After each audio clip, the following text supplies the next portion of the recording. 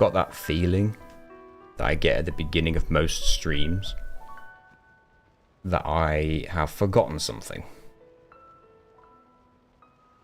I get this a lot. Because the amount of times I've gone live and remembered everything is quite rare. Why can't I skip the cutscene? Hello guys. Something had to happen. There's me thinking I've forgotten something. And it's the controller that's failing me. That's funny. Let's try again. Unplug it and replug it. Oh, that worked. Yes. Yes, okay. We're all good. Hi everybody. Hello Nick, Bearcat, Troy, Stephanie, Aaron, Jacob, Jack, Aaron again. How y'all doing? Welcome. Linil. Restarting the run to beat the first boss, right? I will load... I mean, I'll show you. I plan to load at some point this save file, the very first one I've got, to redo the... Is it Tross? Hello Blunt. Hello Jacob. If I've said hi to you already, I'm sorry. Hello Zanaria. Hello Clara. Hello Some Lost Gamer. Hello Jai over on Twitch. How you doing? I do plan to reload this save to fight Tross and do it without using pincer attack, just to see if I can do it. And I really want to be able to do it, because so far that's the only instance in battle where I've sort of broken my own rule. And I did it before I fully established what my rules were going to be. So yes, I want to make sure I can do it. Today, the plan... I've got to hit the record button. Almost forgot that. Today's the day I want to defeat Broska's final Aeon.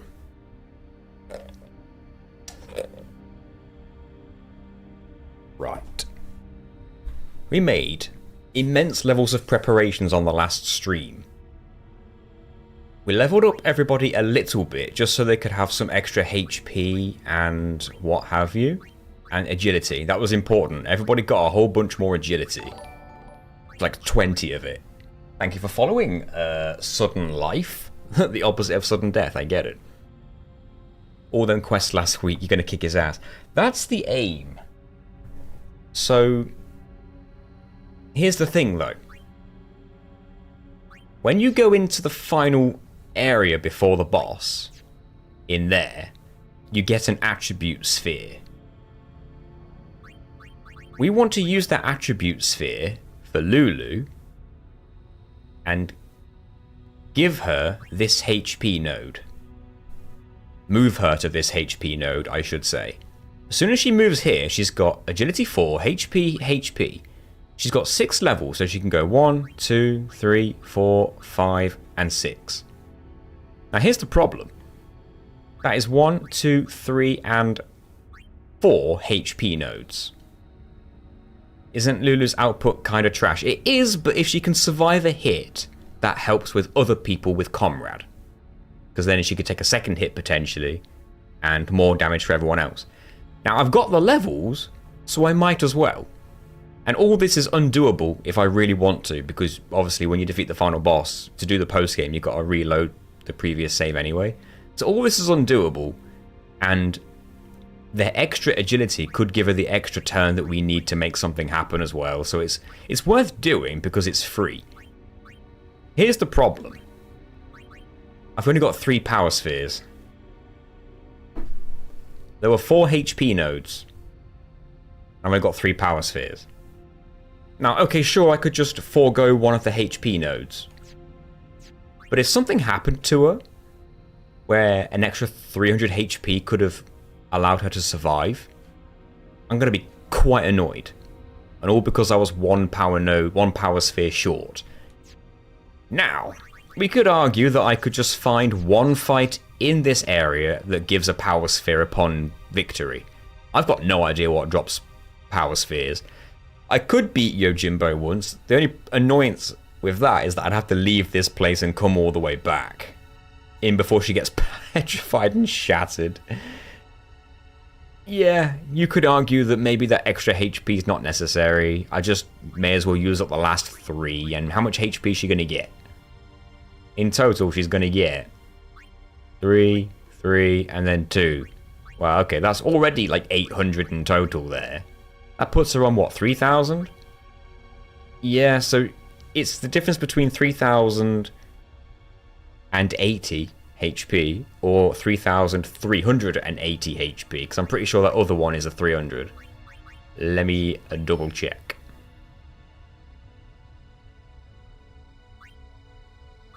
Just remembered, you can't double check. If you're moving, you have to just go there. Silly me.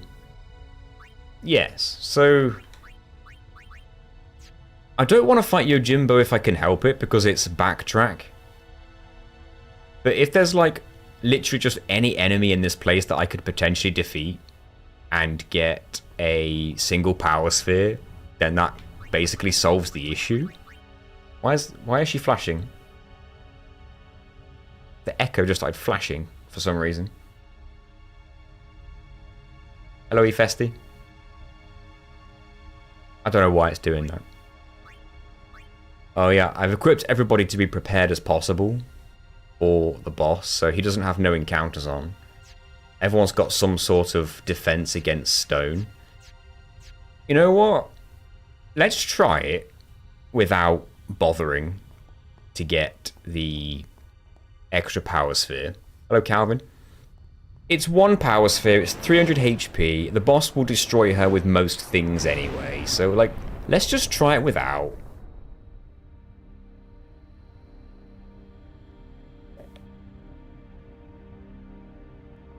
Why is it the last episode, Aaron? Is it just like... are the presenters just done with the show?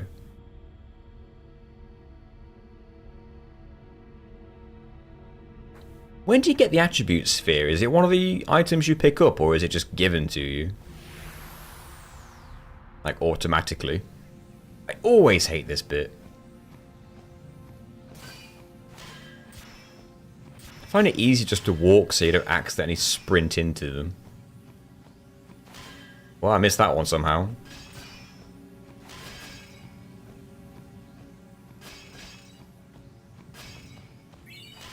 Steel blade. I think these items...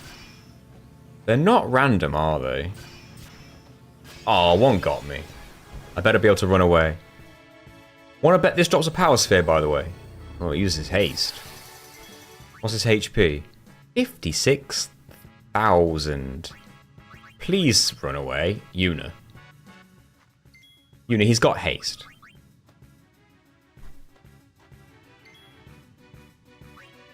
Show him how it's done.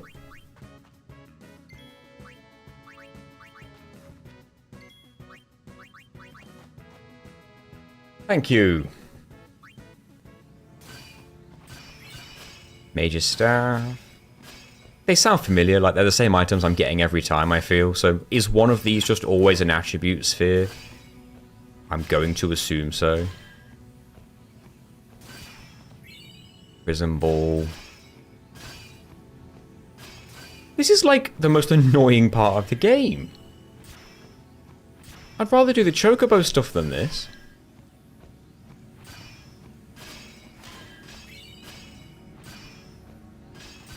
Ooh. See, walking towards the camera is dangerous because you might just bump straight into one. I can only imagine for speedrunners this must suck.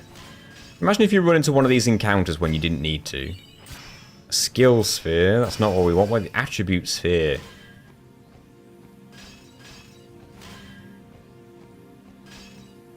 Yeah, I would hate this if I was a speedrunner. Imagine if you lost, like, a personal best thanks to this.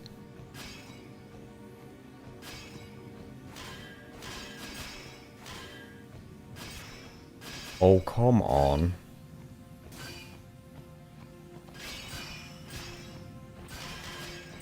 Ah. Oh, he's big. Please be slow. Okay, he looks slow.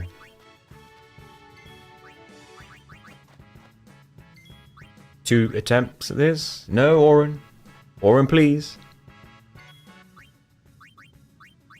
Thank you, Oren.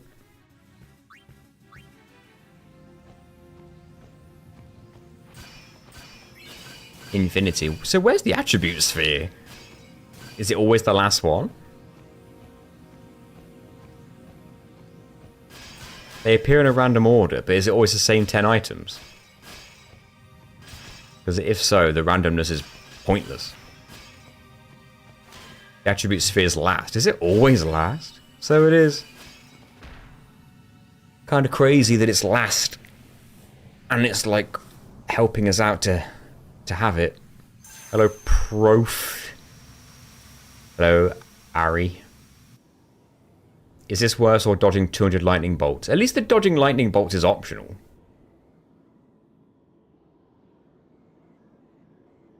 It is only a pool of 10 different items. Not sure if you can get repeats. No, I didn't get any repeats. I never have.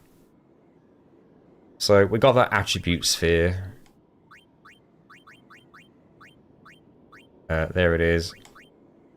So we want, very specifically, this HP node. What's annoying is that I accidentally used a power sphere to give Riku this strength node when she did not need it. Now that she has done that, she can return up there.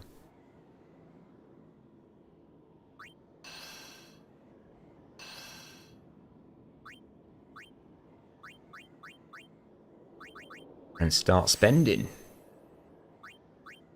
Oh wait, I've just noticed, because I used an attribute sphere on the HP node, it didn't take up the HP sphere to the power sphere to use it. I didn't clock onto that. So in actual fact, I do have enough. That makes sense now that I think about it. You know what? False alarm, guys.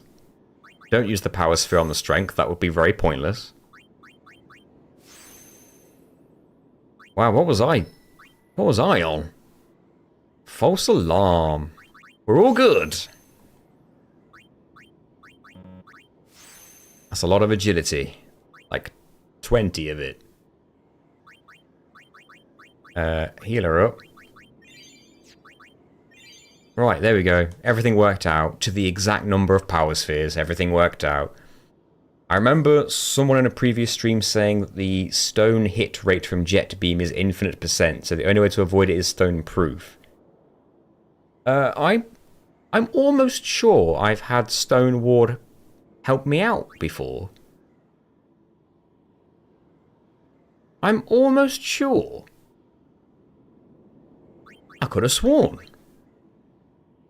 Maybe I'm crazy, but I could have sworn.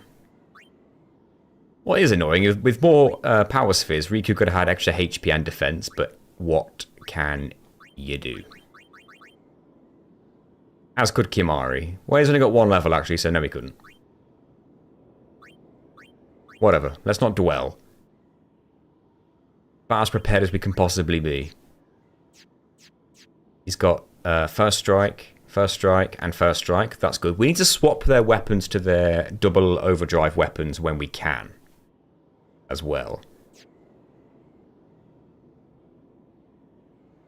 I need to remember what mixes Riku needs to do to get the results I want to get.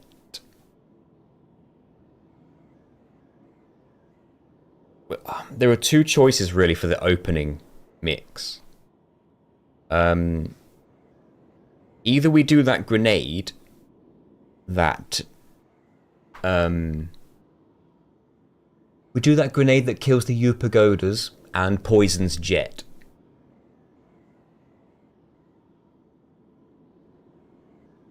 So yeah, it's Hyper Mighty G or Chaos Grenade.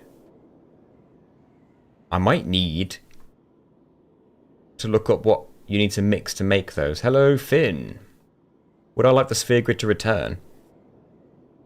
I mean, part of me says yes just because I like the sphere grid, but a part of me doesn't want them to repeat the same idea for a different game.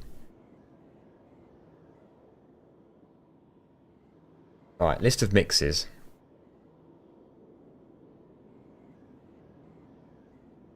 Hyper Mighty G. What were we using to make this? Underdog Secret. And what was it, a star curtain or a healing spring? I forget.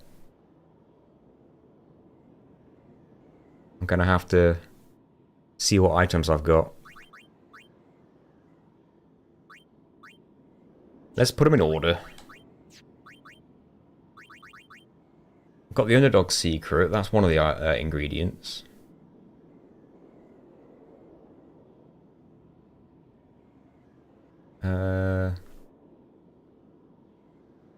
It can be a healing spring or a light curtain or a lunar curtain.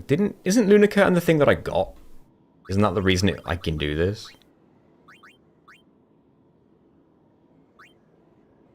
Star curtain, that's what it was. Star curtain and underdog secret for Hyper Mighty Guard. Right. Remember that, Nathan. In fact, maybe I'll write it down.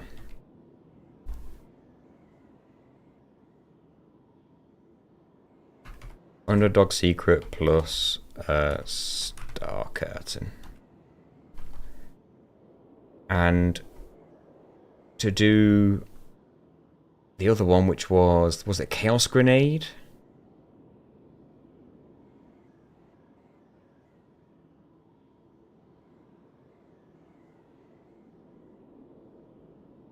I guess I could farm stone-proof stuff, but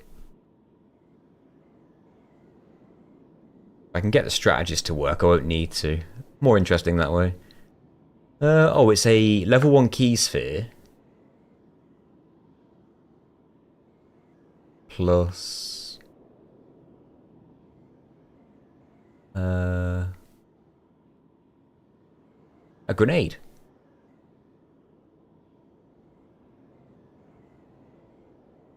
I think.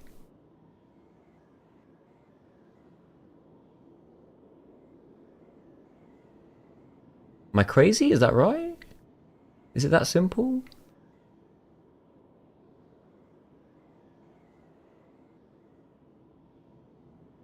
Maybe it's... Is that too simple?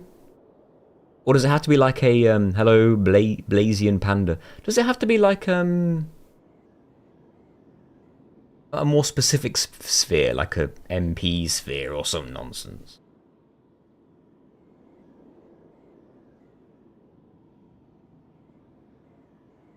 Let me make absolutely sure.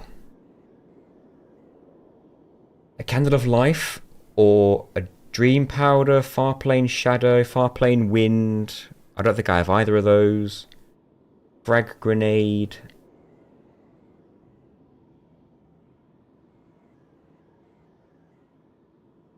Petrify Grenade, Poison Fang, Silence Grenade, Sleeping Powder, Smoke Bomb. Seriously, how did I do it?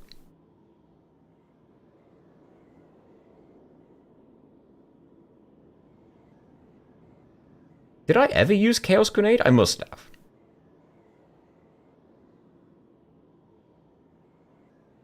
I don't know what it is, but I can't find what to mix. Oh, hey, Carrie. My Googling has come to an end. Star Curtain, Underdog Secret, and Final Elixir, High Potion plus level Key Sphere. Chaos Grenade is Grenade and MP Sphere. Well, thank you very much. That helps everything. Right, there's not much more preparation I can do because the 3 people who are at the beginning of this fight are predetermined anyway. I like the sphere grid too. Right. Our question becomes, right, here's the general overall strategy that we're trying to go for. Before we attack at first, it would be really nice if we could get Auron to full break. Now, of course, Auron's not the fastest character in the world, but it could be done. If we can get the full break, that's also 10,000 damage out of the 60,000 for his first form.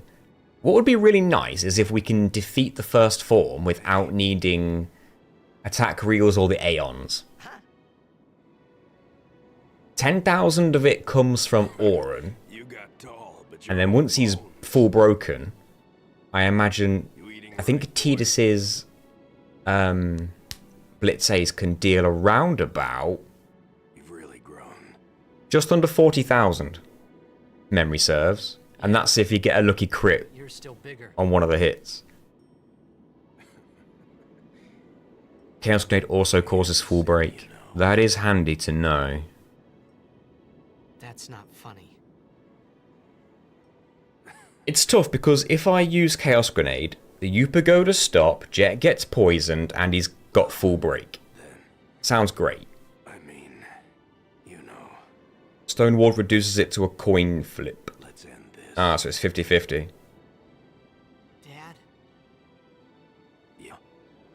So Stone Proof is 100% chance. Stone Ward is 50-50. Got you. Eccentric. Yeah. I know. If I use Riku's Mix, the grenade, You know what you have to do. I'm foregoing the opportunity to get Protect, Shell, Haste, Regen, Auto Regen, or just Regen I guess, So well. and Auto Life on 3 characters. Pretty soon I'm gonna be sick. And we know how fast he is. Now I've got more agility now, so hey, for all we know I don't need it. Glad you're here now. But having it and the agility, that could be game changing. One thing though. When it's Why not use Riku's Darkness to defeat the enemy? Wait, wrong game. I won't be able So to it becomes hold difficult to myself choose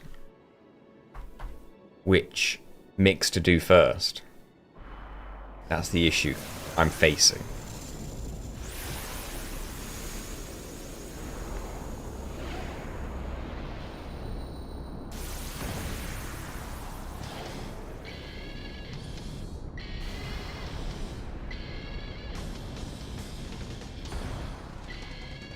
One of your hands is so much bigger than the other. Why?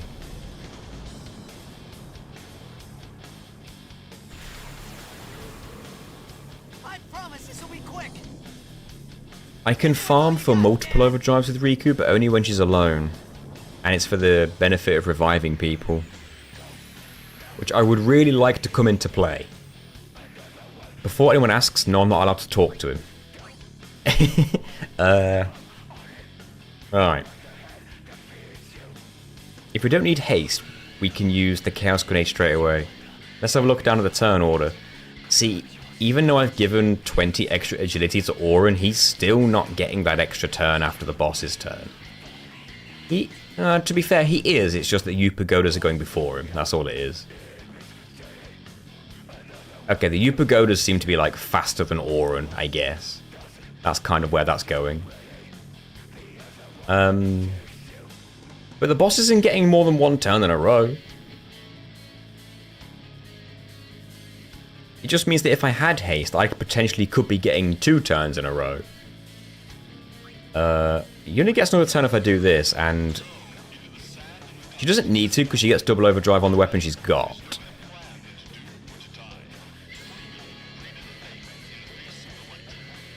So I'm thinking...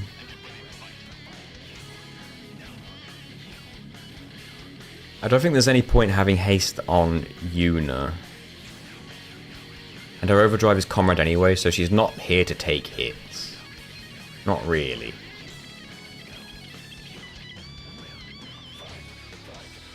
We could do the grenade then. Especially considering it casts that full break as well. It's funny because Riku's fast enough to get 2 turns in a row, but obviously not if she mixes. So that's interesting. So for the Chaos Grenade, it is a grenade plus an MP sphere.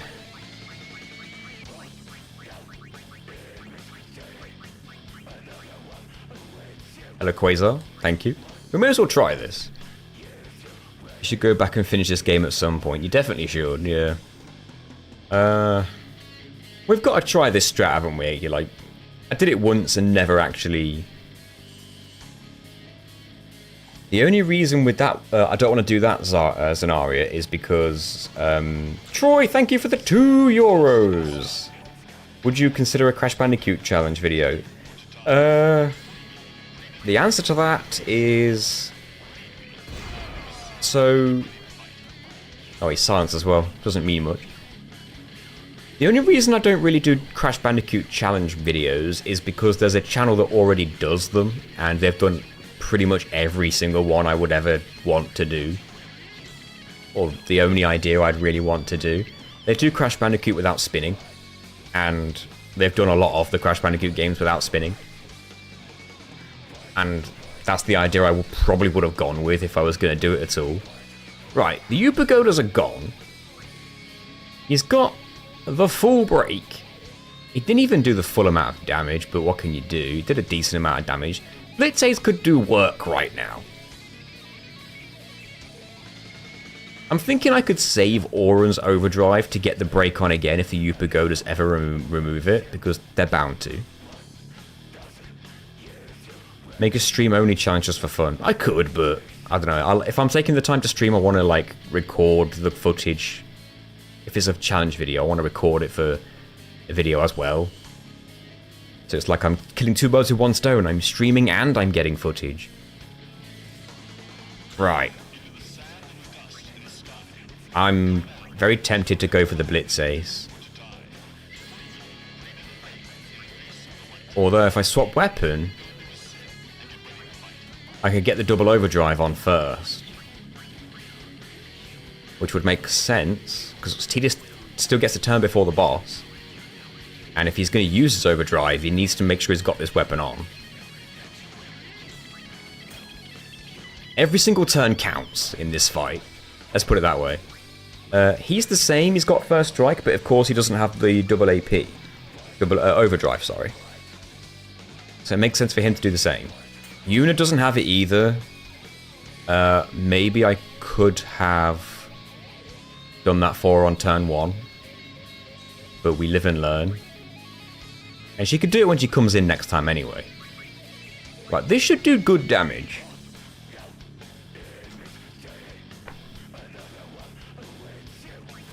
The good thing is that my quick time event doesn't really need to come into play here, because the final hit seems to do max damage regardless. That's good damage. Oh, and a crit was in there for 7,000. That is going to do like more than 40,000 damage, I think. In total. Okay, what's his HP now? I wish it was less than 10,000, because then I could one-shot him from here and go straight to the next phase. Auron could use Tornado and that would defeat him. The first phase would just go. The only issue with that is that I don't have his...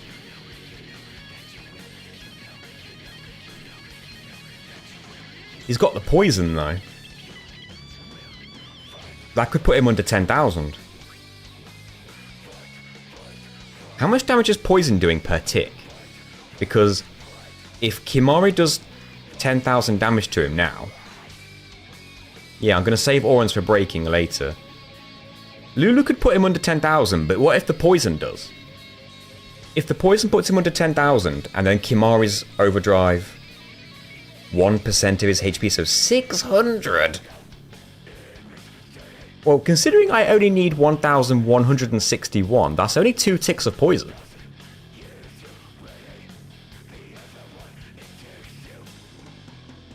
So what if I use Kimari's overdrive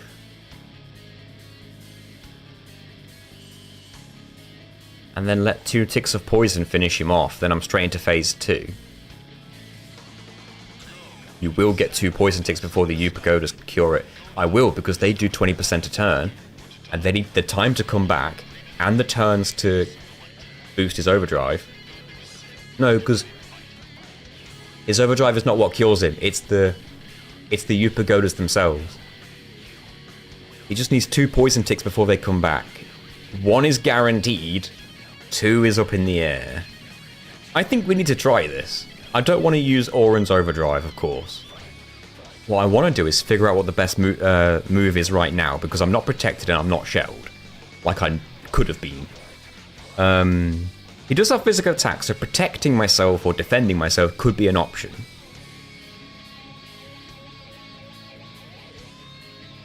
I don't want Kimari to die.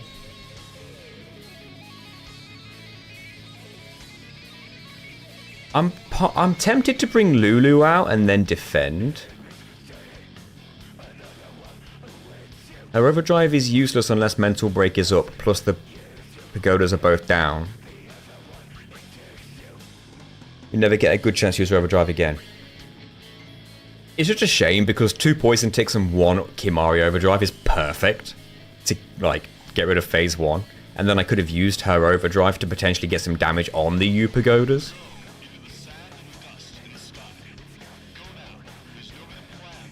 But to be honest, the damage she gets on the U pagodas probably would never be enough to adequately take them down anyway, so whatever. Right, he's got mental break. This might even be enough. He's got mental break. I don't know how much damage this is going to do per hit. But mental break is going to be probably big, and he's the only target. Go on, get 8. Yes. 8 multiply 1.5. Sometimes 6. That's enough, right? Phase 2 starts. And he's still poisoned. Okay. That's about as useful as Lulu's gonna be in this fight. She's now here to take hits to build someone's overdrive with Comrade.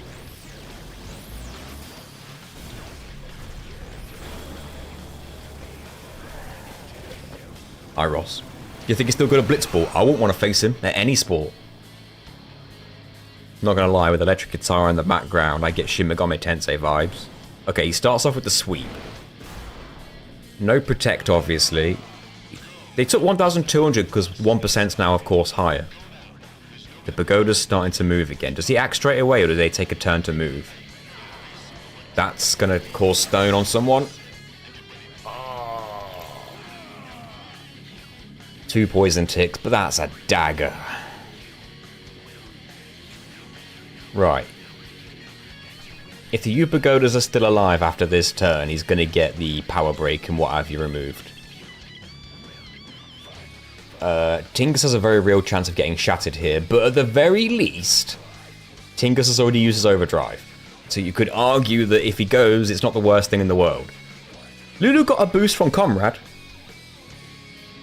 That could come into play at some point. It looked like she's over halfway, or maybe about halfway, so like one more of those and, well, one more of those sweeps and maybe she could get an overdrive again. As not massively useful as her overdrive is, it's better than nothing. It's my preference, and tell me if I'm like crazy on this, but I want to finish him off with an Aeon. Because if an Aeon uses an overdrive and doesn't kill it, the amount of turns he gets in a row is a killer. He destroys the Aeon, and then he has turns left over to just start attacking the party. Because the delay on the overdrive. Waka could kill the pagodas. In fact, only Waka and Yuna can do that right now. And if Yuna does it, the pagodas come back with stupid HP. It makes more sense to get Waka to do it. And Waka will, of course, do more damage to the boss because he is got full braked. The big shame is that if I use Waka's overdrive instead of Blitz Ace, for example, the amount of damage he'd have taken at the beginning would be immense. But because he's only got 60,000 HP in Phase 1, you'd want to save that for Phase 2. The problem is you've got to re-kill the pagodas in Phase 2. I could have used... No, I've not had a chance. Waiting until his overdrive is full, then summon Shiva and have her die. Then hit him with Banishing Blade attack reels back to back. So just let this Aeon get itself killed. Don't even use overdrive.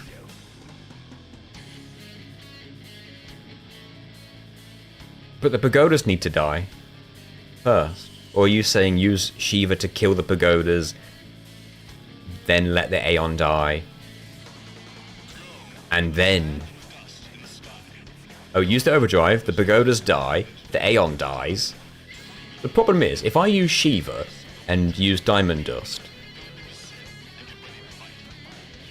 Jet gets so many turns in a row thanks to the constant delays that when Shiva dies in a couple of hits, he then still has a couple of turns, and if he just does a couple of sword swipes, I'm dead. The game over. That's happened to me in one of my previous attempts. So, Not if Shiva dies quickly enough. Oh, as in, if he uses his overdrive, he'll one-shot her and also delay himself. Because he's using his overdrive. I see what you're saying.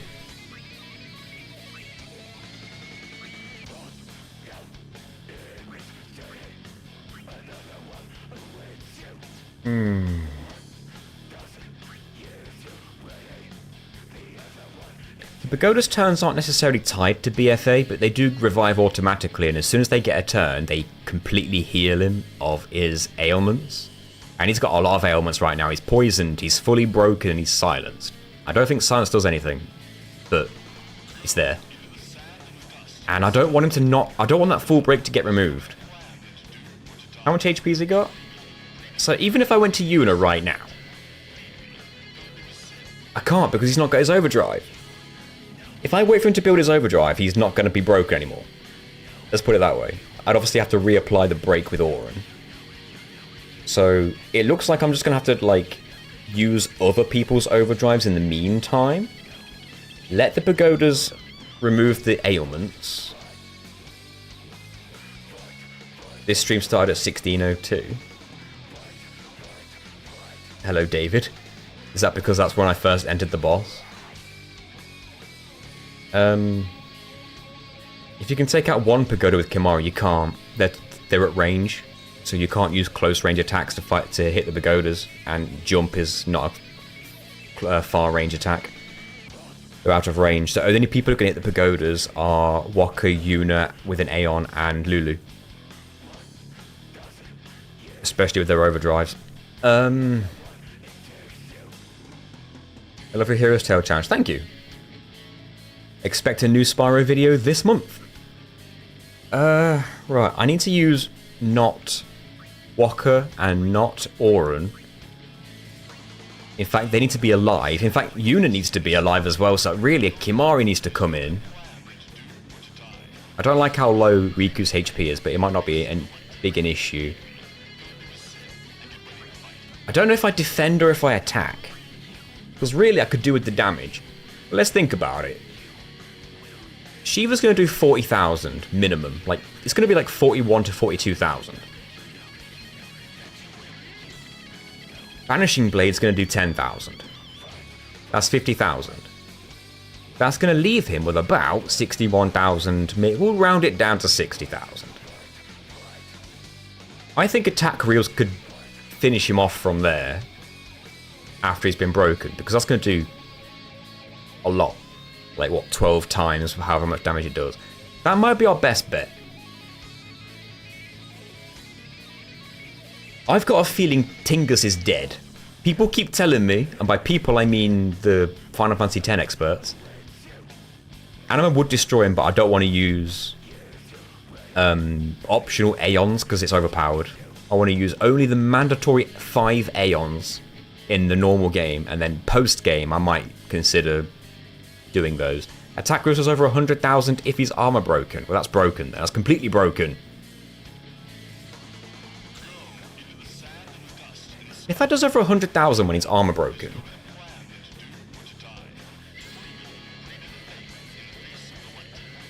the only issue I face at that point then is the fact that Shiva dies too quick. But hear me out. If I summon Bahamut, I'll do less damage, but I'll take more hits. Then again, he can just keep delaying Bahamut, can't he, with the side swipes. So it's almost as if it doesn't matter what Aeon I summon. If he just keeps delaying it, and then delays it until he kills it, he will then just get a turn to attack the party straight after, right? Maybe even more than one, because he's still got the turns built up from when I use the overdrive. So maybe it doesn't matter how strong the Aeon is.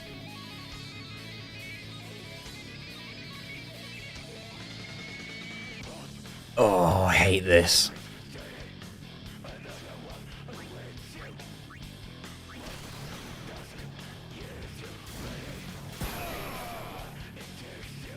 It doesn't matter how much delay the Aeon has when he kills it.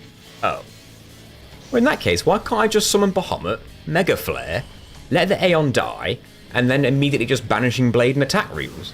Oh, yeah. No, because the Pagoda's come back. So your point still stands, Carrie. I'd need to wait for him to get an overdrive. Tingus survives. If he doesn't get any more turns, Kimari can swap out to Riku and I can fully revive. Oh, he's got his overdrive though. This only works if I get the extra turn to summon Yuna straight after. Does he use it straight away? He does? Yeah, okay, that's over then. Hello, Fluke. Did he get 2 turns there? I think I'd been better off not using Kimari's overdrive. Because then he might not have got 2 turns. Then I could have swapped into Riku and revived everybody.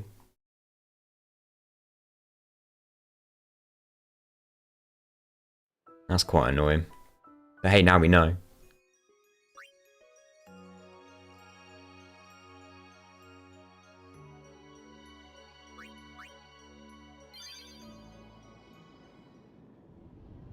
Yeah, Tingus turned to stone and I knew that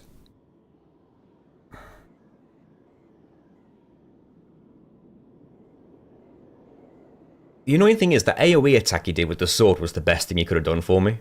It's just the second... I didn't realise he was going to have another turn, but that might have been my fault.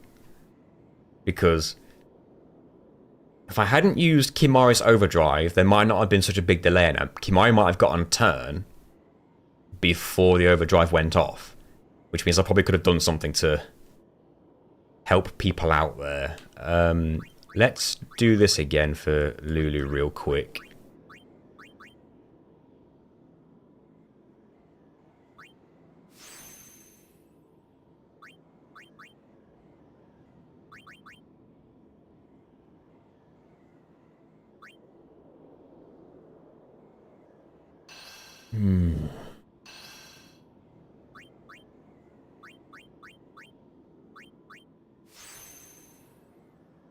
Two big RNG checks. Stonewall succeeding and getting a good... Stonewall doesn't even necessarily need to succeed. Because... if I had an extra turn with Kimari before his overdrive went off, I would have swapped out to Riku. Her overdrive mode is on Loner. And she's got triple overdrive. Which means I could have swapped weapon a few times. And with how good her speed is, she'd have got like 3 turns in a row. Then again, she wouldn't have had haste, so maybe not. See, this is my argument for casting haste at the beginning with the Hyper Mighty Guard, but then I wouldn't defeat the first phase in as quick as I did. Because we defeated that first phase pretty quick. And it was because of that grenade. The full break straight away. How many attempts? Oh, probably double digits by now.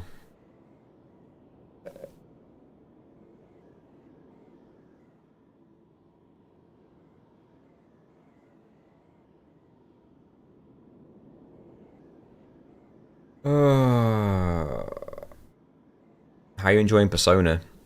I'm not playing it. Gina's playing it. It's alright. It's not quite for me, because I don't really like the whole life sim side of it. That's not my thing. I'm hoping the Metaphor ReFantasio removes just enough of that. You could try remaining in Phase 1, stably for a while. You don't have any way to get a Chaos Grenade off if not immediately at the start. The only problem is that if I use any of Riku's other overdrives, her building up a new one is only possible when she's on her own, and she's only going to be on her own if 2 people are dead. And at that point, her overdrive is best spent reviving. That's why she's on Loner in the first place. It's all very difficult. But again, I feel like if I hadn't used Kimari's Overdrive, if I had just been reserved, I could have got Riku in and revived people. I promise this will be quick. Hit me with all you got. And then his Overdrive wouldn't have been a game over. I say that, without haste on Riku, I don't know if that's true. If I swap weapon as Yuna, then Yuna gets another turn after Auron. I can swap weapon to put her back on double overdrive. Tingus could swap his weapon as well to get a turn after Auron as well. Auron... Oh.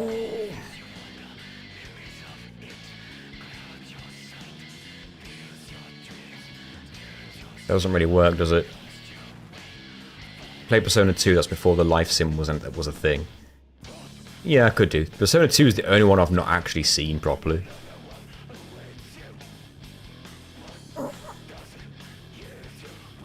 What do I want to do? What is it? What's better? Is it grenade or is it hyper mighty guard? What is better? I feel like what I would prefer is hyper mighty guard, but with Waka there. Waka and Tingus, maybe. I feel like other than Yuna, those two are doing the most damage to single targets, assuming the Yupagodas go away. But the Yupagodas don't go away unless I grenade, or use up someone else's overdrive. Either Waka or Yuna. This is horrible. Hyper Mighty Guard this run. I've done Hyper Mighty Guard in previous runs though, and nothing just seems to like... Okay, tell you what, here's what I've not done. You've got a point. I've not used Hyper Mighty Guard after I've boosted all of the...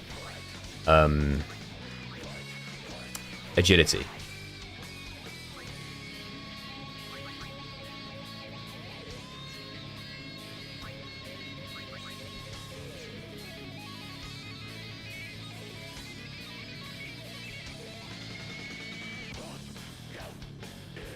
Okay.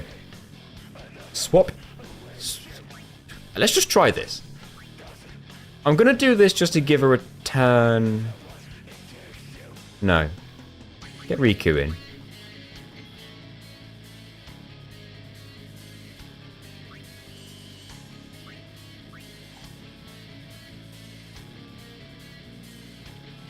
Do I defend?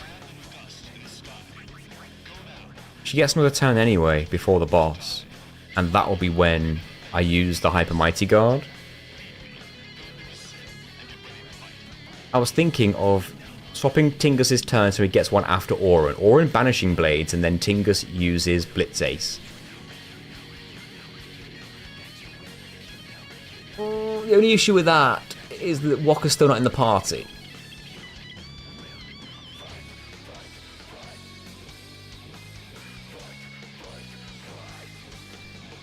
This is so awkward. Maybe I could swap you, Auron for Waka, so he receives the haste and all that, and then swap out Riku for Waka. Ah, god damn it. I'm trying Zenaria, but how do I do that properly?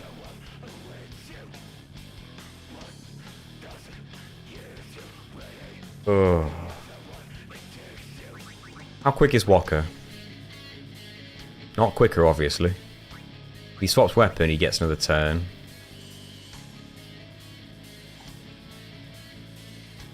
Yeah, I could swap Auron with Riku. I might have to. I was hoping to get the Banishing Blade, but I'll have to do that after. I'll have to. Right, this could be silly, but I'm going to defend. I'm going to swap here so he gets his double overdrive. Swap to Riku. And I believe it's an underdog secret, and a star curtain. That sounds familiar.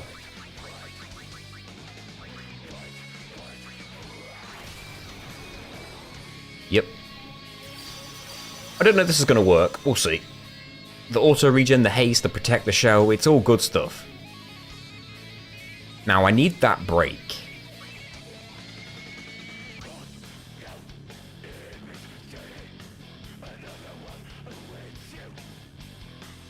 Swap Riku back with Auron. It makes sense to swap Riku, doesn't it? He gets 2 turns in a row if I do that. And if I defend, he does as well. God damn it. I don't want to attack until he's broken. Let's put it that way.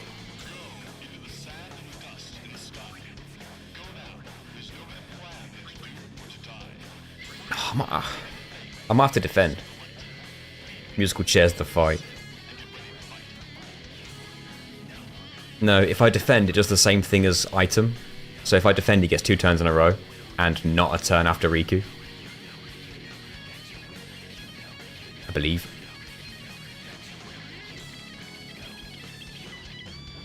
Break him, crush his soul. I'm gonna have to.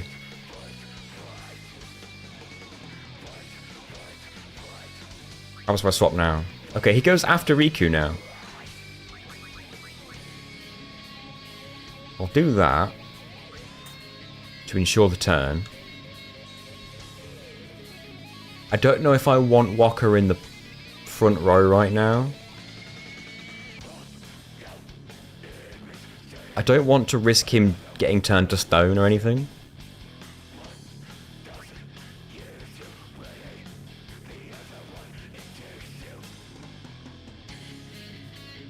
Although, I could just do this to ensure he gets a turn after anyway.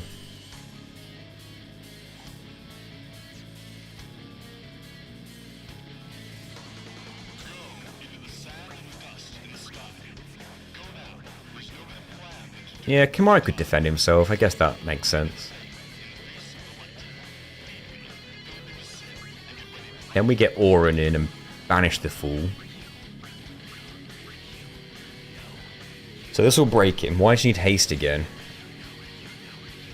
Basically, Quasar, yeah, the extra turns will always be helpful. Now, the only person who's got haste right now in the front row is Tingus. But we can bring out others. This is going to do 10,000. Tingus is going to do a lot. And then it's going to be potentially Lulu after that. But no, because the pagodas are there, so I can't solo in with Lulu. It might have to be Lulu and Kimari, which is one more overdrive than last time. But the haste could make the difference. I don't know.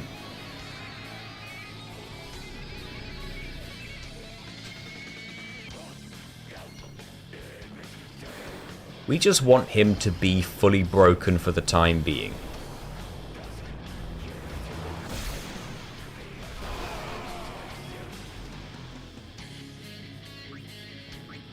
They've only got 5,000 each.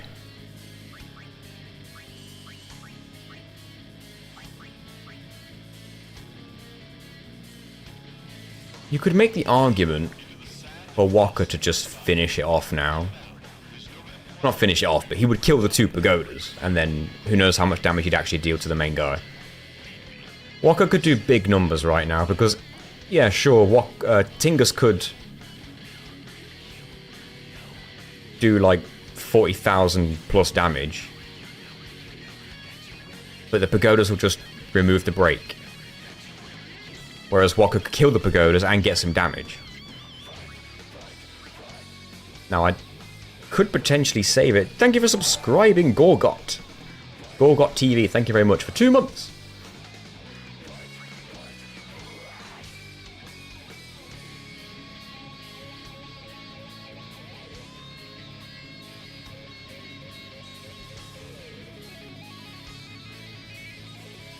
Walker is overkill for this phase only if the U pagodas are dead.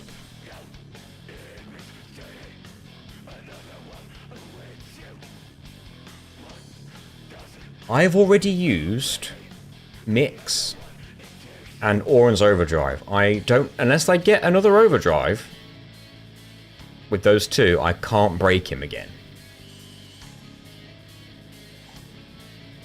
So if I hit him now with Tingus, he's still in phase 1 and his break gets healed. That's the annoying part about what I've done right now. Whereas if Walker kills the 2 U Pagodas... What weapons he got? Double Overdrive, good. Let's just take a risk. RNG check Walker and Kimari Overdrive.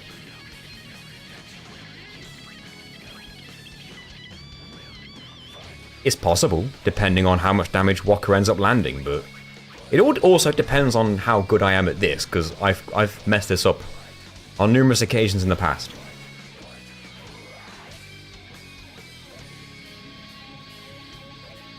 Not today. Fingers crossed. He just needs to hit the Upagodas once each.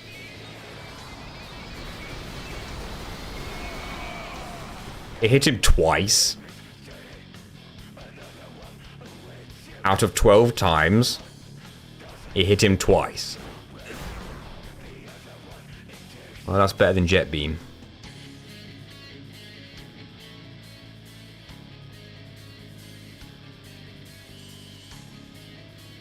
Yeah, you'd think so, wouldn't you? The hits are randomized between the targets regardless of what their HPs are. Okay, that could have been better. All it would have taken is 6 hits on him and he'd been dead anyway, but... The RNG was really against me on that one. That kind of sucks.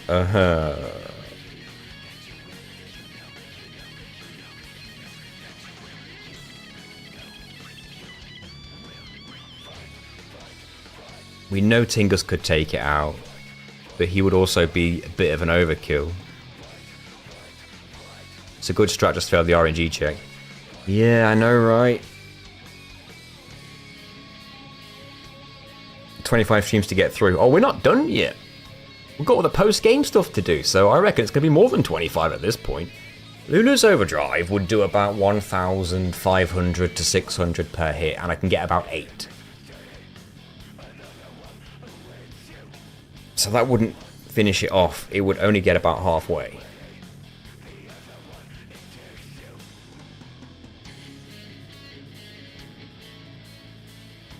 You're right, Carrie. There's no way I'm going to do this in all the overdrives I've got. Especially considering the bad luck I got on that. Attack reels. The only problem is, every overdrive I've got right now is either overkill or underkill. I could start to rebuild. Walker's overdrive could do with a refill. Especially while he's got haste. I use Ronso Rage. There doesn't seem to be much delay, actually. But I could also swap into someone who's got haste like Riku. But then again, she's got loner, so she's never going to build up her overdrive on her own. Only Tingus and Walker and Oren can do that. And at this point, maybe it is best just to start using up some turns with Walker to try and build up the overdrive. But like, jump does nothing to the turn order, it seems.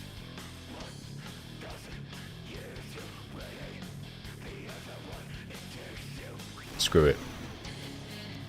What's Kimari on? Is he on Comrade?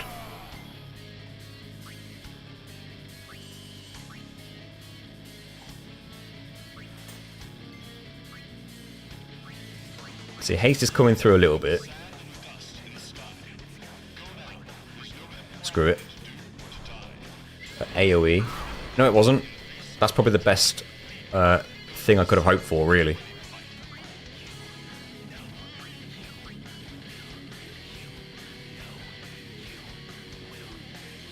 $60 Dark Matter. To do what?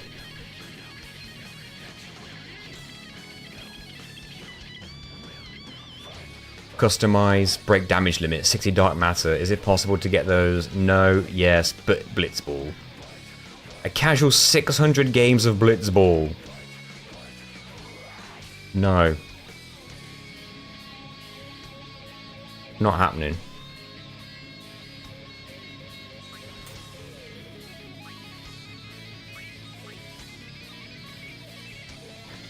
Well, the U-Pagodas are going to remove his brokenness. There's nothing we can do about that.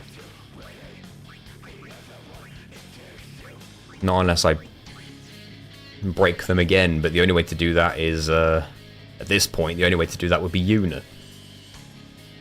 I don't want to do that in phase 1.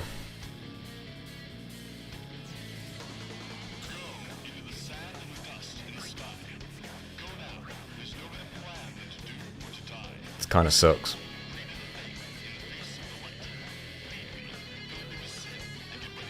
Maybe this strat wasn't the way to go after all.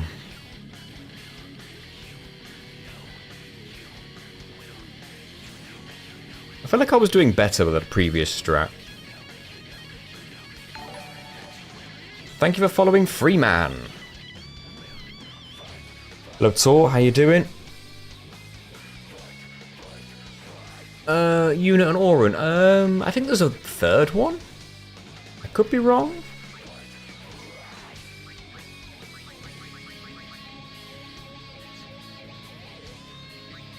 Are you saying it would make sense to get those two in? Just found the channel today and binged the Final Fantasy vids. Well, thank you very much, Freeman.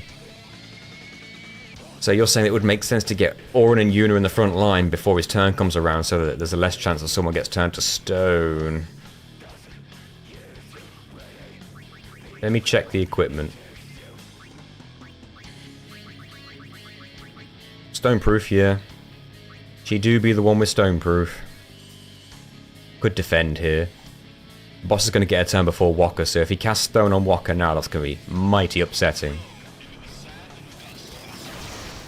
Okay, it was a good call on your part there. We're immune to that. What do you have? It is just ward.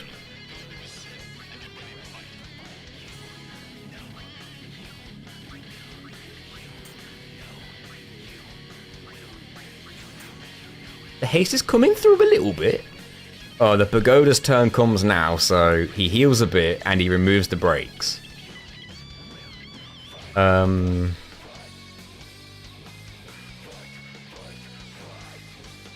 Lulu's damage is going to get spread across all 3 targets. What choice do I have, though? I don't think I have a choice. We know the Pagodas die in a single Blitzball from Walker's Overdrive. I have a feeling this is going to fail, this attempt.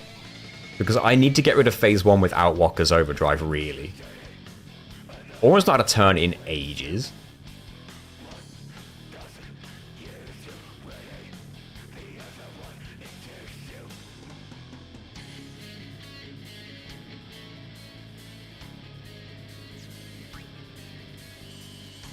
Let's just let it happen. We got this close to another Walker Overdrive, we may as well try and go all the way with it. But letting him heal like this is like undoing progress. That's the only sad part.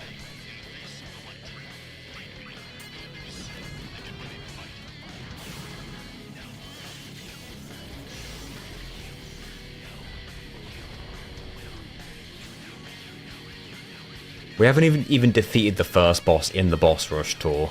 That's where we are still at. I spent the last stream preparing for it. So whereas we are better prepared, we're not perfectly prepared. Or it just doesn't get turns.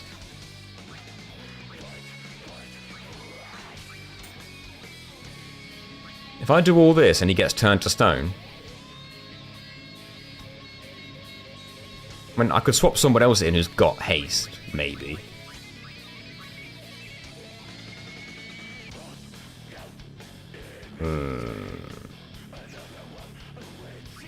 I've got to take a risk. Okay, just an attack. That's fine.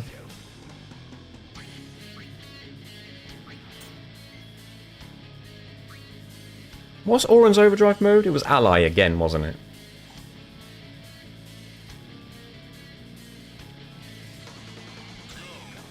It's 1 in 3, 1 in 3, what and half. What is exactly, sorry?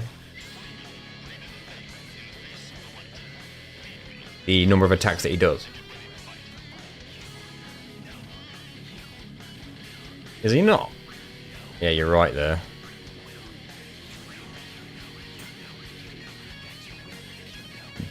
Well spotted. Oh, Rocket. Oh, I see what you mean. He's nearly done, filled it back up again and all.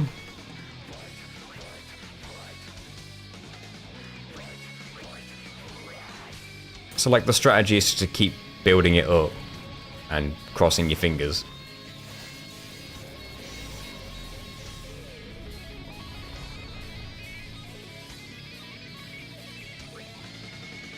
He's almost got his overdrive. This healing is killing me.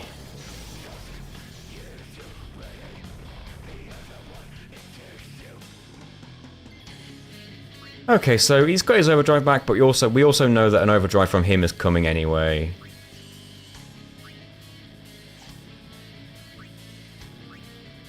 Tingus could easily put him in next phase, I guess.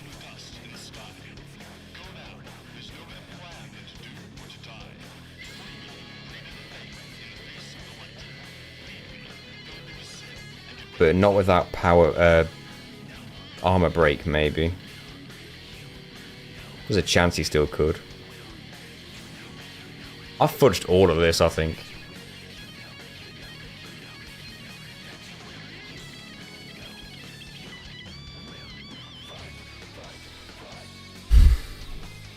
I haven't done any of this right.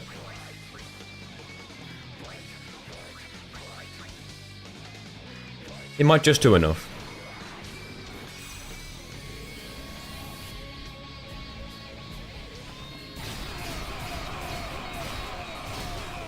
It might not.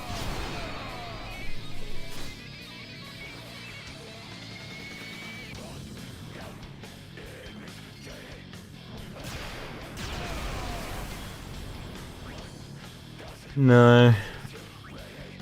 There's a chance Lulu could do it from here, but this attempt wasn't as good as the previous one.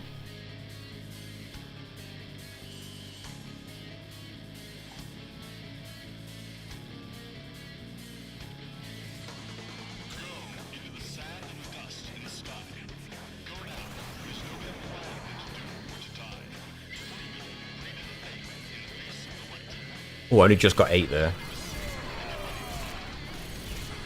It's not going to be enough. That damage is so low without mental break. This attempt was a wash. That's going to help with Lulu's overdrive, I guess.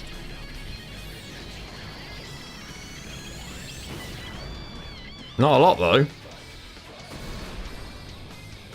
Is Lulu, like, has she not got a triple overdrive weapon on? Jesus.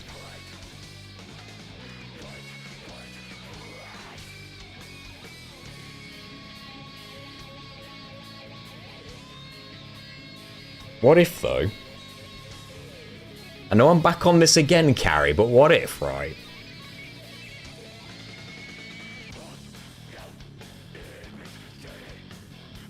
What if I did have Sufferer on someone who got targeted with that overdrive, and they had Protect at the same time? Because we saw how well Tingus tanked that damage. If they had regen on. Regen... Oh no, regen would hurt them for the zombie. Shit. Pretend I didn't say anything.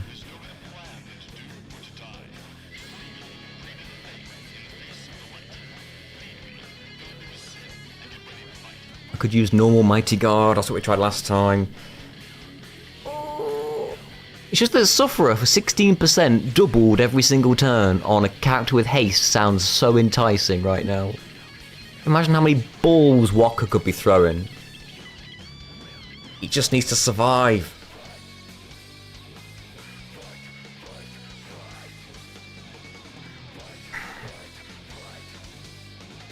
so annoying.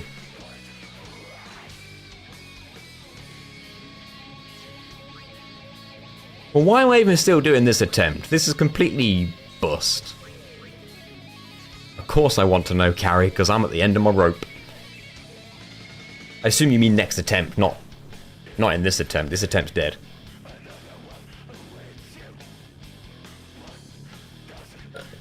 He does need to be targeted. It's a luck fest. But imagine if he was protected, and hasted, and then zombied, and he had Sufferer. He would take reduced damage. He'd be on more HP than Tingus is on right now. And he'd be getting 32% overdrive filling for every single turn. He'd be throwing balls left and right. I have Lord Drip Drop for those who can have them.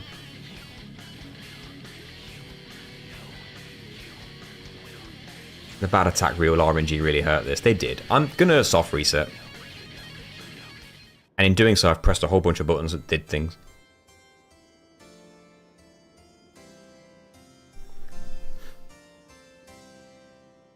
I think the strategy we had first was working. Put Riku on ally, start with Hyper Mighty Guard on her plus the 2 who have Stone Proof, and then farm Overdrives with her until you can get Eccentric and more Hyper Mighty Guards on other characters. So you can get the Overdrives in phase 2.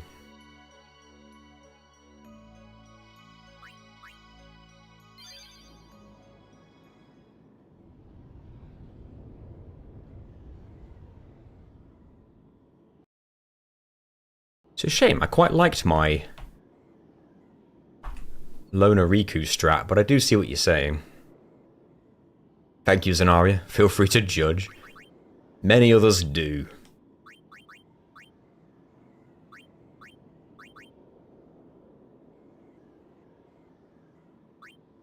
Either that or blitzing him out. Blitzing him out strat from attempt 1 with better RNG.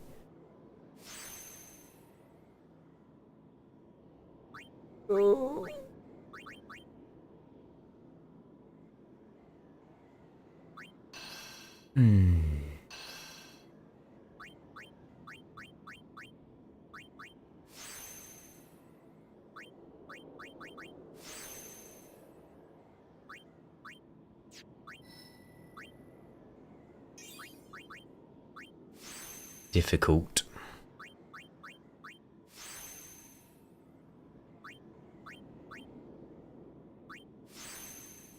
What is in your backlog, Aaron?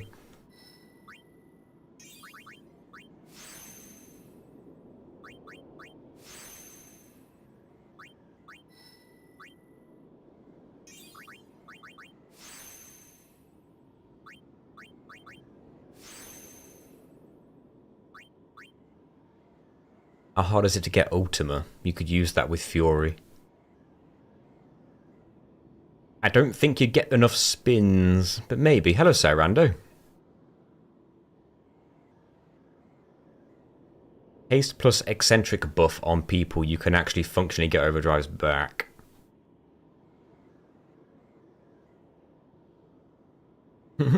You vastly overestimate the power of Ultima Fury.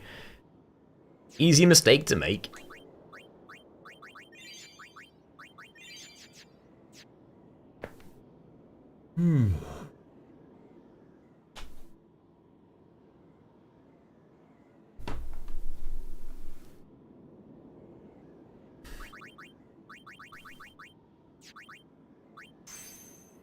She got triple overdrive, right?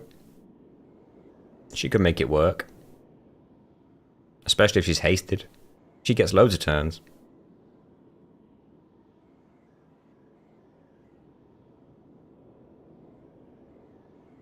So,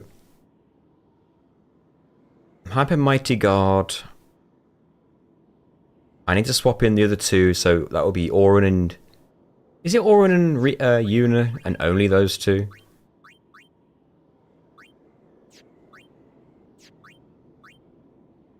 So Yuna, Auron.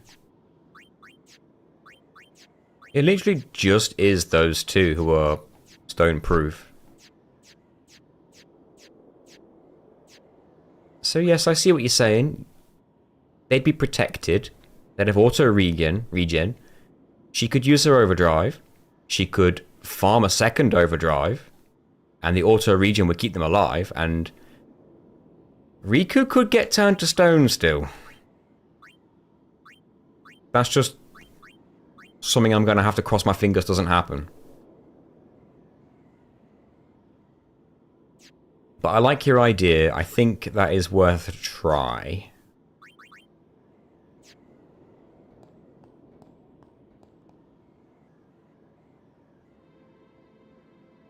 Have you played Castlevania?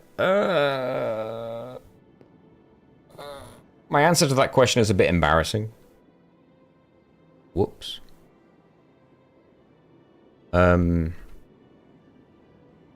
So technically yes, but it's not the good kind of yes. I've played the 3D one on the Xbox 360, but it's just a glorified God of War clone, as far as I've been told. I'm trying to think if I've played any 2D Castlevania. Probably not. Everyone keeps telling me I should try Symphony of the Night, but I've just never tried it. Yeah, Lord of Shadows, that's the one. I think someone recommended it to me, and I heard it had Patrick Stewart in it, so I thought I'd give it a try. I think it was cheap, second hand or something, and I had a 360 and not much else at the time, so, right,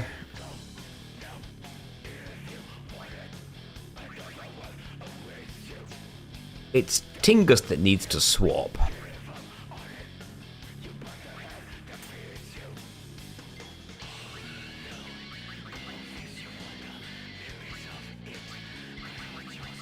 So Hyper Mighty Guard is Star Curtain, Underdog Secret. Yeah, I keep hearing it. All these good things about Symphony of the Night. Now the idea is to survive as long as possible and hope that Riku gets her overdrive back again. And for that, it's just defend ourselves. But Riku needs to swap weapons for as many turns as possible with triple overdrive.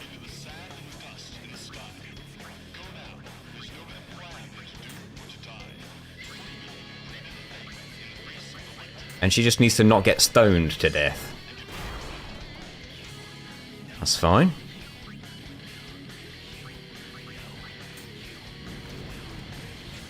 Now, Power Wave does nothing if he's got full HP and no ailments, so... Oh, it does build his overdrive, to be fair. Yeah, I'll be honest, I'm not very good at Metroidvania games.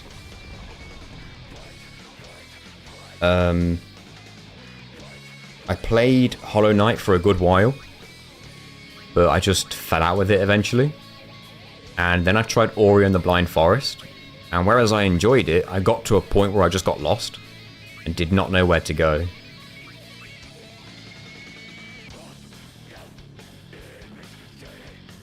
Swap to a complete backup party when he's about to use his overdrive, so he doesn't hit any of the stone-proofed / hasted people. You make a good point.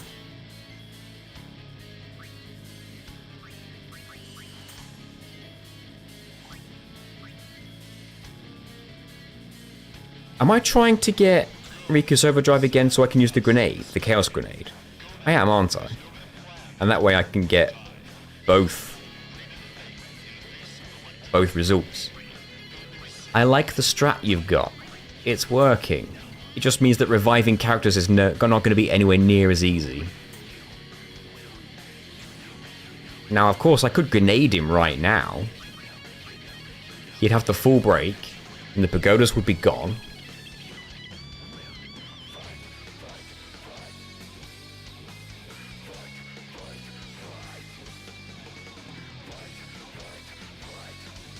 If the pagodas are gone, he doesn't fill his overdrive, right? Hello, Link.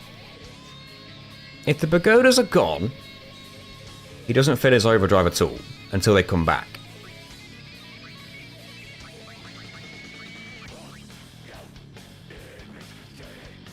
So... trying to remember all the mixes now. It's a grenade and... MP sphere. That's the chaos grenade. Yes. The pagodas are gone. He's not used jet beam yet, which is crazy lucky. I don't know what triggers that, or if it's just random. I guess I could have Prophet, you're right. Now that I think about it, I could have got Mighty Guard on just about every character if I really wanted to before doing anything. I didn't think of that, actually. That's actually a genius idea. Why didn't I do that? Like, the only reason that could have messed me up with that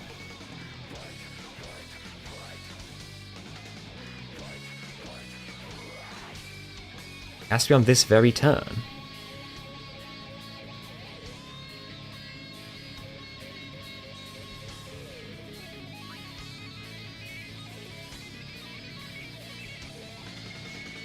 I'm tempted to soft reset and then just get Hyper Mighty Guard on everybody.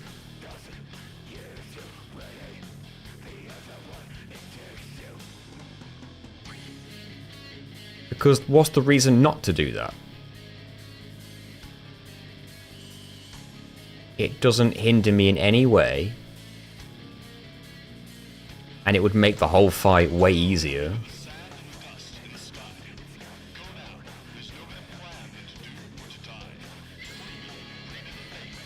You don't have to soft reset. No, but the pagodas would just come back. And then, yeah, okay, sure, I could do the grenade again, but then I've wasted a grenade. Not that it matters, I guess. See, I'm content-minded. This has to be a video eventually, so I'm like, in the video, it doesn't make sense for me to do it in the way I've done it. It doesn't make sense for me to just Mighty Guard 2 people or 3 people, and then grenade, and then go, but wait, we're going to do the rest of them, and then grenade it again. Like, it doesn't make sense. I've got enough star counts, I've got 5 more. It's for, like, as a viewer watching the video eventually, that's not going to make sense. It would make more sense if I just simply got... if I simply just got the Mighty Guards on everyone first. There's 7 characters, and after she's done the initial one for 3, she can do 2 at a time. So that's 1, 2, 3. So there's only 3 mixes required to get Mighty Guard on everyone.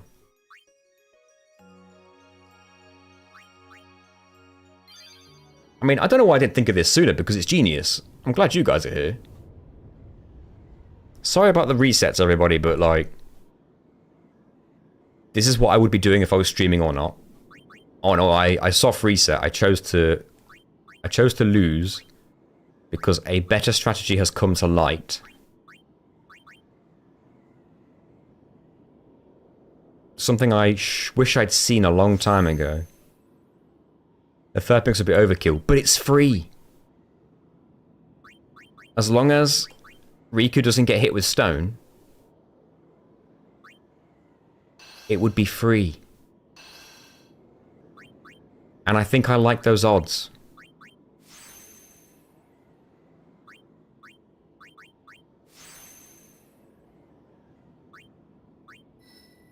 Farm stone grenades.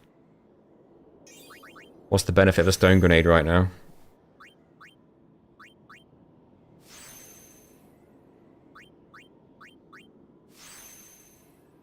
Hello, Darth. This is your first Final Fantasy. Mine was 8. What was everyone else's first? Hello, Phoebe. Oh, for Stoneproof. Can you customize Stoneproof with stone grenades? Don't you need loads of them?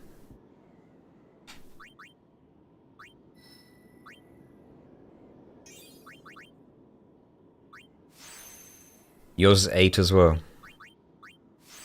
Mine was also 8.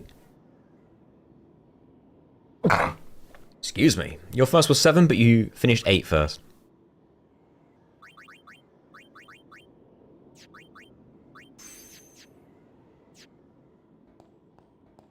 Right, getting Mighty Guard on everyone is free. So we may as well do it. If I don't do it, people will be like... Or if you did it to those... that amount of people, why not do it to everyone? 7 was my first, 10 is my favourite by far. Makes sense, because you know more about this game than probably any other game. My favourite might be 9. Which is a shame, because I feel like... every time I play it, it's like, oh, if only this was added, or if only that was here, or that was there, or if only they did this and that. And then years later, you find out that a lot of the game got cut down. And it's like, oh, maybe some of the stuff that I wanted was in there initially, but got cut out. 6, but I was too young. I'll say 8, slightly more developed brain. Mine was 8, and then I played 9, and then I went back to 7. Then I played 10? It was something like that. Right. You needs to stay. We know that. She doesn't need to swap weapon either, so do that. Get Riku. How many star curtains do we have? We have 6. And Underdog Secret, we have plenty. 68. 9's the only one you like. Oh, really?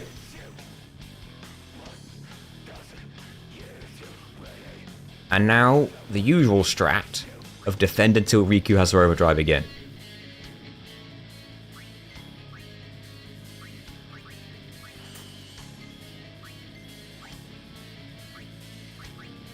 So the idea... see, I want to swap other people in so they can take a benefit from being hasted and what have you. But I don't want them to stay in case they get turned to stone.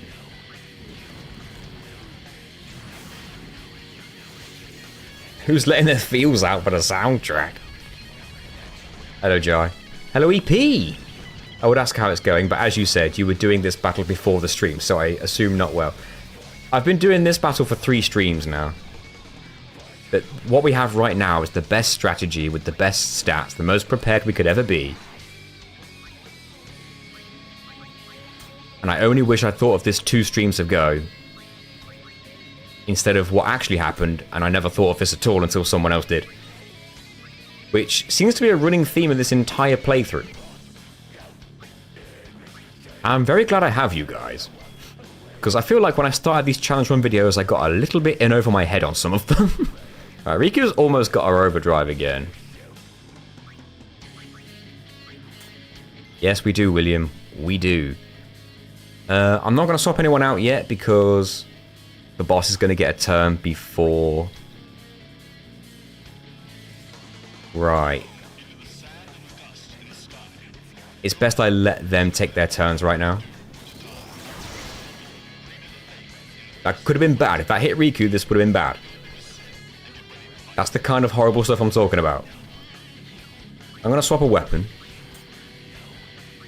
We're going to swap in Waka, why not? And he's going to swap his weapon to double over... he already had double overdrive. This is the opportunity I'm going to take as well to swap Auron and Tingus to their double overdrive weapon as well.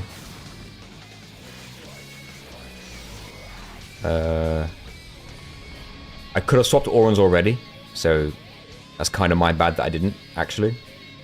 But it doesn't really matter until he needs to use his overdrive anyway. Okay, this is good, because I can do this. If I do this, does he get another turn? Oh, he does, but only after. Forget it. Get in, Tingus. Have him swap his weapon to the double overdrive. And do the exact same mix. Star Curtain.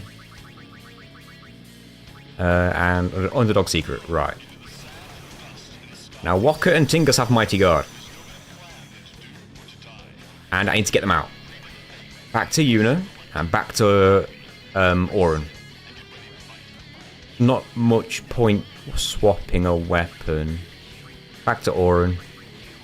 Could he swap right now? He could. So let's get him on his double overdrive, just to have it. And protect.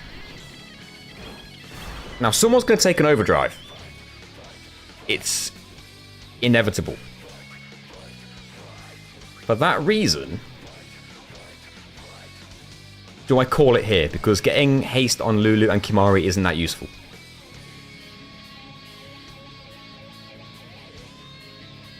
This might be all I need to do. I still could do with building up Riku's overdrive for the Chaos Grenade, obviously, but I need to do another full team. See, the only reason I swapped those two back in is because they got Stoneproof, and if he'd used Jet Beam, we'd have had a problem. But he didn't use Jet Beam, and after the Pagodas have had their turns, he's going to have his overdrive, guaranteed. So I feel like a full team swap is required at this point, because an overdrive is going to happen. No, we swap Riku from Lona so that she can get a bunch of overdrives in at the beginning. But we know an overdrive is coming, and it's going to one-shot anybody it hits. Unless they have Protect, which of course Tingus, Walker, well, 5 characters do. Even with Protect, Riku likely dies. So she needs to swap out. Lots of HP, Walker.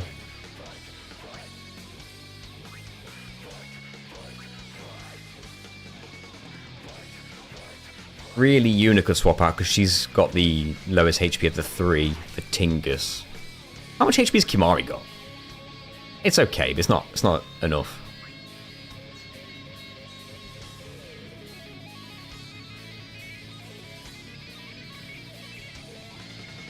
Oh, it does inflict zombie, which is a death sentence. Maybe I swap in my 2 non-hyper mighty guarded characters and hope he targets one of them. Problem is, if he targets one of them, they're dead. Who are you going to sacrifice? Well,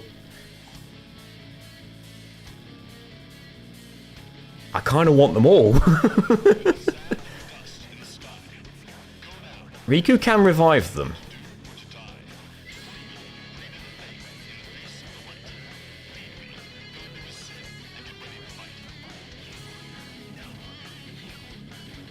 You could eat Overdrive with an Aeon.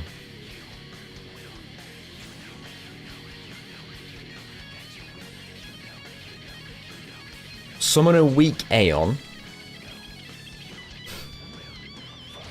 But maybe don't use its you could take your time and revive. But of course they won't have Mighty Guard anymore.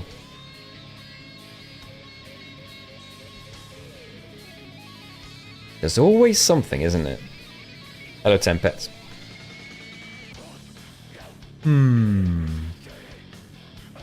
What's the best thing to do?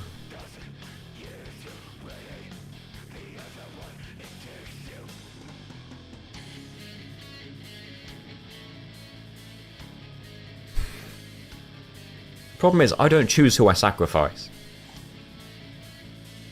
I give him a choice of 3 characters or an Aeon to sacrifice. An Aeon makes sense. If I don't use the overdrive, I won't give him a whole bunch of turns, and it just dies. And then I can take the time to build up Yuna's Overdrive again after that when the time comes for her to need to summon an Aeon again. But unfortunately, she has Comrade.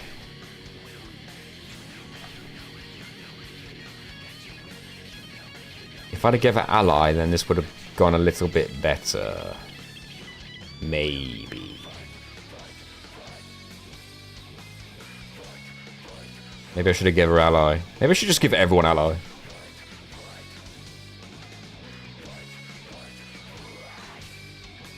I should just give everyone Ally, shouldn't I? At this point. If I'm going to haste them and they've got double or triple overdrives, it's probably the best way.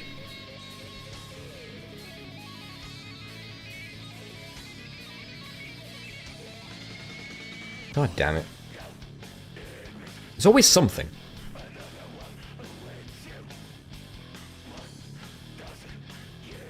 I guess I should just see what happens, at the very least.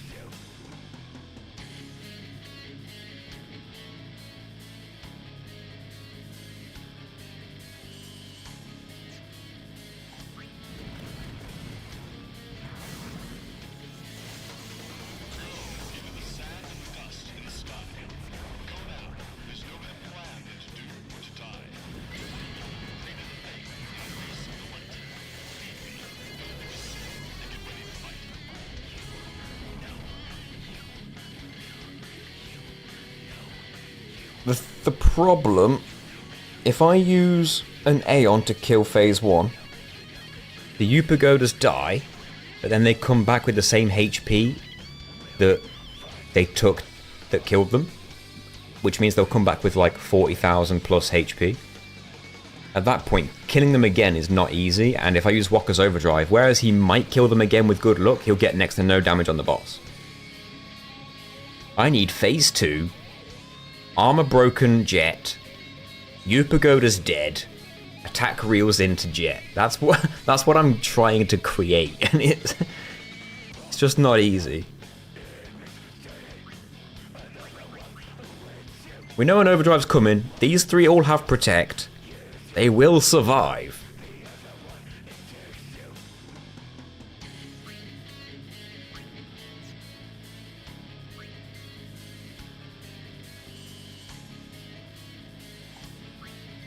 Just get it over with.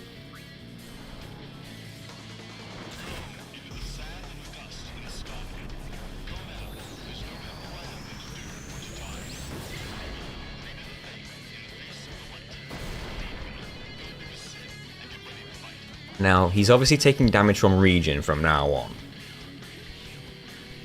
We know this, but I can swap him out for Riku again, I suppose. And maybe start building up her overdrive again. And get that grenade off. Because Tingus, he just needs to land a single Blitz Ace and then his job's done. He can swap out. After a break. A full break.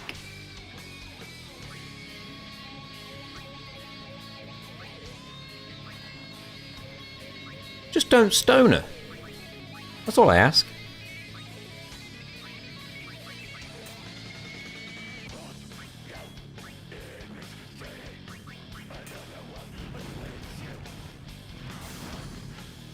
Well, the race is on. Who's going to get the overdrive first, him or Riku? Oh, it's going to be him, isn't it?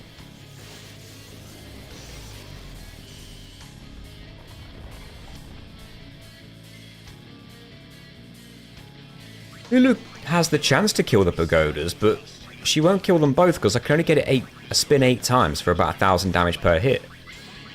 I believe, unless the pagodas take more. I don't think they do, though. I'd need to hit both of them 5 times.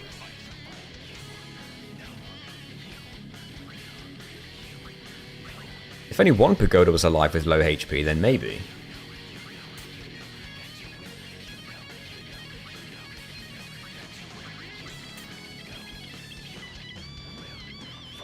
Ultima or Flare, is that AoE?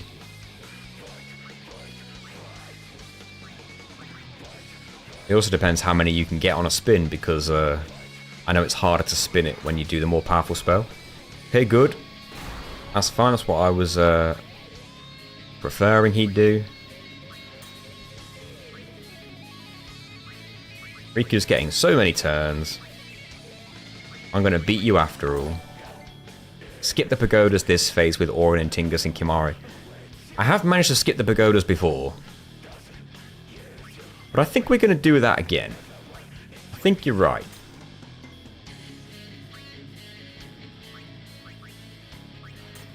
Or you might not even need to the extent of what you're proposing either, because I can kill them now with a grenade, and I believe it was an MP sphere? Is that right? Grenade MP sphere? Grenade and MP sphere, that's Chaos Grenade, yeah? Can anyone confirm that? My memory's bad. As you've probably guessed. Hello, D-Stuck.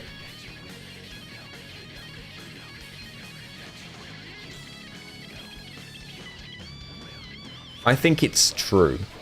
I think this is the correct mix. Yeah. Okay, 7,000 poisoned. You pagodas are gone. Hello, beeping. I think you're better off letting the pagodas take one more turn. Just so they come back later. What, do they come back where their turn would normally come back around then? I just assume it was a strict number of turns or something. Okay, I see what you mean. Well, okay, what's the HP? 52k.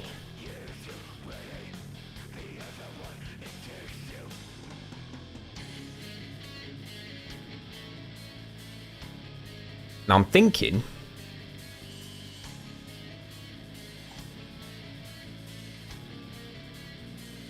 Oh, they come back with their exactly where their next turn would have been. I didn't know that. Well, we'll roll with it, and I'll use that information next time. Tingus needs to get one overdrive off and then get out. And preferably, don't die. There's the poison tick to consider too. Right. He is fully broken. Good damage. Very good damage. No crits though.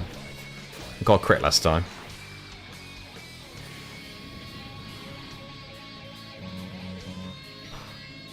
Please do 4-9s. Thank you.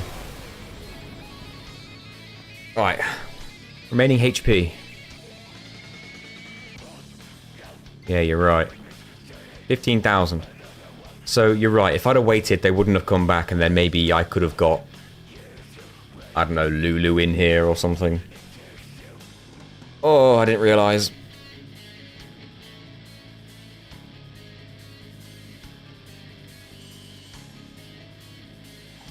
Hard to believe that that was the what's killed this attempt almost. Just waiting for the Upagodas to take one more turn. I think you win.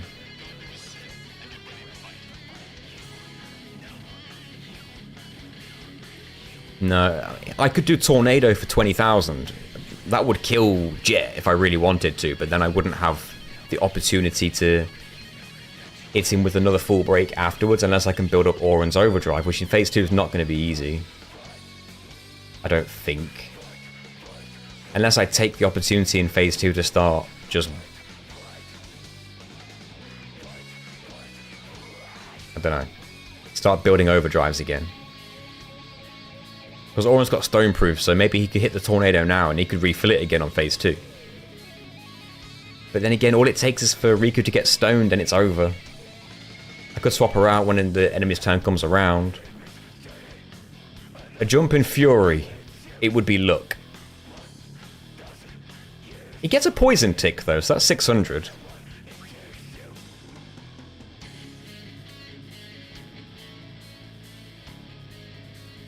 I think that's too much RNG to hope for the Fury. Lulu does over 1,000 damage per hit with Mental Break, or maybe 1,500 damage per hit. Problem is, she would target all three. Upagodas included. perfect Fury RNG. Near perfect. I wouldn't need perfect because I can get 8 casts.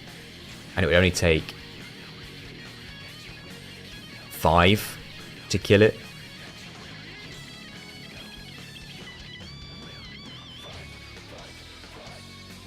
I'm debating just Tornado. Because I could build Orin's Overdrive up again. Because he's got Stoneproof, he's got Haste, he's got Ally. And in phase 2, it doesn't matter how he gets healed anymore.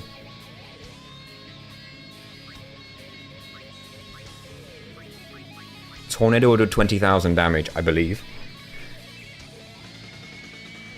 I just need to nail the button inputs.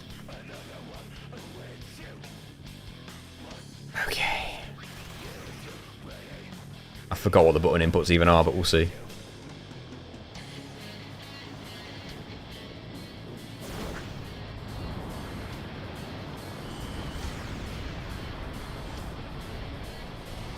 This doesn't hit the pagodas, by the way. Just an FYI, because they're ranged. Yeah, this will definitely take him to phase 2.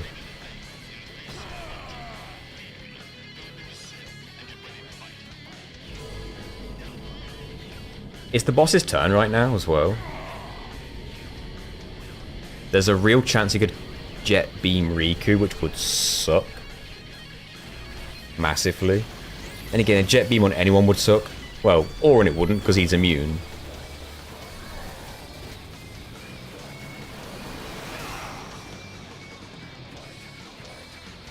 Does he always go for the Sword Swipe first? Tinker says Protect, would he die? Nah, easy.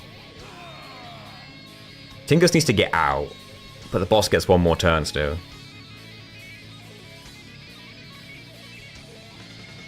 Hello, Gallic. Yeah, we did. He does always Sword Swipe the first turn in phase 2, and this is Overdrive's full. Got you, thank you. Okay, now we know his break is going to get removed if the pagodas are still alive after this next turn. But we already know that we can full break him again with Orin if we can get his overdrive filled up. I'm tempted to swap to Yuna, because that way there's a 2 in 3 chance that if he uses Jet Beam... Oh, I forgot about the chance that the pagodas can curse you as well. Right in front of the Chaos Grenade. That would be great. It might just about kill these. But I also don't want Riku around when he could potentially turn into stone. Yuna's immune to it, of course. As is Orin.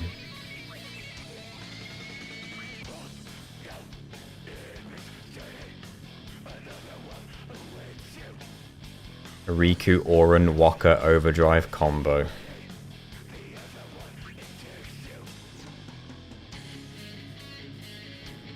Sunburst, Banishing Blade, attack reels.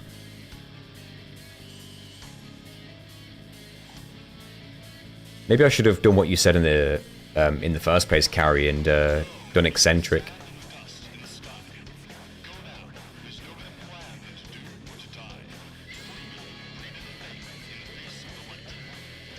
Right at the beginning. That level of preparation I would have got on everyone would have been crazy.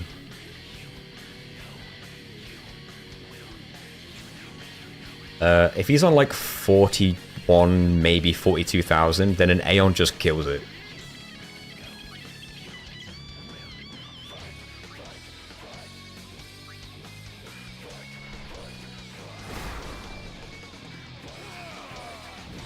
That's crazy that Tinkus isn't dead.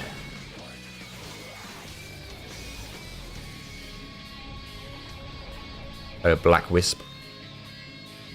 How is he still kicking? the auto regen damage he's taking is lowered. It must be percentage based or whatever. Do not use that. You did not have another turn. You damn... Wait, the boss gets a turn before Tinger's? What is this?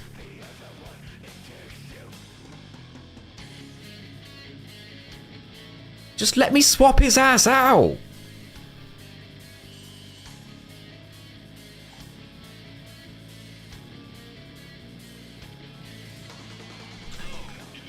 Alright, Tinker's is dead. There's no getting around that, which sucks. Especially considering I thought I had a turn with him there.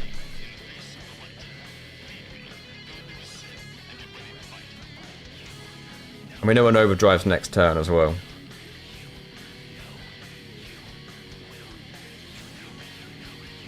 Oh, that's so stupid.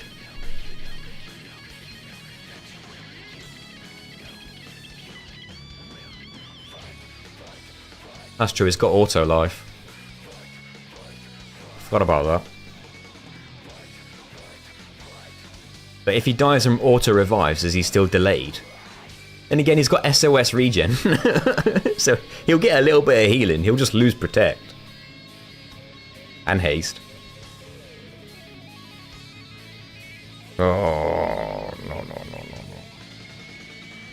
The pillars do regenerate, yes. They're also out of range for most people. Oh, what to do, right. Lots of turns. Lots and lots of turns.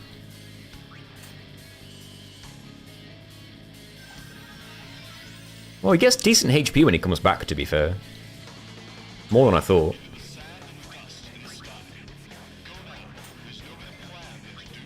And he heals a bit every single time I do this.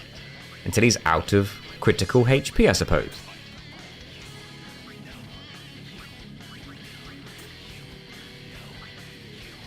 And that's a lot of turns in a row. Right, now we know an Overdrive is coming our way.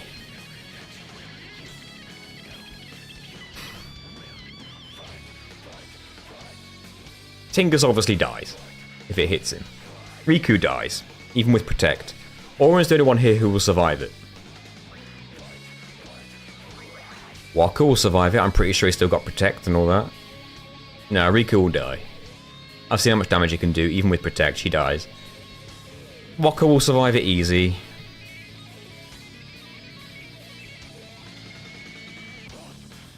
Yeah, go on. We just kinda need to hope it doesn't hit Tingus. It ignores Protect. Ignore me then. I just know it will kill Tingus here. And it would have killed Riku. I keep forgetting Overdrives ignore Protect. Oren should survive it. He has done in the past. Does a lot, but he'll survive it. Ouch. Ouch, though. Alright, he's delayed himself a bit there. Yeah, true, he's got auto life, but I didn't want him to lose his haste, protect, and shell and what have you. And he's still got auto regen, so his HP's gonna start going up a bit. The Pagodas get turns, but he's still got full HP, so whatever. Oren's gonna get a few turns in a row here. So I need to build his Overdrive. Get Tingus out of there. Maybe finally. Get Riku back in.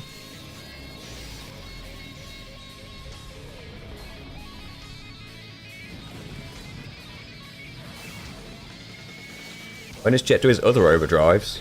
He's got another Overdrive. Less than half HP on the last phase it changes. What does it change to? Is it bad?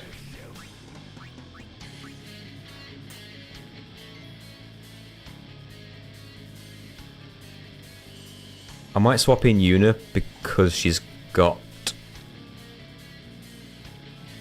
the Stoneproof. Jet Shot. What does it do? Dare I find out? Party wipe. Because of course it is. This is Tinkus' first turn in about 4 years.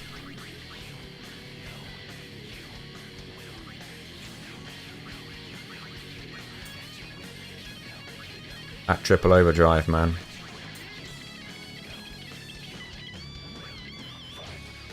It should have been called the Sublimely Magnificent Jet Shot Mark III. No, it should have been called like Mark II. And then everyone would be like, oh, that's Mark II. Yeah, Mark IV, maybe that. Just a huge amount of damage.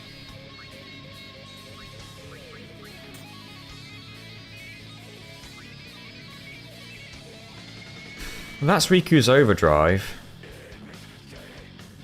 But I run the risk of her getting turned to stone.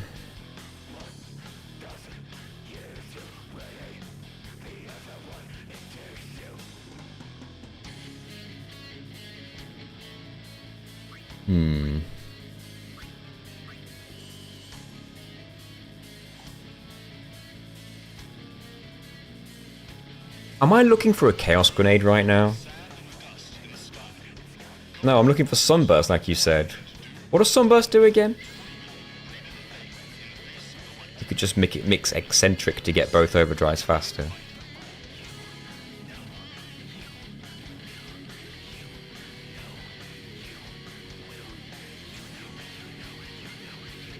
I should have just mixed Eccentric from the beginning.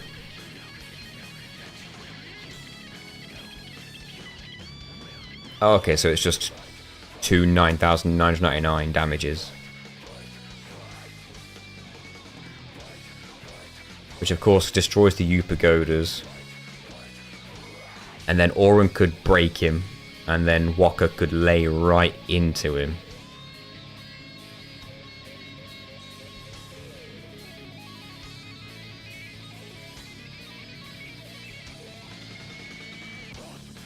My only issue is that if he uses Jet Beam on Riku this next turn, that whole strat goes down the pan.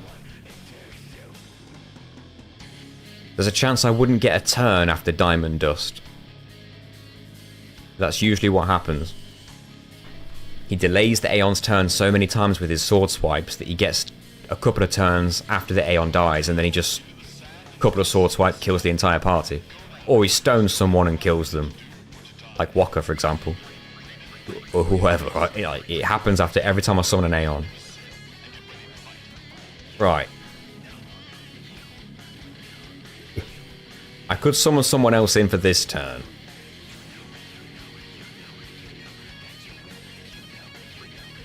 Her HP's not.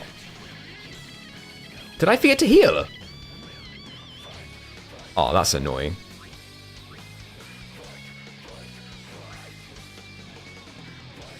Better off... See, I can't risk Waka getting turned to stone.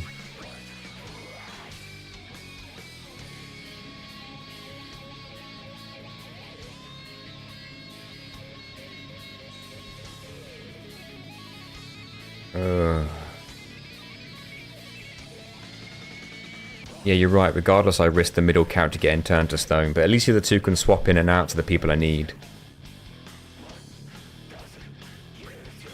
I just thought, let's put it...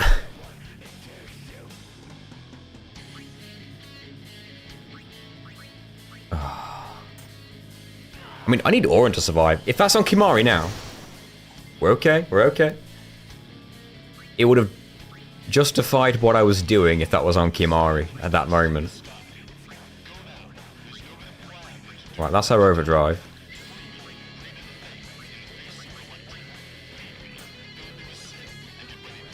Alright, she's got it.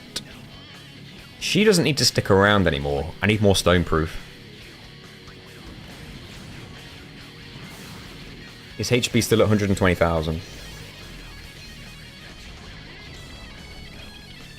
I might not need Aeons at all.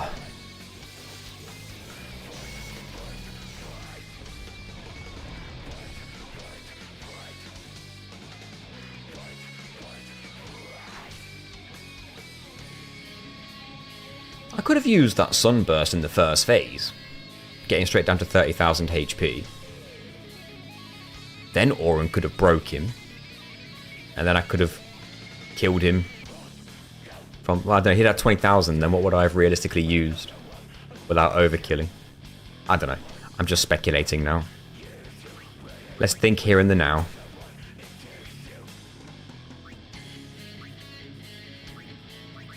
Let's get Auron's Overdrive just filled up. If you jet beam Kimari now. Oh, he's addicted to using it. I wish he had triple. But he can't. Not without having counter attack. And I don't know what he counters. Does he counter jet beam? Probably not. But he counter those sword swipes.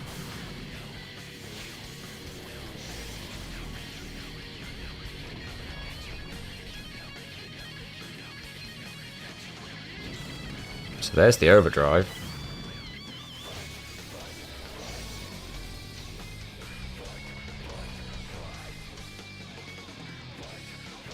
Tank the overdrive with an Aeon.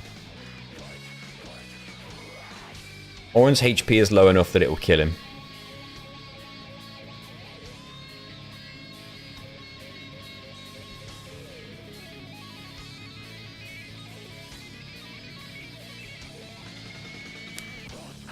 You're right, because I'm not going to use Yuna's overdrive for anything else at this point. Because with this strategy, we don't need...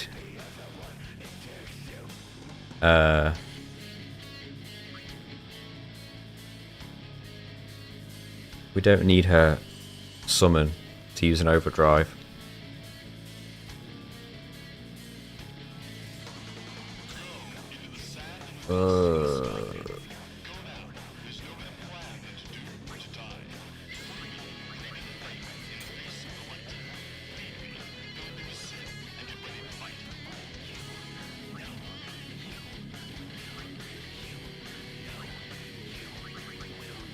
Okay. Any Aeon that's just going to get hit and die. Well, lowest HP is... Veil for Vingus. Take the hit for us, man.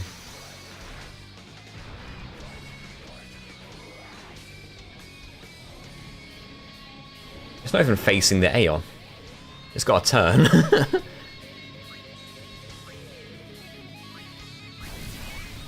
Just let me die. Jet Bomber's different. I've never seen Jet Bomber. But is that what he does instead of Triumphant Grasp when it's an Aeon?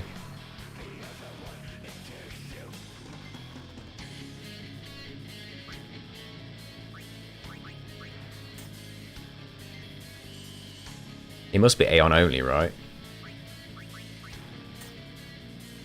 So this extra agility having combined with the agility combined with the haste is like noticeably coming through. So very happy about this. Why is he green now? You know what? Good question. I've noticed that a couple of times and keep like thinking I'll ask, but I forget to ask. Why does he turn green sometimes?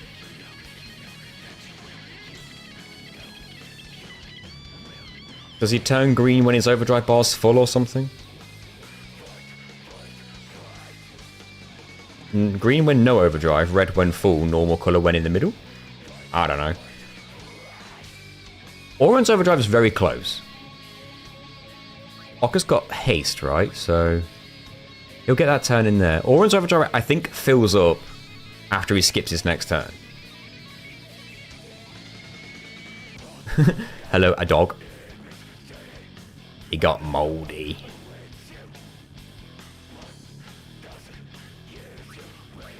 I think this is the way to go now. Riku's got her overdrive, right? Just double check. Yes. Swap that. Auron's got his overdrive. So I Sunburst.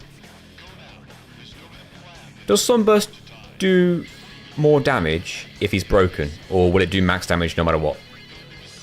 So I could go Riku, swap in for Auron, and then Wakka. And the pagodas, and their turn is nowhere to be seen. It's down there. This fucker's dead, right? It's fixed damage. This is over then. This is just over. We win.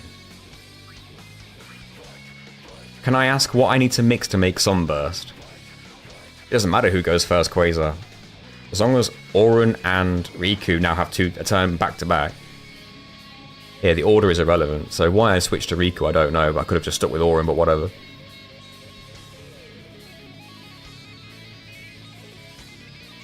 Two underdogs. You know what? For the sake of editing, I will go back to Auron and just pretend I never swapped out. And then I will use the Banishing Blade. And then I will swap Yuna for the 2 underdog secrets. And then Wakka kills if I don't fuck up the attack reels. Oh, I'm so nervous. Oh, don't do this to me. Don't mess up the attack reels. Okay. Are you in all FF10 streams? Probably. Please don't mess this up.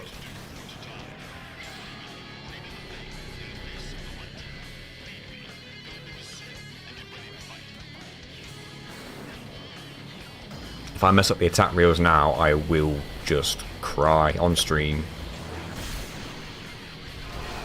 Fully visible for all to see. Get Riku in. Overdrive. 2 underdog secrets.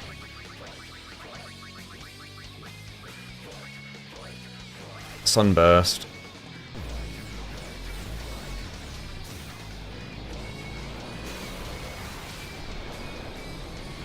It hits at range. It's a very weird number to be a specific set damage, isn't it? It's potentially over. Just don't mess this up.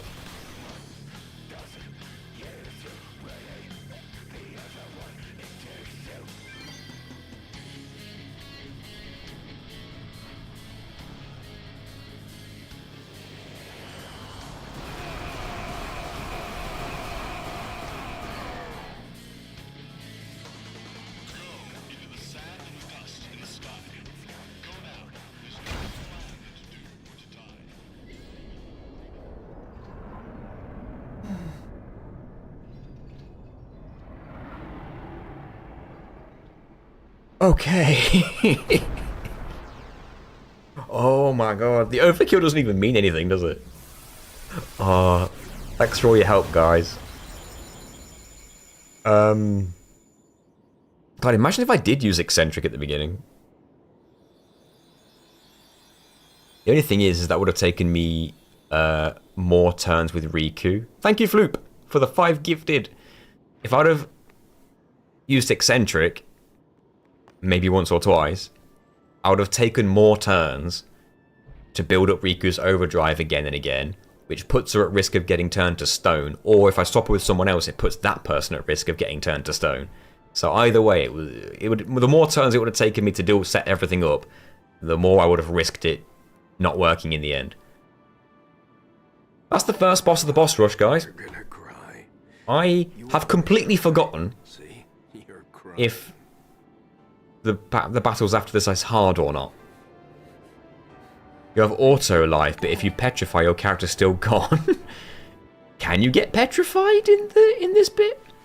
And do you have auto life throughout? Like, is it literally impossible to lose unless you get petrified? Because if that's the case, then we're done, right? We've got a job to do. Your overdrive modes make this an impossible to lose. Perfect. That's what I want to hear. Thank you. Good. Because we have ally. You are Unless you petrify yourself. There's no way to petrify yourself with an overdrive, I'm pretty sure. Maybe Mix can do it, but we don't even need to use Mix anymore. Although I guess having double overdrive with Eccentric would be really handy. Subject. I should. No. Yuna. Unless we want to go for the extra challenge in this and no auto life allowed. Unless I cast it on myself specifically. Stay away! Yuna. You know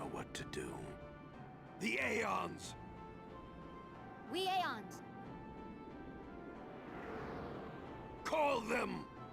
Call us.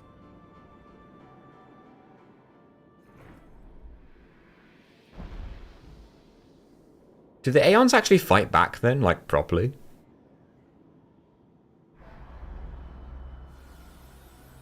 Like, is it only not losable because I have auto life?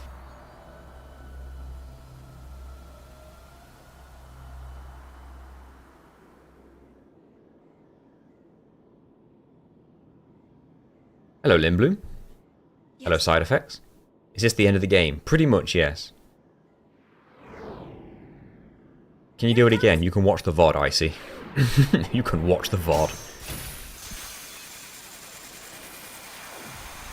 Why does Yu Yevon go for a big sword? That was simply a part of the final Aeon anyway, and now it's a platform, sure.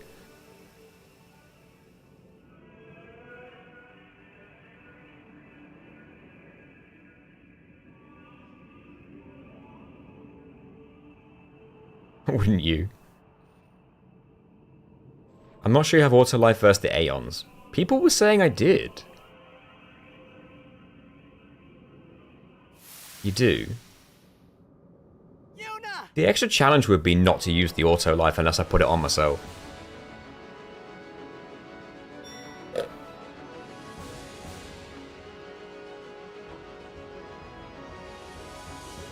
Guess we just go in order, right?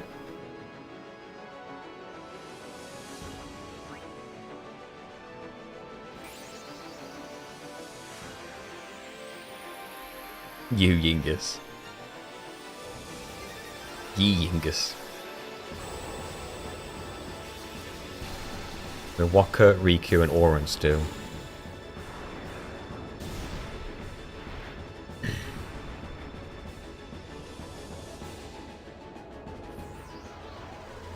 Wonder why you ever can only possess Aeons.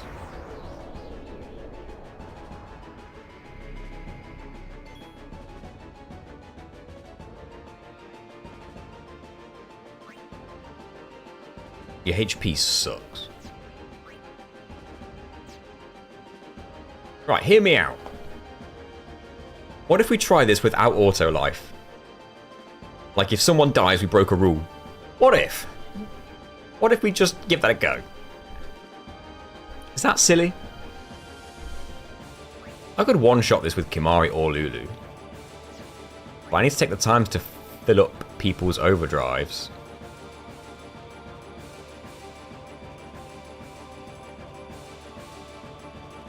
Oh no, Quasar, if auto life pops because I messed up, then I'll just accept that that's not a challenge. That's not part of the challenge. But if I can do it, it'd be pretty cool for the recording. Wouldn't it just? Does everyone get healed for this fight? No, I don't think they do. They seem to be where they were.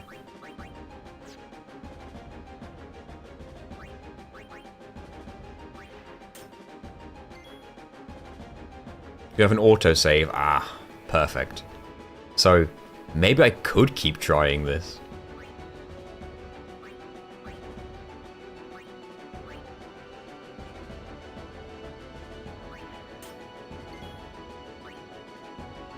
What would be handy is if I could get eccentric on a few people.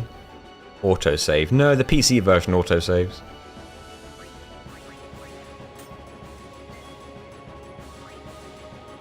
What do the Pagodas do in this situation? Is it the same deal?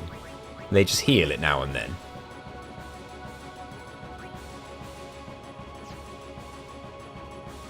And obviously fit its overdrive, I guess.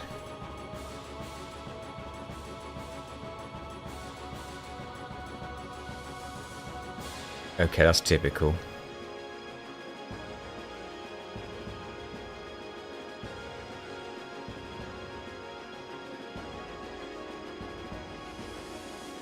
Oh, I know what you're saying, Flute, but come on now.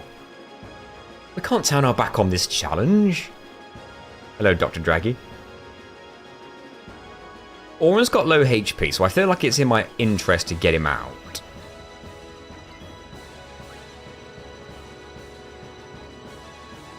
Let's defend.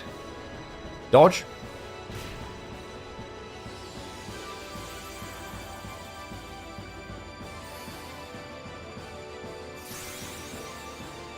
guess they have the same stats.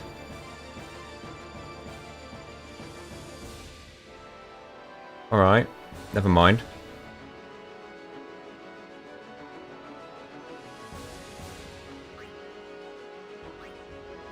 Well, if that's the case, I can't even see how the strategy is even remotely possible.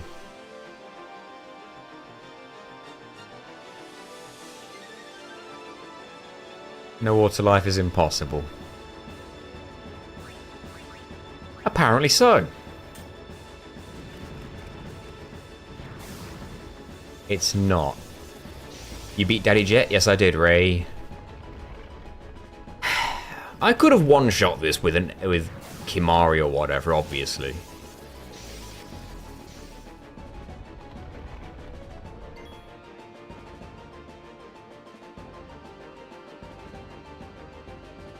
It's not meant to be possible. Oh, you could do it.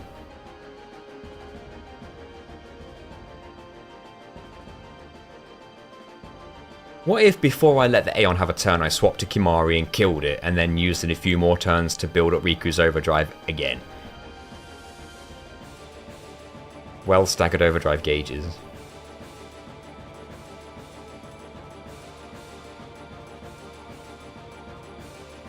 What's annoying is that if I move on from this and then I want to come back and try it again, I can't, without defeating BFA again.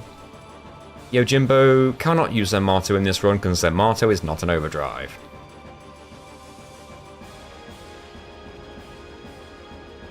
You don't have well staggered overdrive gauges. Wow.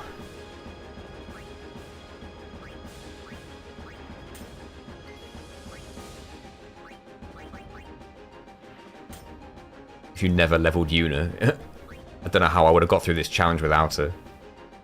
Especially on that forced Aeon fight.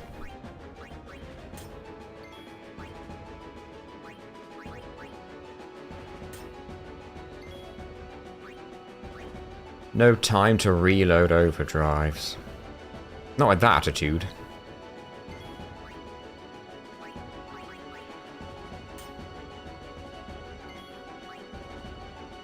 Riku is filling hers up pretty darn fast, if I do say so myself.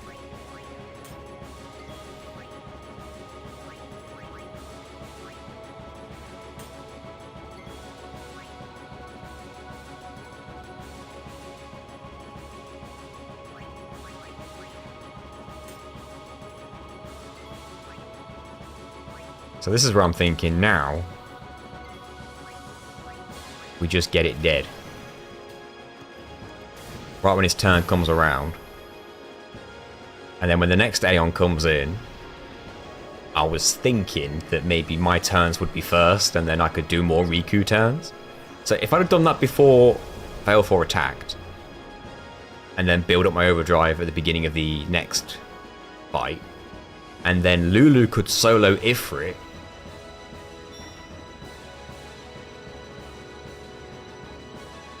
you see what I'm, like, the strat I'm working with. Like, you can see where I'm going. It might actually, I mean, when it comes to fighting, like, Bahamut and stuff, bloody hell. But I was thinking Riku could, maybe eccentric with, like, Tingus and Wakka, or maybe even Auron. And obviously on herself, because that would give her 6 times the overdrive increase, which is a lot. Yeah, so see, her turns come back around, does this some more.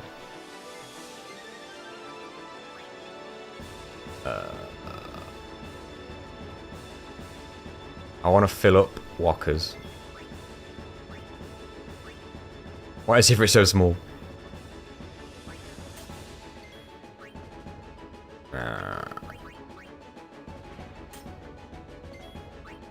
So unfortunately, I'm having to do this early. Now I assume he's still weak to ice, like the elements still stay the same. Oh yeah, of course it gets split. How much HP's he got? It doesn't say weak to ice. Is that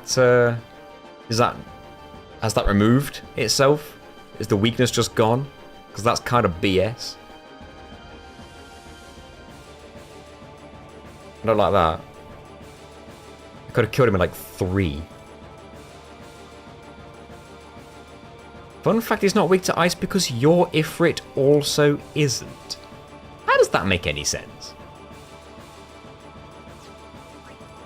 How does that make any sense?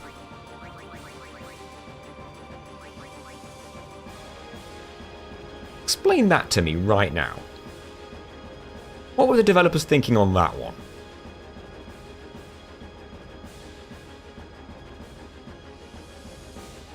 How come our own Ifrit isn't weak to ice?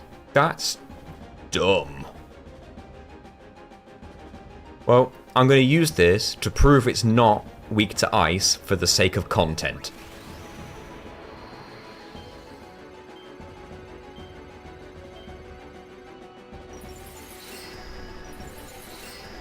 He really isn't.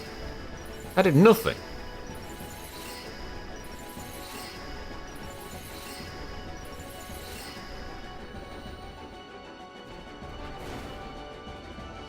Right, you know what? Screw this.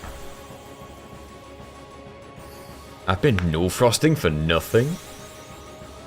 I mean, null frost removes all damage, so not technically nothing, but just for nowhere near the use that you were hoping it would be. Alright, screw this no auto life nonsense. This is stupid. Lulu has comrade.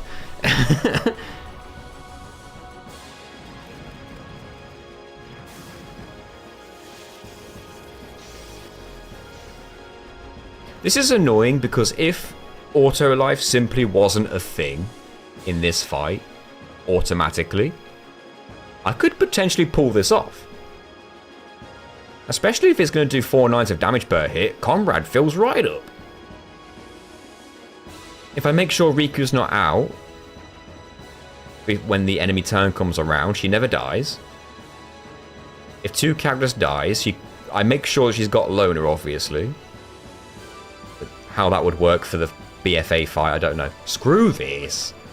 I'm friggin' done with this. Just win. This is so stupid.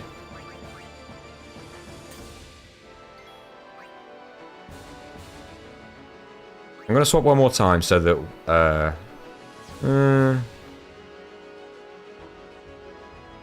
Lulu's got triple overdrive as well, right? Not worrying about the game giving you an auto win. No, I hate it. Alright, how do I mix eccentric? You have no idea how much I hate that the game gives you an auto win here when I feel like a strategy could get me through.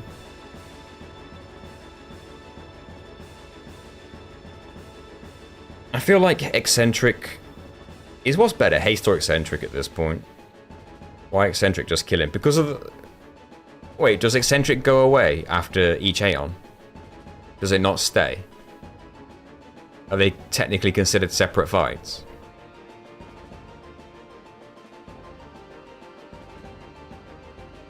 Oh, that's bollocks then.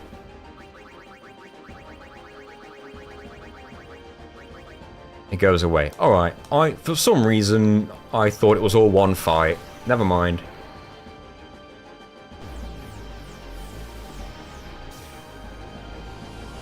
That makes me even more annoyed.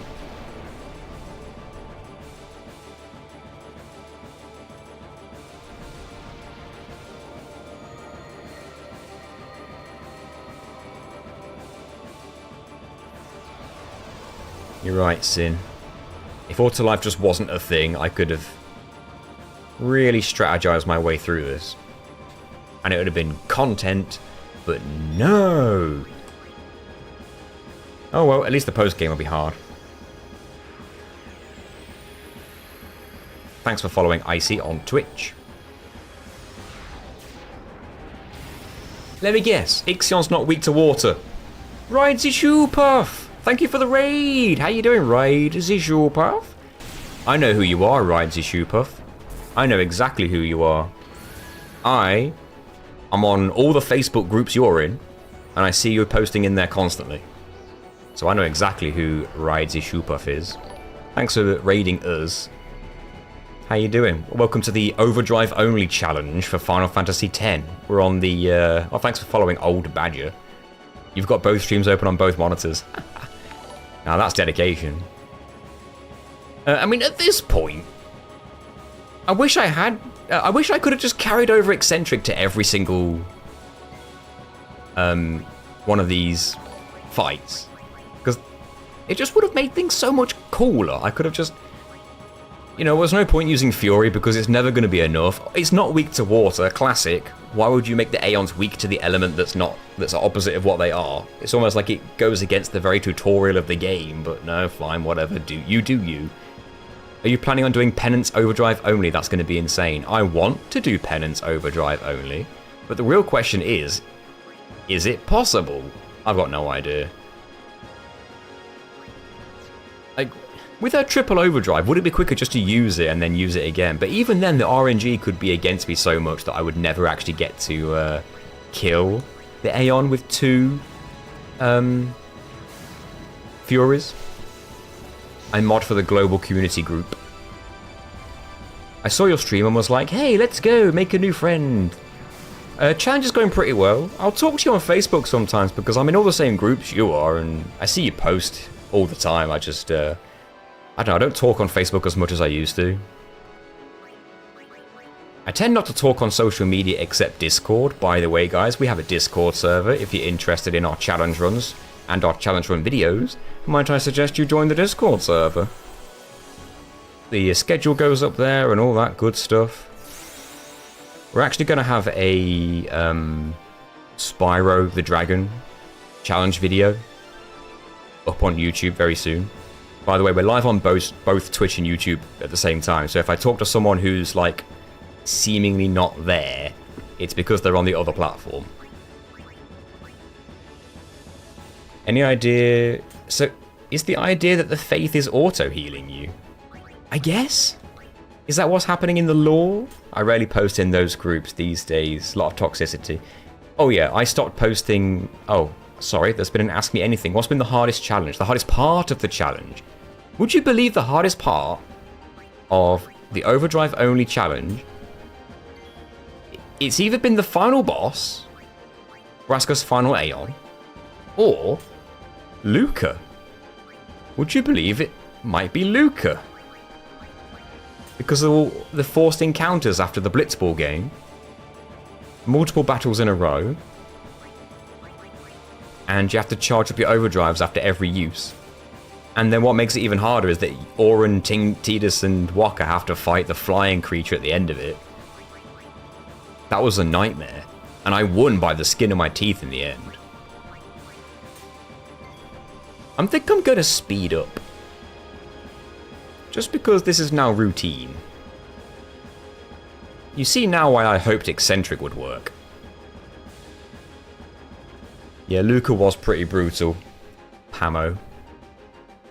Luca was crazy. Like, that's probably the only part of the challenge, excluding the final boss, where I've had to do the most preparation. Like, pre-planning. Some other parts were kinda tough. Not getting to use Dark Attack in Luca sounds rough. Oh yes. No Dark Attack, nothing. It's all overdrives. And what's crazy is that if you don't have enough overdrive for Auron built up ahead of time in Luca, and the only way you can build it up ahead of time is in Dreams Anakin. If you don't have enough overdrive built up, you just can't win the first fight that he's in. You have to get it like 2/3 of the way up at the start of that fight. Otherwise, you're just not getting it, because he only has Stoic at the very beginning. It's annoying. Imagine if dying reset your overdrive gauge. I was thinking that Carrie's mod that he made, where it resets your overdrive progress at the beginning of every fight, that could be like a good addition to this challenge, maybe? Whether you want to make this any more difficult than it's already been, I don't know. I do have to raid and run to start dinner. Have a good dinner. For me, it's already the late evening. It's 10:30. But thanks for the raid. I appreciate it. And for those who followed, thank you very much. I appreciate that. Did you just cook Ixion out of his overdrive? You darn skippy, I did, Clara, and I'd do it again. Sounds unnecessary torture and grind. Yeah.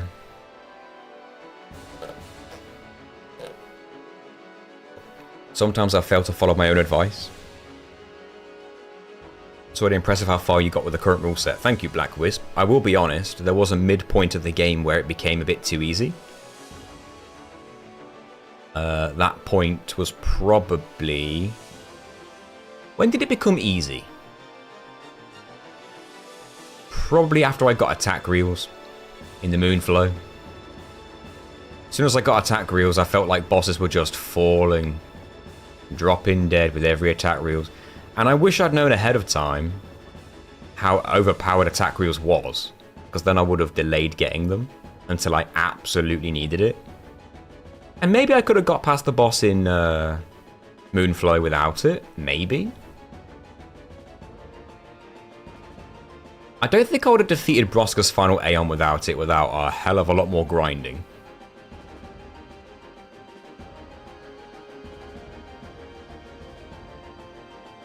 I don't know. It's really annoying because when it comes to this game and challenge runs, there's always something that makes it too easy, but you can't like outlaw it because it's within your main rules. Like, Overdrive only doesn't mean no Blitzball. I can play Blitzball. Hello, Vivi. I can play Blitzball. I can unlock attack reels unless I specifically say no attack reels. But I already said no optional Aeons. So how many rules do I want to add to this to make it harder? At that point, I'm just making it harder because I think it's personally too easy, so let's make it harder.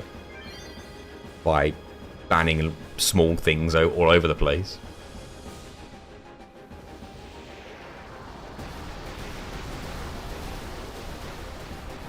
It's crazy how many hits are targeted the left U pagoda there. RNG's crazy. Attack reels can do more damage than Anima when you max him out. I wonder what the maximum damage Anima can do if you get... I guess every single hit could do 5 9s of damage. Is that possible? You could just grind out the items that you need to boost his stats. But even with max stats, can she still do that much with every hit? How's the production coming along? Do you mean the video? It's most of the way there. It's like a... I've been talking about it on Discord in our secret room that only members and Twitch subs have access to, patrons and all that. I've only got Nasty's loot really to edit now, along with like an outro. For this game, post-game is the actual challenge, yes. I am 95% sure you'll get stuck before penance. Yes. Well, here's the thing. Do gifted subs. Yes, if you join Discord and link your YouTube channel to your Discord account, which you can do in Discord, then our Discord server will know that you're a member and automatically give you the role that you need to access the secret room.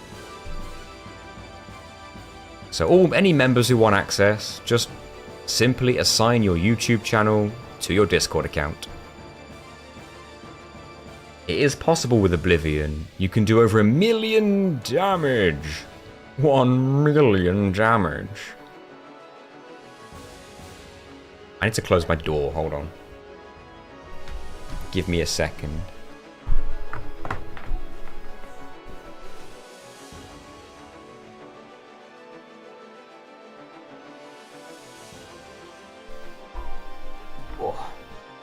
Just realised how stiff my legs are. I've been sat down too long today. It's weird. I'm either sitting down or walking all day. And I know that sounds obvious because everyone's either sitting down or walking. But what I mean by that is that I'm either sitting down for long extended periods of time, or I'm walking for long extended periods of time. So I'm at work for hours on end sitting down, but to get to work I walk like half an hour in the morning, every morning. Decent walk to get home. I just feel like I'm either sitting down for ages or walking for ages. There's no little bits of either.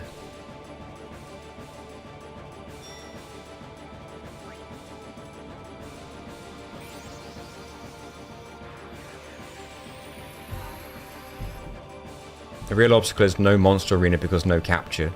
Well, here's my thinking, Quasar. I was thinking, let's see how far we can get in the game without using capture.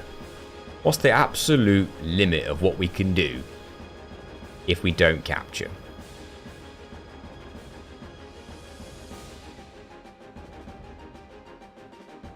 So I'm going to, at the very least, try my best to kill as many Dark Aeons as I can without using the monster arena once.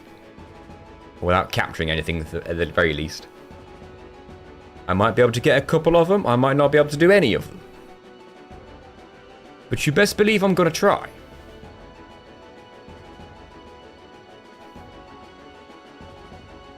The only way to get Overdrive to AP weapons without the monster arena is to get lucky and have Dark Yojimbo drop one.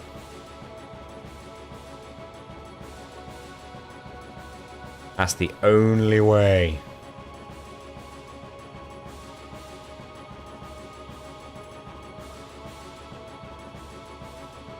Now the good news is you can fight Dark Yojimbo multiple times.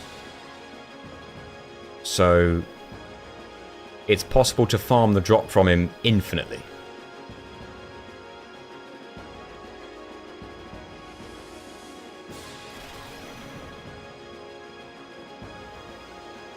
I just need to be strong enough to actually kill Dark Yojimbo.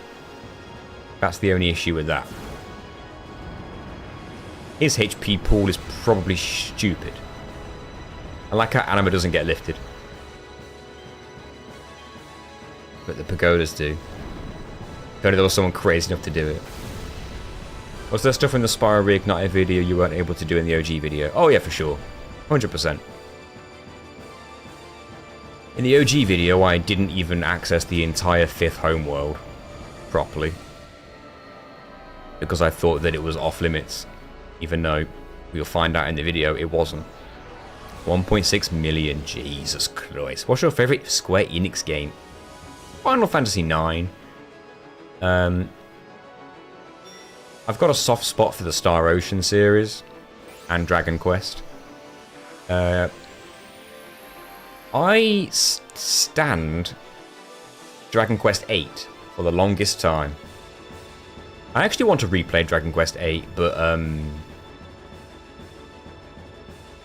I want to play the 3DS version, but I don't have a 3DS. And I'm holding out some weird, vague, vain hope that it might eventually come to Switch or something. That would be my dream. Bring Dragon Quest 8 to the Switch. But as I was saying, I stand Dragon Quest 8 for the longest time. I played... See, I want to say it's biased, but I don't know. I played... My first Dragon Quest game was 8, right? I completed it. I loved it. I don't do this with many games. I played it again from the beginning immediately after completing it. And I did the post-game, so I played for 100 hours. And then I went straight into my second playthrough. No break, straight in. I liked it so much. I wasn't ready to be finished with it. And then I played Dragon Quest 4, 5, and 6, and 9. And I even played the Dragon Quest Monsters games, the first two, because 3 wasn't out at this point. And I also played the Dragon Quest Heroes games. Both of them. And with all the Dragon Quest games I played, I was still convinced that 8 was the best one. And at that time, I think that's true. I think that was the best one I played. 8 was my favourite. Still, after all those other games I played. And then I played 11. I went straight in with the S version on the Switch. I was patient. I waited for it to come down in price, and I waited for the S version.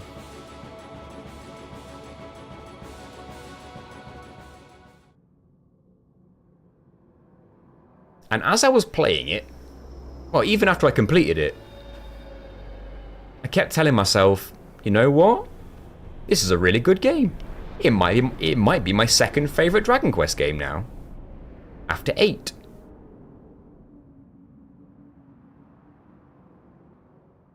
But then I realised that I was just being biased. Everyone? My nostalgia goggles were blinding me. Last time we fight together. And what I actually needed to admit to myself was that Dragon Quest XI is better than 8. What I'm trying to 8 say is my second favourite. That's how good Dragon Quest XI is. Devin, I'll disappear. What are you talking I about? actually think Dragon Quest XI is underrated outside of Japan.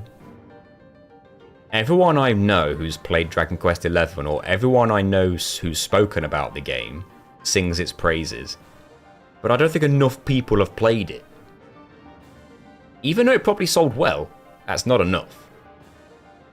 Dragon Quest XI is better, in my opinion, than Final Fantasy Saying goodbye. 11, 12, 13, 14, 15, 16. I know it's selfish, but this is my story. It's better than Octopath 1 and 2.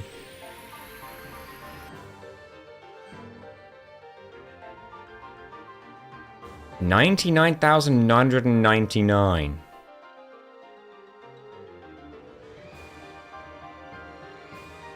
I can't even one-shot that. Well, Walker might. But he splits the damage across the pagodas.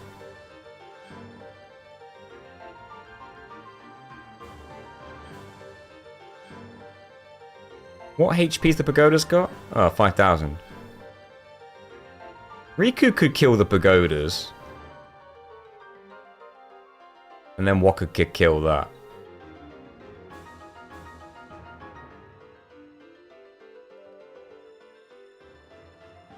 Oh, I'm sure Octopath is very good. I'm sure Bravely Default is very good. Are you going to use Riku to zombify you, Yevon, so that he kills himself? No. No.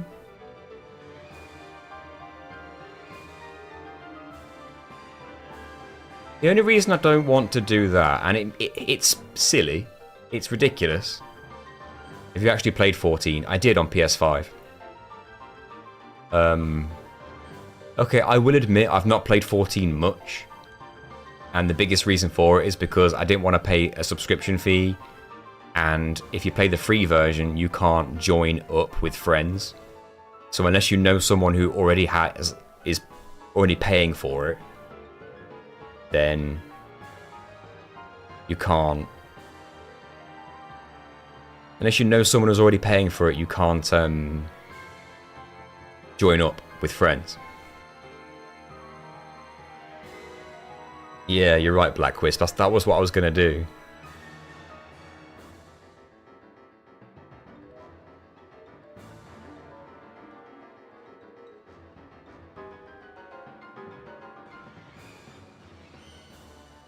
But yeah, all these games I listed I have played. Dragon Quest XI's better than like most Tales games I've played as well. For me, Dragon Quest XI was an instant classic. It's up there with one of the best JRPGs I've ever played in my life. One of the best RPGs. Again, I'm probably biased. But, like, as I was playing that game, it was kind of like there are some games that almost transcend a video game. It feels like it's more than just a video game too. It's like, I don't know. It's like if someone has a favorite book, it doesn't even feel like it's a book anymore. It's just like a part of your life, kind of thing. There are some games that I play where it's like, it doesn't even feel like a game anymore, because video games are like, am I in the mood to play this? Do I want to play this? Or do I play this one? Do I play that one? Whereas your favorite video games, there's not even a question. Like, if they're there, you can always go back to them and have fun. Like, for me, classic Ratchet and Clank on PS2, I'm always going to have fun if I'm playing those. Very rarely am I going to be like, oh, but then I have to do this bit, or oh, I can't be asked to load the game up. If I want to play it, I want to play it, and I'm going to play it, and I'm going to have fun with it. The Pagodas will come back, so I think I need to bring up everyone's Overdrive at the same time. I like Sylvando enough. The bit that he did with the parade was a bit weird, but they added that in the S version, I believe.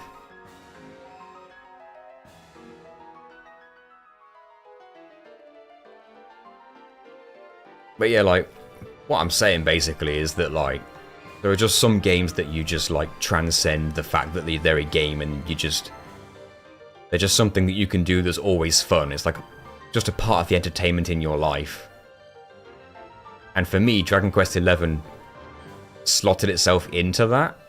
And before that, only games like Final Fantasy 9, 10, 8, maybe even 7, Bloodborne, Borderlands. What else? I'm trying to find my favourite games of all time. Ratchet and Clank, I already said. What else is there? My HPs are so low.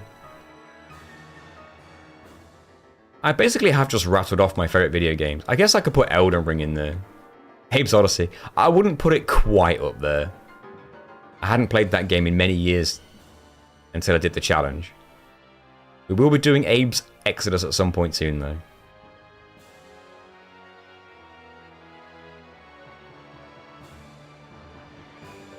Although I will say, having the ability to rewind and save state in Abe's Odyssey made it a lot more enjoyable.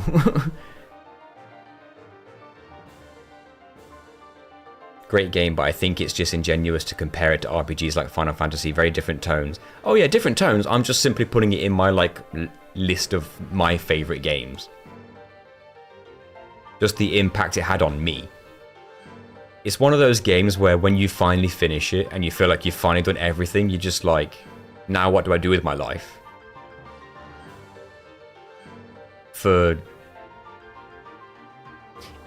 Here's another thing.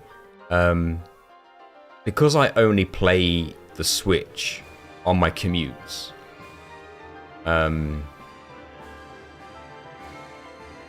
didn't play Dragon Quest 11 for any extended period of time. I only played it like an hour or two at a time each time that I played it. And as I was playing it, I think that's when COVID happened. So I started playing it. Then COVID happened. Then my life got super stressful. So for a while I stopped playing it. And then I picked it back up again. And then for various reasons that happened a few times. So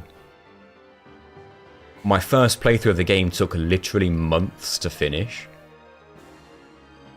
So it just felt like the adventure was just that, an adventure, because it felt like it took bloody forever. Kingdom Hearts enjoyer, you darn skippy. DQ11 challenges a must. I want to do one eventually, yes. Near Replicant has to be up there. I'll tell you what Near Replicant does, and to me, it's not even called Near Replicant, it's just called Near because I played it when it first came out, day one. I'm that kind of RPG guy. I'll tell you what Nier does better than I think almost any other Squaresoft game outside of Final Fantasy. The music in Nier is ridiculously good. Like, I don't know how they do it.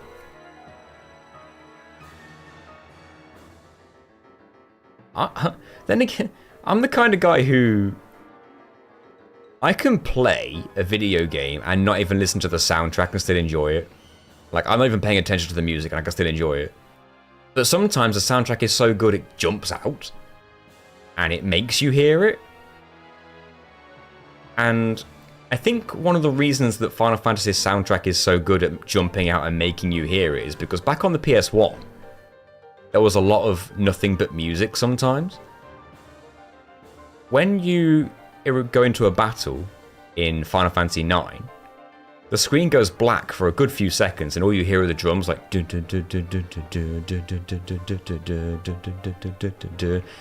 the camera moves and it's like looking for the characters and you hear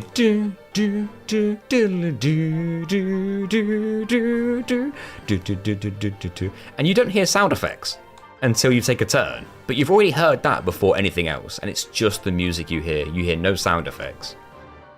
So all you've heard is that music, and you have to hear it at the start of every fight. So because you're forced to focus on the music, you hear it every single time, it gets stuck in your head. And I think that's how classic Final Fantasy music has all stuck around for so long. It doesn't go anywhere because everyone knows what it sounds like at the beginning.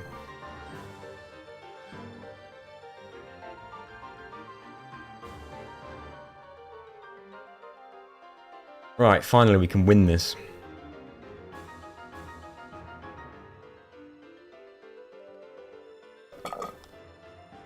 You know what? I've not played a Suikoden game except for the one on DS. Oddly.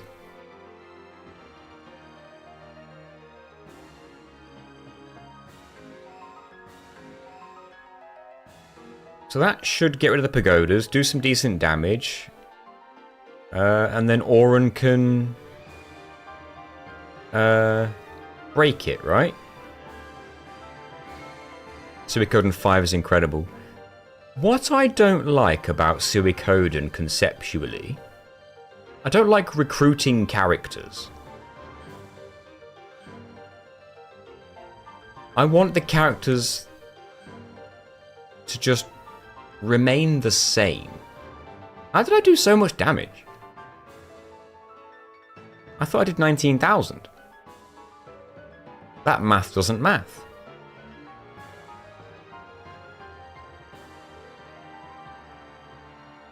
Am I crazy?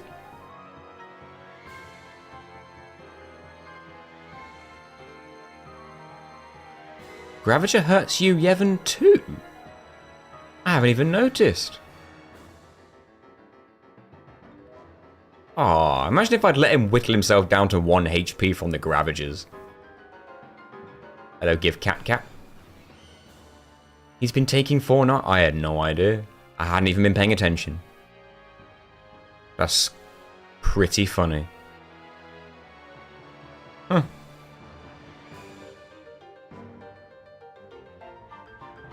I mean, alright then. I suppose.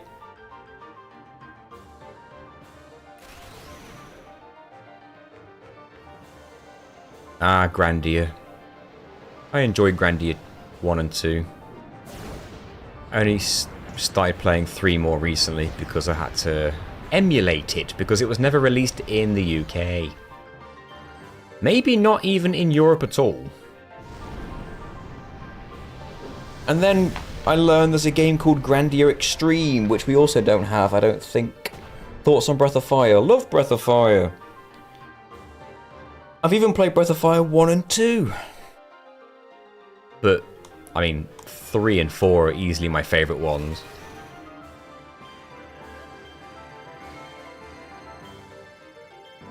I'm that guy who thinks Breath of Fire 4 is better than Breath of Fire 3. I said it. No, you can't make me change my mind. Why not let Walk have the final hit? We get the overkill for no reason. 3 was so good. I think 3 and 4 were both so good. And if I had to choose between the two, I would say 4 etched it out for me. I love 4. I wish I liked 5 better. Did you manage every single reels without a miss? I think I missed a couple, but I reset those fights. We've won the main game. Now we've got to do the post game. It's crazy because in the Final Fantasy 7, 8, and 9 challenge, when we finally defeated the final boss, it was like adulation. It was like the greatest thing ever. But with how big the post game is, we're not even started. There's so much more to do. Well, I'm going to put the controller down, that's for one thing, because my only goal today was to defeat the final boss. I've got no plans to really make any significant progress on the post game today, I'm afraid. Oh, I can sit back and relax as we watch the final cutscene and continue talking about RPGs. Chrono Trigger's worth a mention. Oh, I have to admit, I've not completed it. I played it once on the DS, and I never finished it. I need to get back to it. Fair point, Carrick. Fair point. Tingus wasn't even there for the end. I like how the cutscene's different if you let him survive. I'm guessing that would have been the other dude. Luzu, or whatever his name is. People like Breath of Fire 5. I just didn't like the fact that it was so different. It felt like the developers wanted to make a Resident Evil game, but they were told, no, it has to be a turn-based RPG.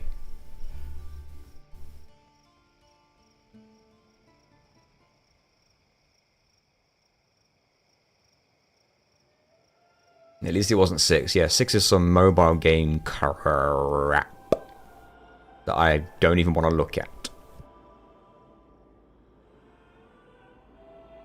I've played exactly one YS game or Ys game. The Ark of Nepishtim. Because I used to be a PSP stan. There are a couple of franchises I've never gotten into. And not because I don't want to, but because I've just not had the time or the money. Oh yeah, I'm definitely taking a break from Final Fantasy after 10 years. Sorry, I missed that question.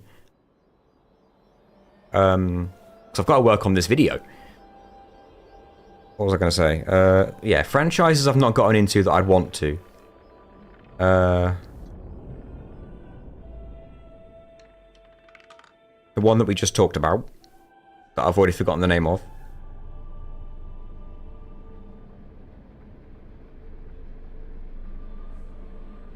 I forgot. I'm blanked. Oh, why yes, that's it. Sorry. Yeah, Ys. And Trails. I've only played Trails in the Sky. I want to play the Cold Steel series and all that. What else do I want to play? I've not played the Chrono games. Chrono Cross or Chrono Trigger, not properly. I need to sort that out. Oh, I played Tales of. Don't you worry, I played Tales of. If you're a JRPG fan and you've not played Tales of Arise, do yourself a favour. Get it on sale, because it goes for stupidly cheap when it's on sale. It's a great game. Star Ocean Challenge. I don't think it would do very well on YouTube. Yes, I will be getting the Graces remaster. I don't know what console to get it on yet. But I will be getting Graces remaster. Tales of Graces has my favourite character lineup of any Tales game, I think. Maybe with the exception of Vesperia. No. Hold on. Vesperia's got my favourite story. And maybe favourite characters. Grace's has my favourite combat? Maybe? I remember really liking the combat in Grace's. Long enough.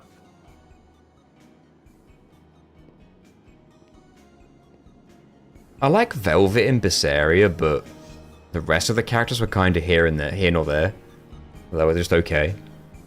I think Exilia's characters were not great. This is your world now. Is this a controversial opinion? I think Exilia was kind of average. People I've spoken to seem to like it. I think what annoyed me is that it got a sequel. Direct sequel. And of all the Tales games that I was hoping would get a direct sequel, if any, that was like bottom of my list. It was like, you made an Exilia 2? I would have taken a Vesperia 2, a Graces 2, and anything 2 before Exilia. Is that just me? Exilia was just middle of the road, playing it safe. Dunno. Like, I didn't hate it, but I wasn't, like, enthralled to keep going. And I did complete it. But then I borrowed the sequel. And as I was playing it, it was like, I'm just playing through the same locations, I'm fighting the same enemies. The story is very cookie cutter, and my protagonist is now silent. I hate this. I play Tales games so I don't have a silent protagonist. Because, you know, none of them have a silent protagonist, and then for some reason that one does, and it's like, why? It felt like the most let's just push a game out Tales game of all time.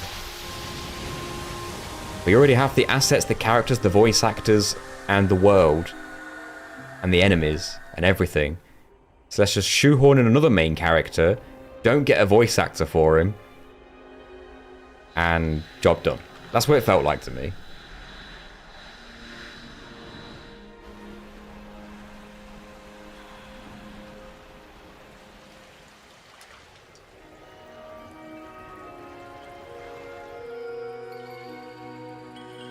This is a devastating scene. Is that every single Zanarkand inhabitant, Dream Zanarkand inhabitant in those little bubbles?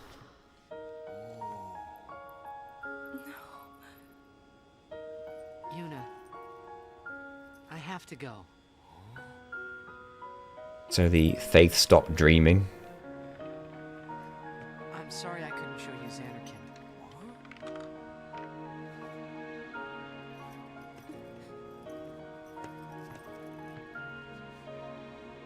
Goodbye. It's crazy that they never say his name out loud. We're gonna see you again. Because when you're a kid and you're like, you don't even think about it. And then you're like, oh yeah, of course, they can't say it because you rename him.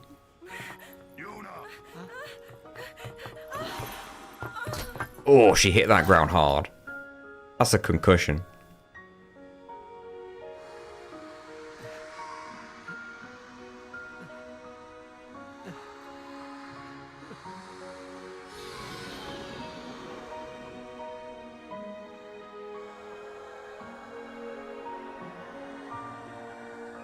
He's kind of a dick in the next game. No, that's Shuyin.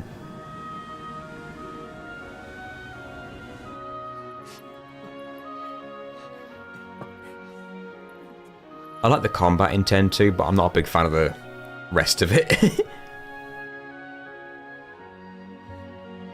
you. I heard in Japan they made her say thank you.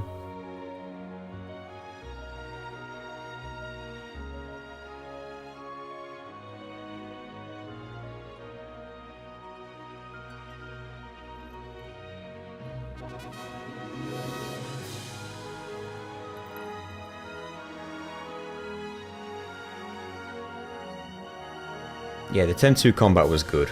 I liked the tactical combat of 10, but you could still make some crazy stuff happen in 10-2. It just felt less tactical and more balls to the wall. bit more RNG to it, I felt. With like how fast characters can attack and interrupt other attacks. 10 won't age. It literally just won't age. That's like saying Tetris is aged. 10's combat can't age. Tetris can't age because it's literally the perfect puzzle game. Like, you can alter it as much as you want, but you can't improve upon the premise. It's just the perfect puzzle game. It exists the way it exists. The concept is solid all around. There's nothing you can do to make Tetris better. All you can do is expand on what already works. You can't change it. 10 is like that. The combat is like its own solid concrete thing. There's no weirdness to it. It does what it does. You learn it in the same way you'd probably learn how to play a Tetris game. You just learn all the nuances of it. You know what's going to happen ahead of time, kind of thing. You can play the game in such a way where you know what's going to happen ahead of time.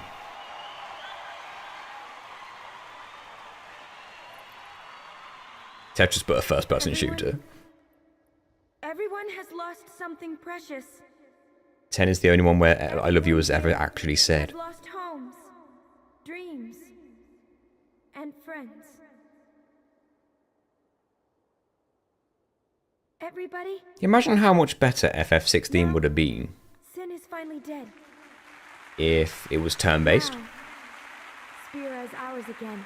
It had a unique leveling character building mechanic, a la a sphere grid or a materia system or whatever, New homes for ourselves. rather than just earn points, put them into moves, make them stronger. You know, like No, any the God of journey War will be clone. hard. We have lots of time. No, a skill tree, essentially. That's essentially all it was. We will rebuild Spira. Oh, does 16 have an I love you? Probably does. And The road is ahead in of us. 16, like, not really spoilers, but in 16 you can only have like a couple of characters join you at a time. And the main characters just seem to interswap, depending on what's happening on the story at the time. But imagine if you just had the entire gang with you at all times, in this turn-based RPG, in that storyline, in that world. I legitimately think that FF16 has one of the coolest villains design-wise and voice acting-wise. His motives weren't super clear, but he was pretty cool. I do wish he had cooler motives, maybe. Maybe I missed something. Forget them.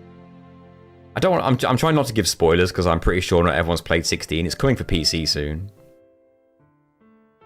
Prequel to 10. Where you could play as Broska, Orin, and Jet. That would be DLC if this came out today. I'm gonna get copyrighted up the ass for this stream. That's fine, I get copyrighted almost every stream. The leveling in 16 worked with the battle system. It allowed for experimentation. Yes, the battle system is very, very good in 16 if you can master it. Easy to get a hang of, very difficult to master. But that doesn't mean I like it anywhere near as much as a turn-based combat system. I just think it's a very good hack and slashy combat. And that's not really what I wanted when I... Like, I've played Final Fantasy 1 to 10. And then all of a sudden it stopped being turn-based gradually. 12, still kind of turn-based. 13, still kind of turn-based. 14, arguably turn-based. Because of cooldowns and stuff. Maybe. But at the same time, it's what a lot of other games are doing anyway. Like, even Dragon Age 2 did that. And then 16, we're not turn-based anymore. We're open world. Which is what I don't like about video games in general. And then 16 completely changed everything. Like, we're not even close to turn-based. You've got a party, but you can't control anyone other than the main character. You just gone completely the opposite direction from what Final Fantasy ever started out to be. and it's obvious that they're doing it on purpose, and the odds of them going back to turn-based are getting slimmer and slimmer as it goes. I do like that they said that FF7 Rebirth and 16 didn't hit sale targets, and also Baldur's Gate 3 wins Game of the Year. You know, a completely turn-based RPG. Maybe take some notes. I don't know. Oh, I know, Floop. It's just that when I grew up, I played 8, then I played 9, then I played 7, then I played 10, and then I played 1, 2, 3, 4, 5, and 6. And then I played 12, and I was like, the hell's going on?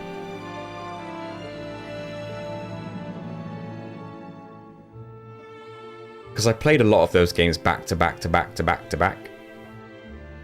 Because my friend got me into the series. He got me a copy of 8 for my birthday. And I think at that point 9 was already out. So this must have been like year 2000, 2001, whatever. Maybe 2000. I played 8, I played 9, then I played 7, then 10 came out, and I borrowed it off a friend after they'd finished it. And then I went back and played 1 to 6 because the copy of 6 had a demo for 10 when I played it on the PS1. So I was like, oh, I want to play the demo of 10, so I'll buy 6. Then I played the demo of 10, and I was like, I like it. Then I thought, well, I've got 6, I'll play 6. I liked it. I thought, oh, the 2D Final Fantasies are really good. I'll play them all. I like how it's James Taylor, not James Arnold Taylor. So I thought, well, I'll play them all. I played 1 to 6. I liked them all. 2 was a bit iffy for me. But I still played it, and I still enjoyed it for the most part. And then after I'd done all that, I borrowed 10 and completed it, and I was like, I love Final Fantasy. There's 10 of them, and they're all great. Straight into... I knew I couldn't play 11 because it was online. Then I went straight into 12, and I was like, what? You've completely changed the formula.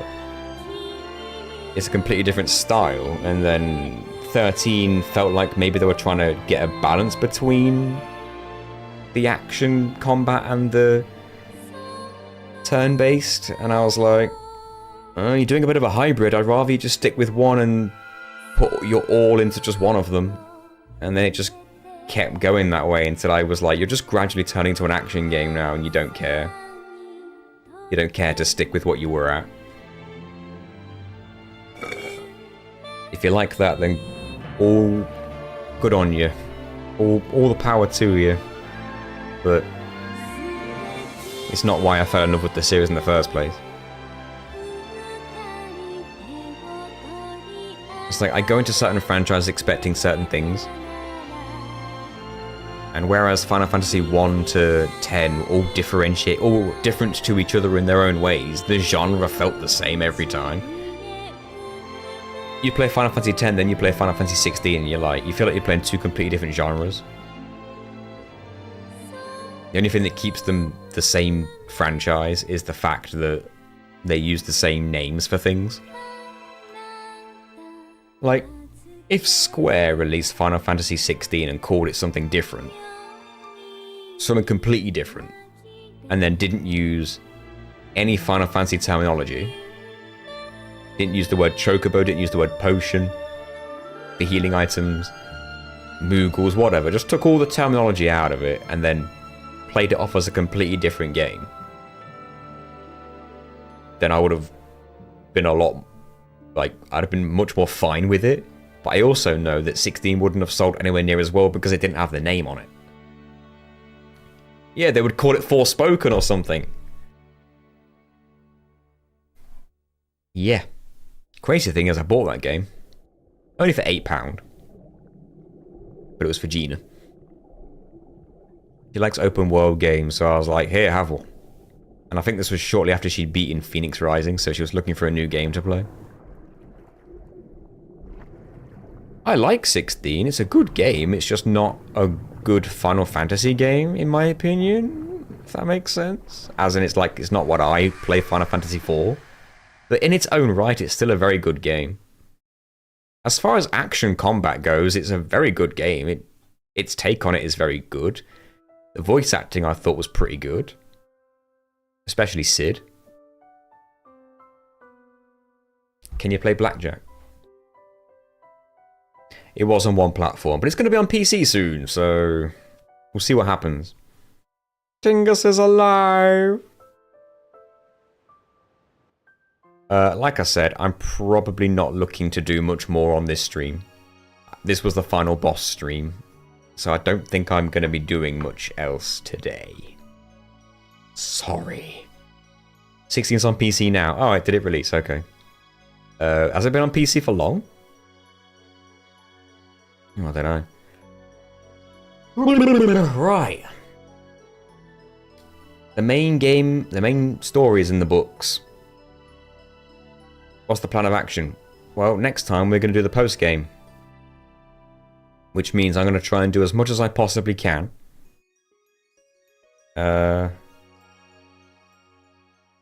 Without the monster arena. Oh yeah, Omega Ruins I will definitely be doing just fine. Thanks, Quasar. I also want to get the 99 warp spheres just for the content. I mean, they'll be useful as well.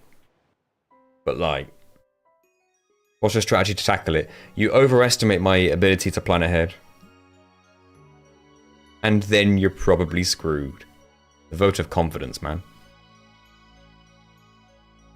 Right. Thanks for watching, everybody. Thanks, beeping. The strategy to tackle it? No, I don't know yet. Oh yeah, the pincer. I guess we could do that.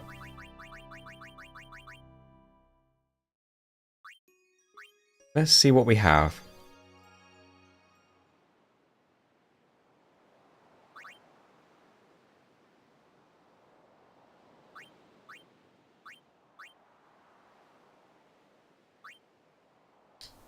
Okay, 1 sphere level and 1 power sphere. We get strength and another power sphere for her HP, maybe. We've got 1 power sphere, so she could have the HP now.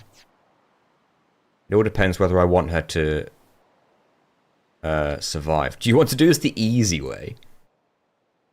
It depends what the easy way is. Is there just a really overpowered mix that just destroys it, that you can do early on?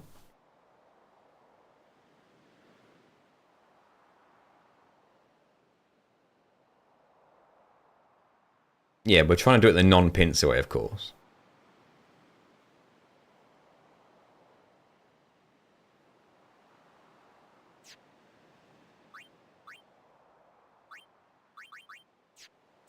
It all depends whether I want you to have the extra HP.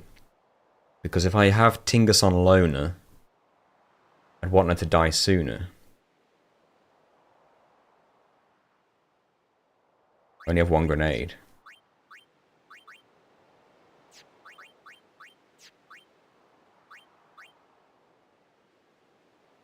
Try none.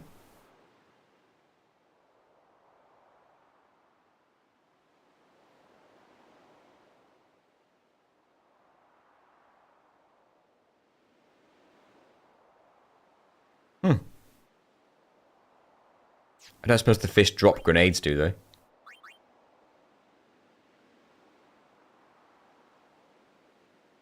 Huh. Don't you start with like 2? Where would I have used them? I know there's a forced one, but is that the only one you have when you use it against Click?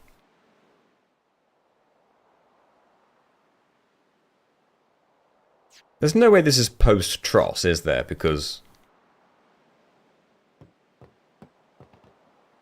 Is this post-Tross? It must be because she's... Oh, she stood there on her own. This is post-Tross.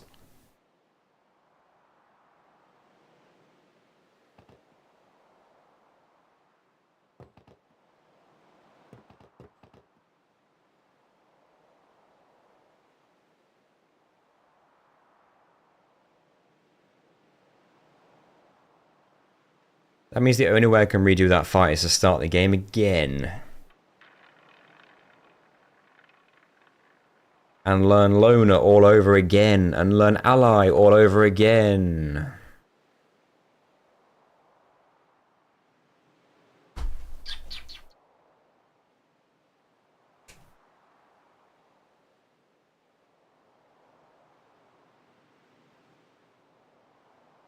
You can go back to PS4. Where did I get to on the PlayStation before I stopped?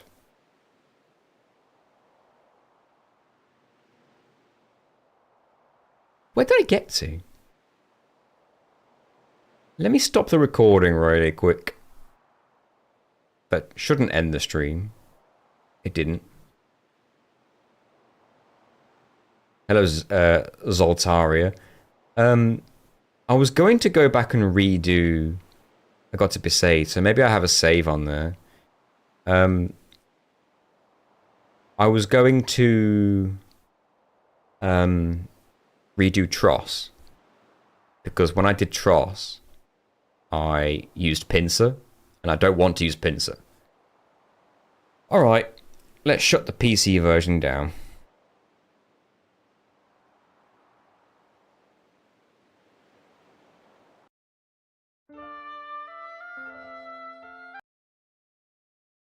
You guys get to look at our beautiful desktop that my daughter drew.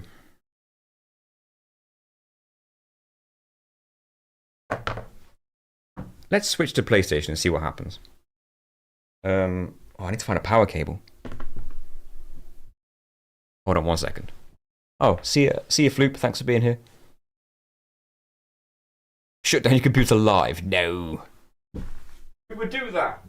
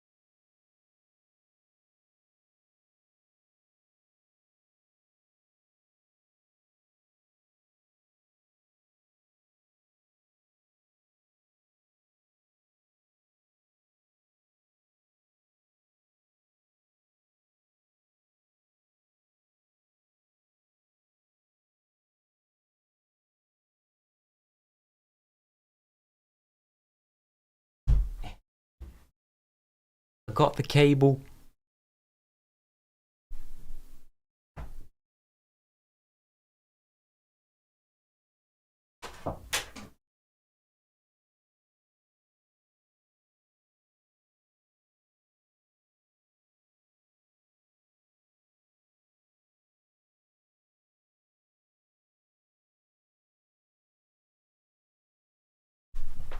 Okay, hold on.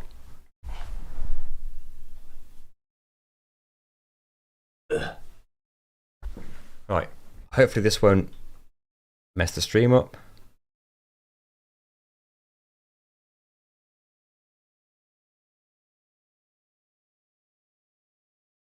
Green screen's a bit screwed. Hold on 1 second.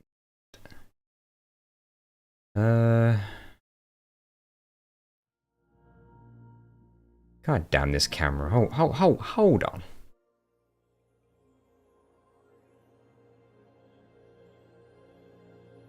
We should probably check we even have the save. Oh, freaking what? I have to update it?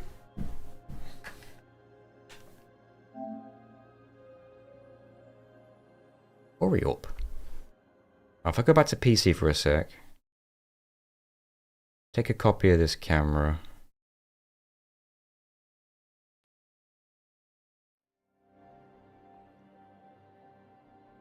Can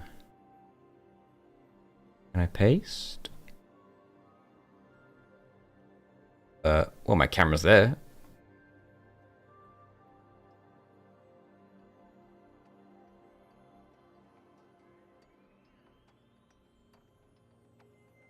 Screw it, that works. Right. I can't hear the game, but whatever. Oh, wait, hold on. Oh, shit. Don't tell me I uninstalled it.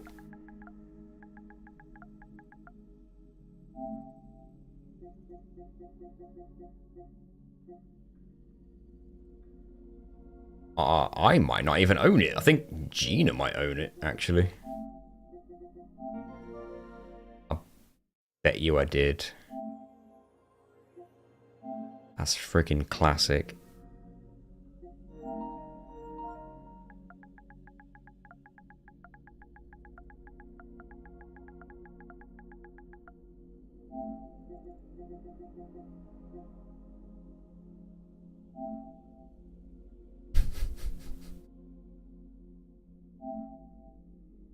Why do I do these things? Not only was it uninstalled, it was sold. Oh yeah, the saves will be there, it's just... God damn it, Nathan.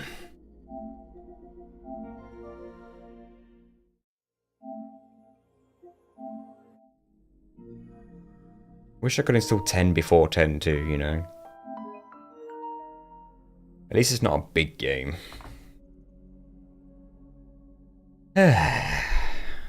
How's everyone doing? Oh, my Twitch chat's gone. Hold on. I think I know why.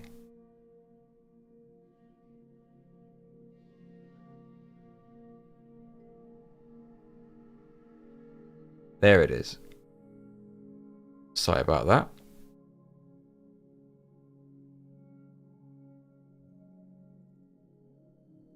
Surely you would never need this game on console ever again. That's why I uninstalled it.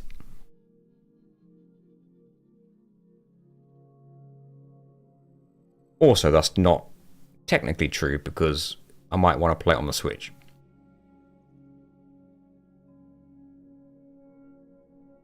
It's going pretty quick, to be fair. I think I am on a wired connection.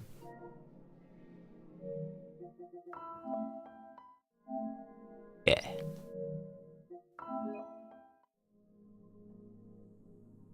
Why would I get a Steam Deck when I already have the Switch? I don't play PC games at the best of times. I play PC games out of necessity, not out of want.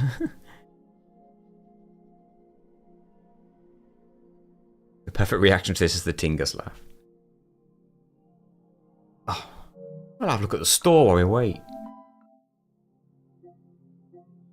What deals we got?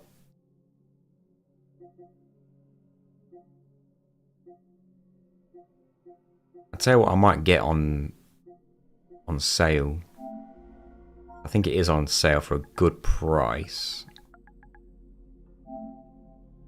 So I've got Well, but I've not got Iceborne. And you can't sniff at that price. $8.24 for the entire expansion. I'll take that. I held off on getting it for a while. Steam Deck's like a Switch but better. What's good about the Switch though is I have one already.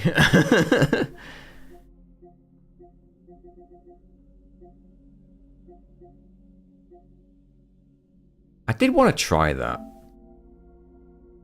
Thank goodness you're here. I've heard it's hilarious. You could get YS7. Shall we see how much it is? Is it called YS or YS? Not for that price. There's 9. Memories of Celceta. Actually, I forgot to mention I have played that. Memories of Celceta. The hell is Air Twister? For a tenner. The fuck? The fuck is this? Literally nobody has played this. Alright, fingers crossed that we still have some decent saves. It isn't installed. Oh, has it still got more to do? They always pull this. Hold on. Son of a bitch. Oh my god.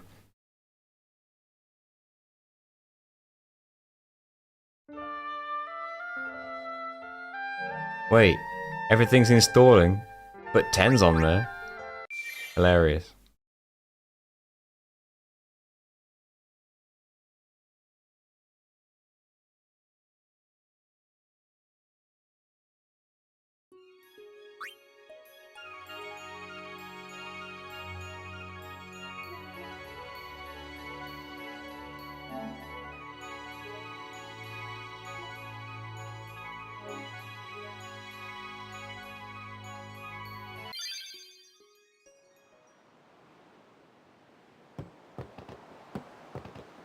Okay. This is good news. It looks like we are before Tross. It feels weird to be playing this on a PlayStation again. Like, it actually feels less smooth to play.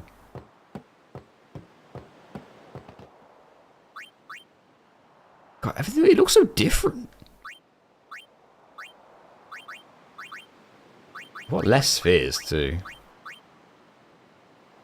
Kind of annoying. No speed up, no. I will need preferably some power spheres though, because that's defense. Have I got speed? Yeah, I can get the agility. 2 levels and I've got agility and some... Wait, hold on. Okay, we've got ally and loner. Slice and dice.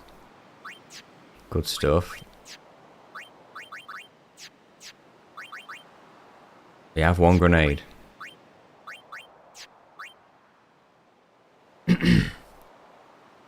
I think I need to get some... Hello, Threadbird. I think I need to get some power spheres, though.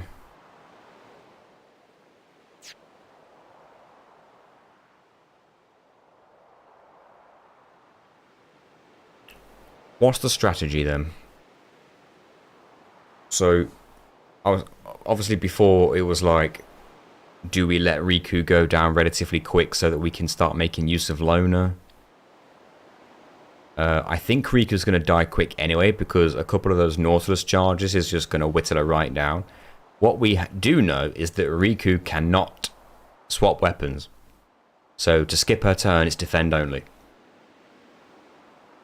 We learned that one. It's going alright, Threadbird. How about you? No, we're redoing the Tross battle, and only the Tross battle, because I use Pincer, and I want to see if I can do it without Pincer. So we found a save before we bought it. Oh yes, of course both overdrives need to be charged, naturally. We're pretty close to that being the case anyway. She's going to have to be stoic only. Like, ally's not going to be enough. I feel like Loner has to happen. The question here is, have I defeated those fish, the forced encounter? Because you can fight them and then return to the ship. That's probably the first thing I've got to find out. Just notice how close he was to the next level up. Like, she's a few away, but he's only got, what, 1 level, 4 AP, and he's there.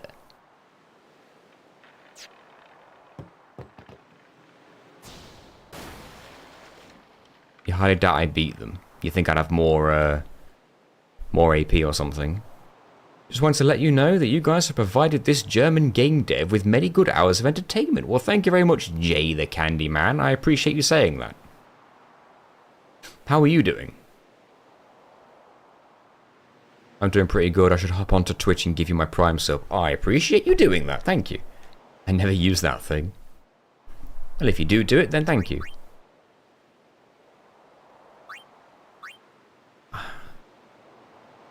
How much AP does Tingus need after he levels up?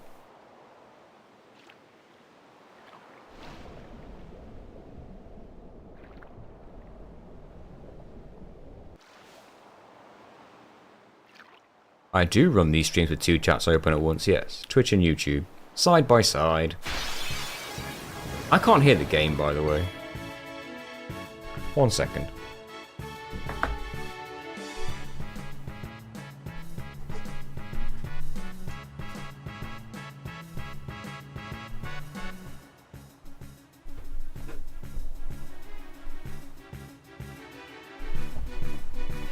I can now. Oh yeah, she's on Stoic. She's got to take some hits. But I could end this fight right quick, just for that sphere level. I'll take out of it. Okay, I've got to say... I've got to say... the PC version is better. Oh wow, that didn't give me much AP at all, but I got a power sphere.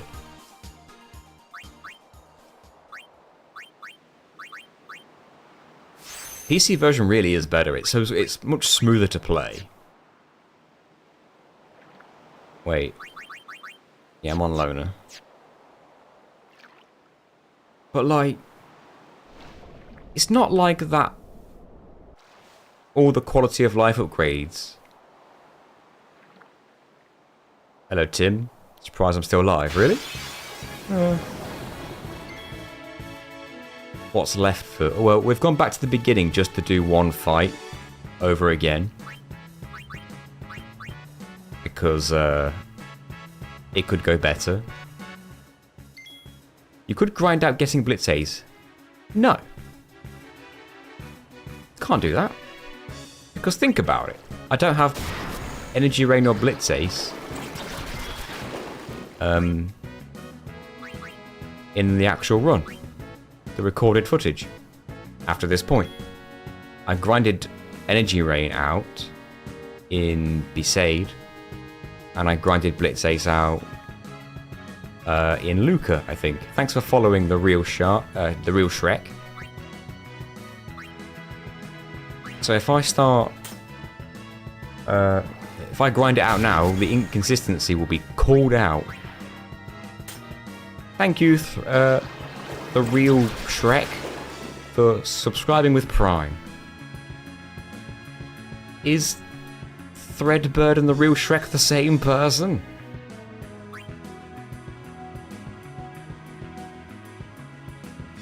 Anyway. Let's see what mixes you have.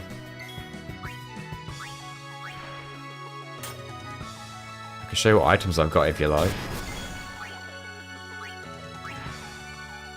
Blastomine's the best I could find. I think we did use that last time.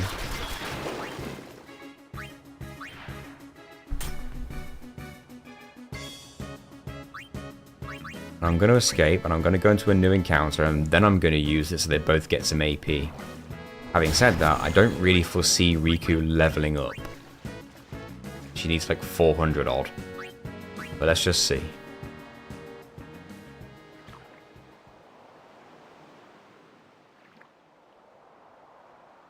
If you want to see what my items are, not a lot. How do you make Blastermine? Is it Grenade and Sphere? And I think I use the Ability Sphere because I don't need a whole lot of those anyway. Man, I wish I could speed up. And turn on the encounter thing.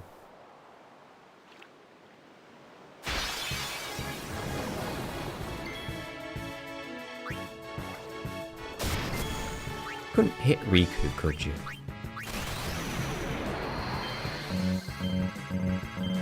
Oh my god, I couldn't hit it.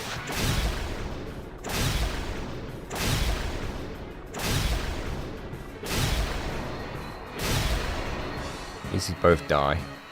Not the same, but I did hear him say he was going to do it, so I hopped over from YouTube to use my Prime. Oh, right, okay. Thank you, the real Shrek. Oh, he only needs 14. Jeez. Okay, that's much more doable. What I should be doing is recording.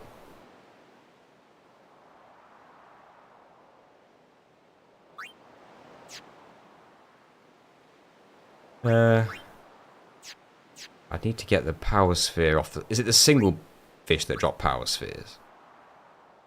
I am Threadbird everywhere! Makes sense. How much HP? Get back up. We'll go as soon as you're ready. You don't want to level up Riku before you get to her proper. No, with the amount of AP she needs, I don't think I'm going to be leveling her up anyway. Recording? What magic is that? Hello, Lou. We're just going to redo the Tross fight, because when I did it last time, I used Pincer and I don't want to. It's like the only fight in the game I've sort of broken a rule on. Unfortunately, because I've got to go back to the PlayStation version, because it's the only... Like, it's the only save I've got. Where I can actually go back here. Which means no speed up. Kind of annoying. I'm not cheating, I am righting the wrong that was the cheating. You don't want to go.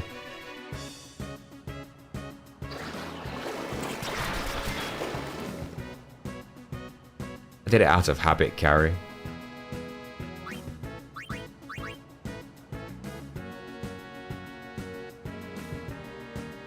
I'm surprised it's not helpful though, because it completely removes the Nautilus charge attack, right? On paper that sounds helpful.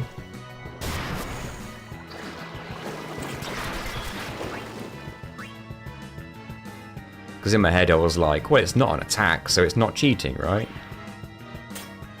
But then I was like, well, it would really add to the challenge if I didn't do any of that extra stuff, like the torque and the pincer and the moving the ship with the commands. Like, let's just stick with the rules that we already established early on, you know?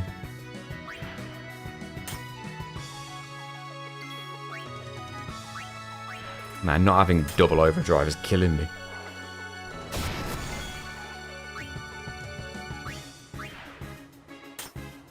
I'd laugh if this was a hard lock.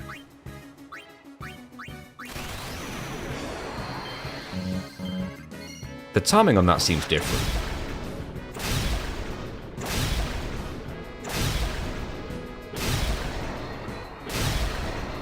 Got an overkill, for what it's worth.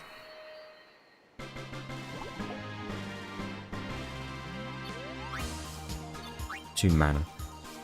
Is it cheating if we send Materia back in time to beat the first boss? We'll go as soon. To be fair, when I showed that, at the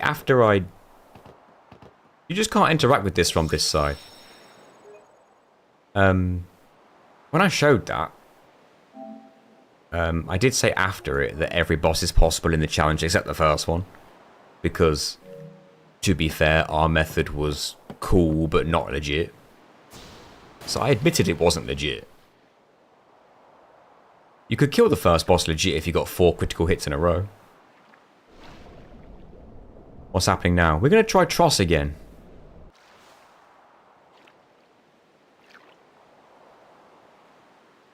I really need power spheres.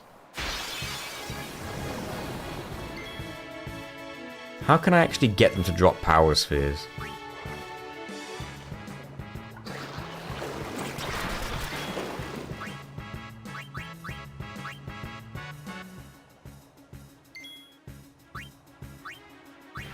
God, and to think I was going to do this whole challenge on PlayStation.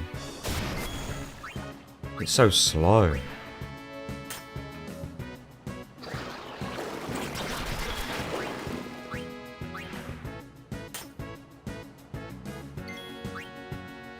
It's mental how slow this is by comparison. You want the 4 group of fish. I wonder if that's like deeper. You have to swim further in. Because I feel like I've gotten this every time. Don't know why I didn't fill the overdrive bar first. It's kind of weird of me.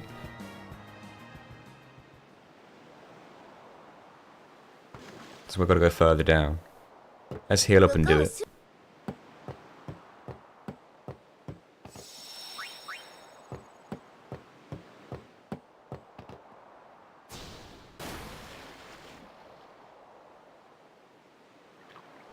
Both platinums, no speed up. Wait, you got the platinum on FF10? Jesus. There's no 4 group of fish until Besaid. Oh, then what can I do to get power spheres? And 10 too. You're crazy.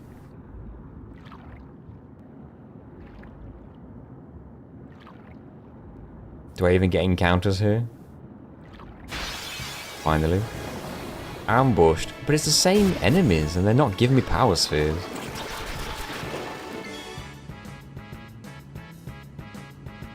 I blame me.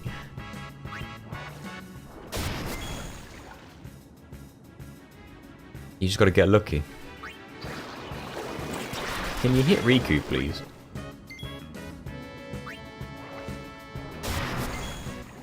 How close are we to beating Tross? I don't know. We're not like miles away or anything, it's only the next boss.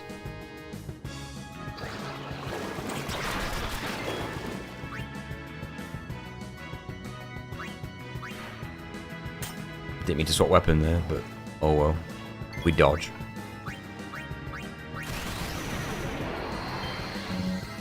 Overkills. I swear there's a delay on that. That wasn't present on the PC. Got an overkill on the single fish this time.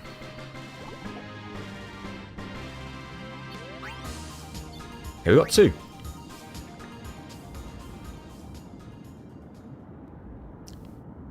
Not sure I want to increase Riku's HP.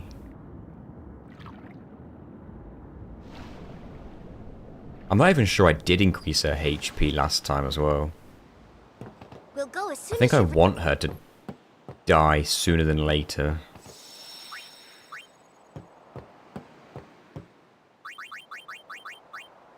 Eight AP needed to level up one more time. Then I get 1 more strength for Tingus.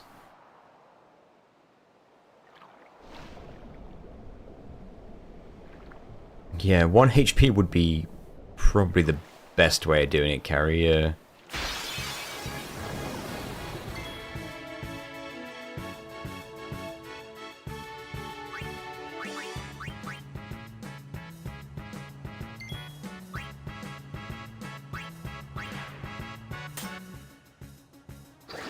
Because then she dies sooner than later. I can start taking full advantage of Loner.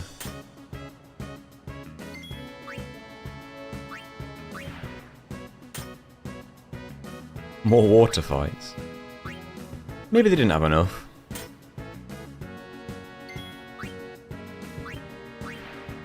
But only 3 of the characters can ever swim anyway.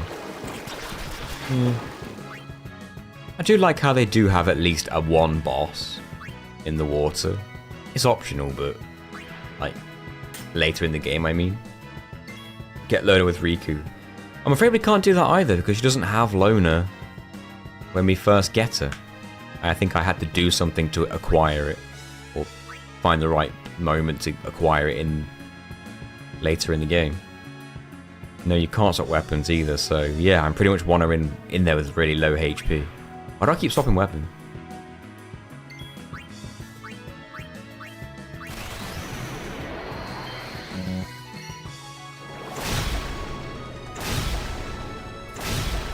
Is this just a 1 trio of fish?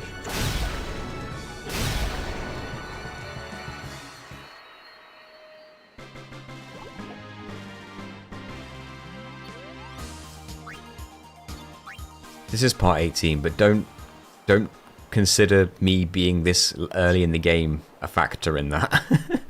We have beat Broska's final Aeon.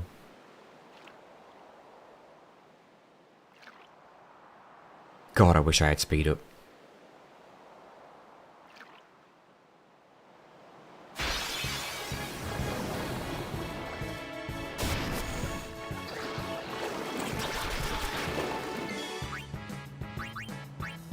Still need to fight that mandatory fish battle that you don't think I've done, and there's a chance I've not. I don't know.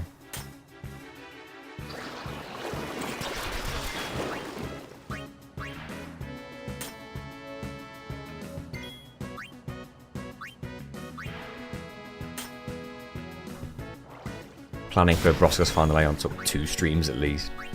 Yeah, I was fighting it for 3 streams. So I guess it took over 2 weeks to finally kill the thing.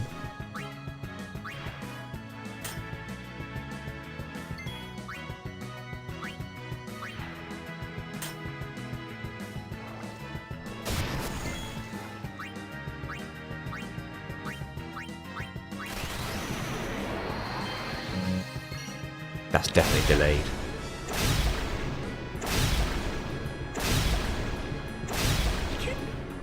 Did you hit the same target 6 times?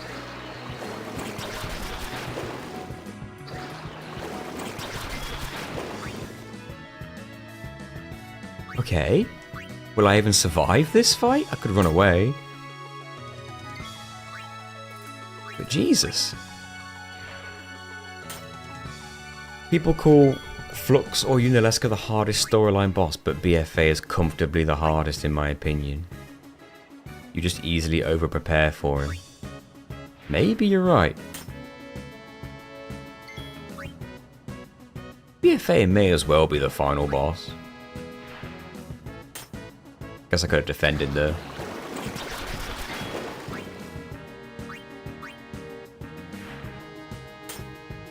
You do another thing after, but it's unlosable, so it's not really considered a boss.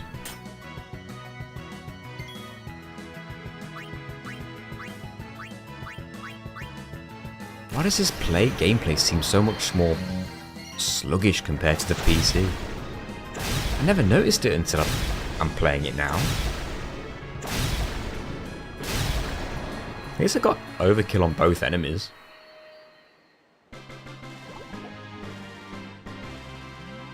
The PC version of the game is better, but there's absolutely no reason whatsoever this version of the game couldn't exist on PlayStation 5.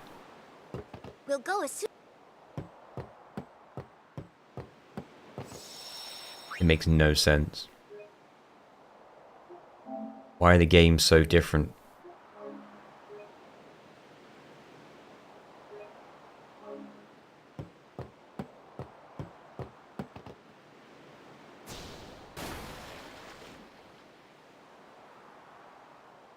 Can you softlock yourself on the final boss if you severely underleveled all characters and overlevel the Aeons? Nope. Because the Aeon fights are force wins. You have auto life the entire time, no questions. You can't lose.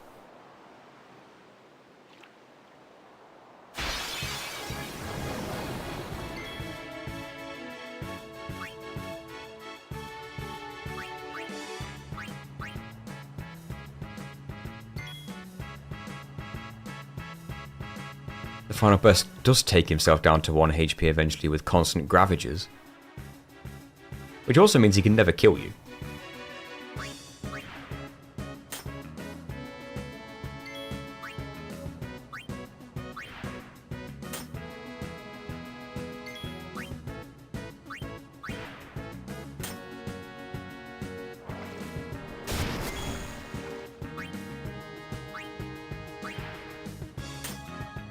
If you could somehow out DPS the power waves. Can you imagine if there was like a possibility to do like a pacifist challenge where you have to kill everything with like reflect and stuff? I don't know how you'd do it.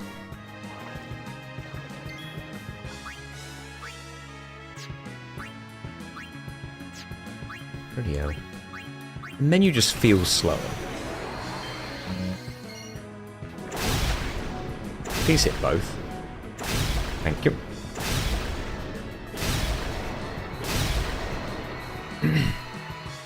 If he balances the damage out, he doesn't get any overkills.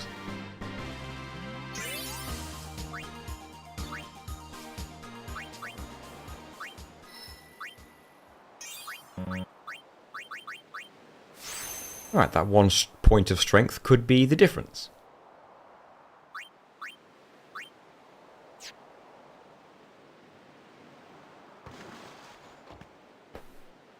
We'll go as soon as you're ready.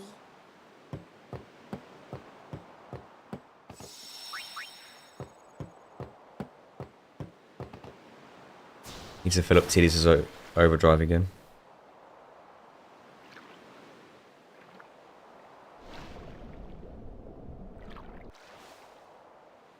Can you swim under the ship?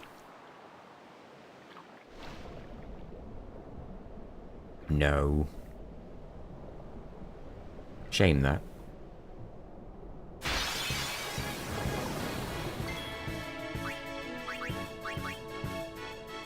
It'd be really handy if I've already defeated those fish.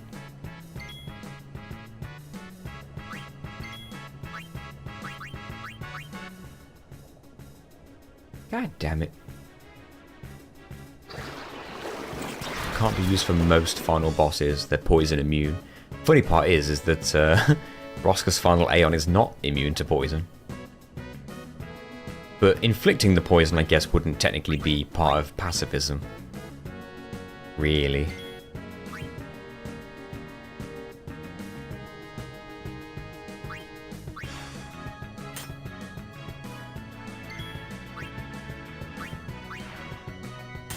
Is the Last Remnant any good?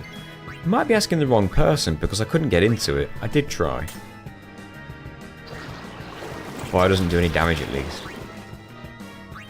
Yeah, okay, that's true.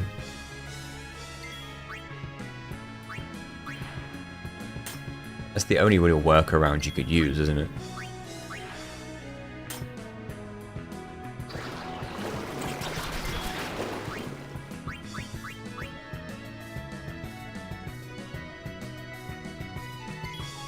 Can you teach your Aeons break?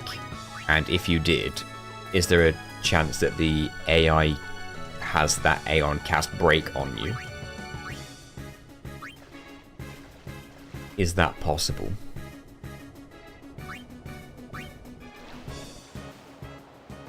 Because that'd be quite funny.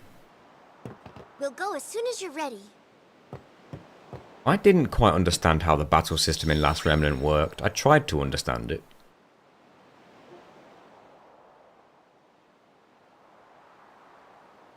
Oh, you can't even learn break in this game. So there's no spell you can learn or teach Aeons that cast stone on any enemy. Okay.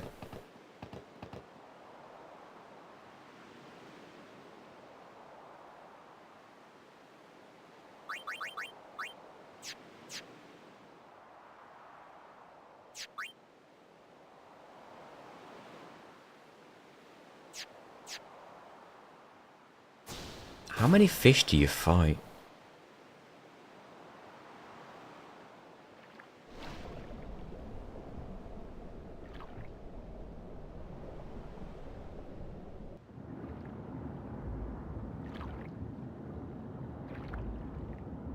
You would think that I would have definitely gone back up and saved the game after defeating the first wave of fish. You would think.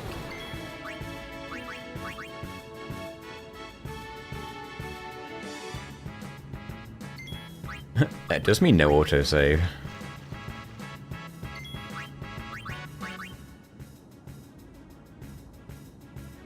They can learn break.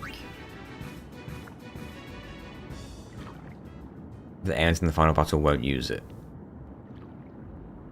Do they use anything that you could teach them? Like any black magic? Or do they just always physically attack? This is the beginning.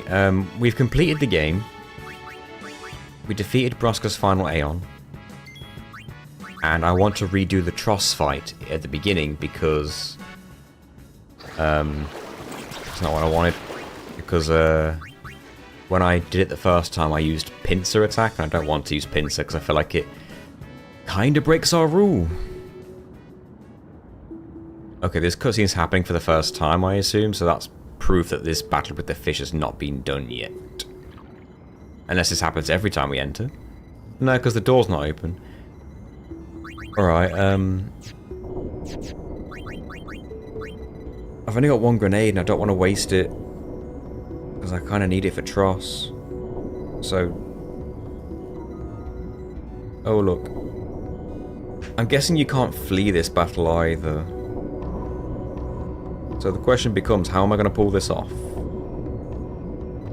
Because I've only got Loner. I could have Ally, but that would take ages. How did I defeat this bunch of fish the first time? Did I just get lucky with slice and dice?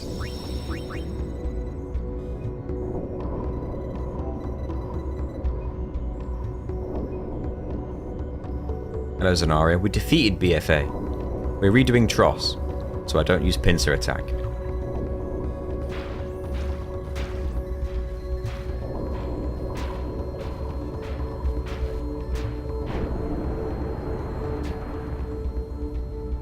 Roscoe's final item will heal himself of poison if you don't destroy the pagodas, yes.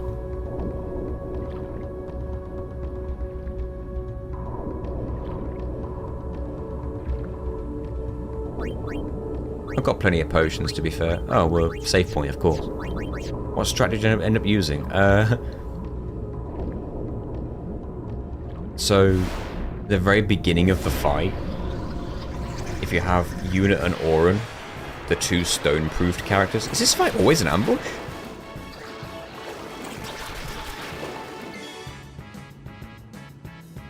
Maybe I did just get lucky on this last time. And a slice and dice just hit them both. Okay, time that better.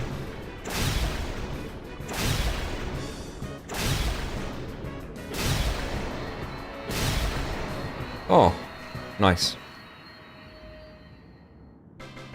It's not always an ambush. That's just typical then.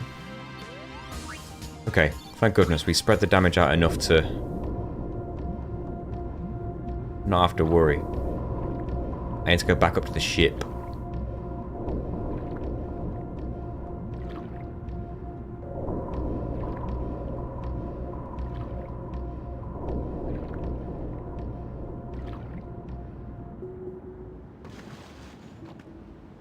Pineapple is power sphere plus power sphere or mana or ability sphere. What's pineapple? Is it... It can't be as good as blasting grenade or whatever it's called.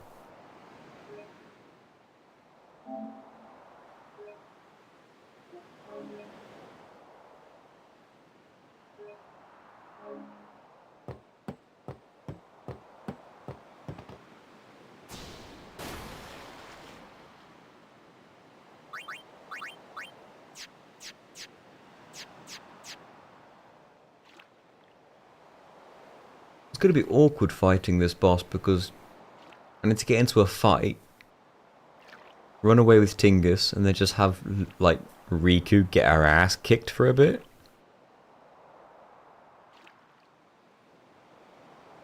A little bit awkward.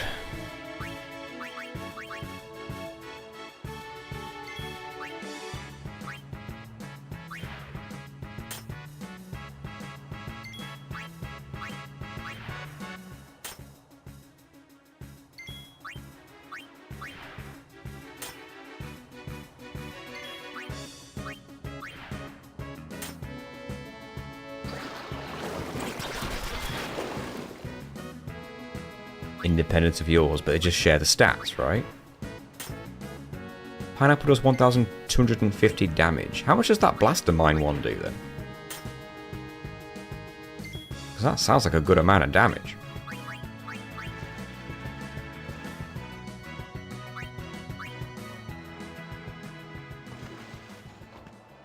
Didn't Blaster do about 1,500 or something?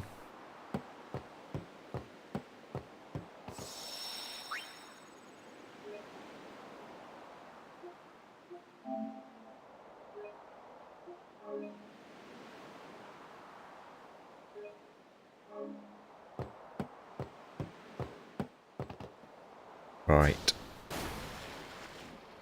2,200 on a critical, so even the items on mix can do critical. Yeah, grenade and sphere, that's what I did, that's the plan I went for last time, I'm pretty sure. And it will be the only turn that Riku gets. But then I need Riku to die quick. Preferably she needs to take the first hit from Tross and die.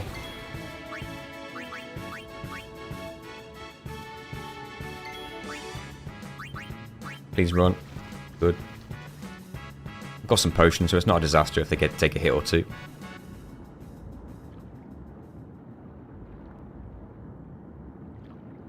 Can I still get random encounters inside here?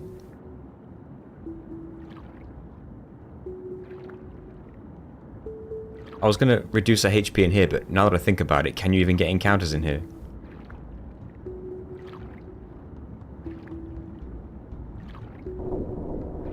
Can't say I thought about that. No, didn't bloody... God damn it.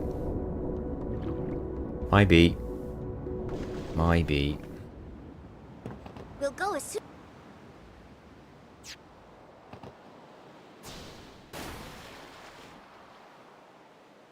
That's annoying because that was like a good run to the. That was a good run there to the ship. I guess because there's a force encounter in there, I just assumed there were other encounters.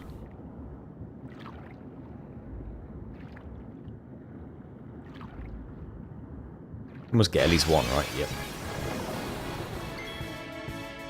Get Riku. Nicely done. Yes.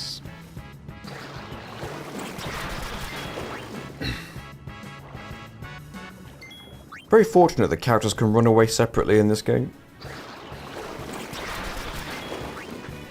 Works very well for us.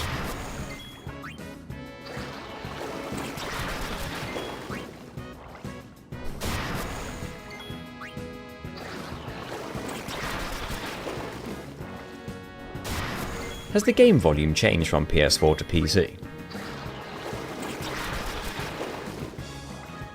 No, as long as one of the characters escape the fight, it's not a game over.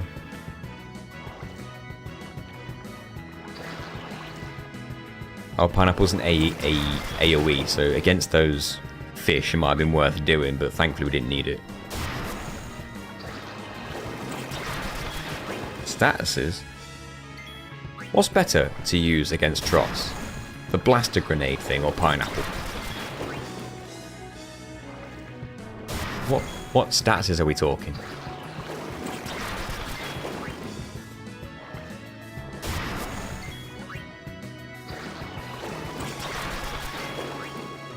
Because a blind would really help if you could cast darkness on it. No idea if that's a possibility. No fight, no fight, no fight. Hey.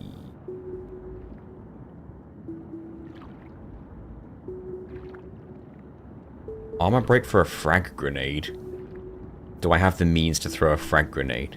Tross is immune to darkness. Hilarious.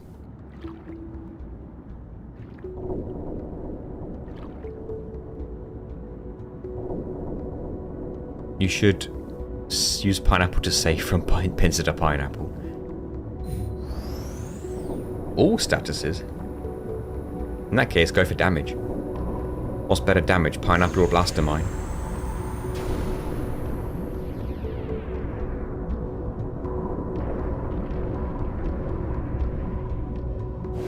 Oh, I was told Pineapple was just Power Sphere and any other sphere.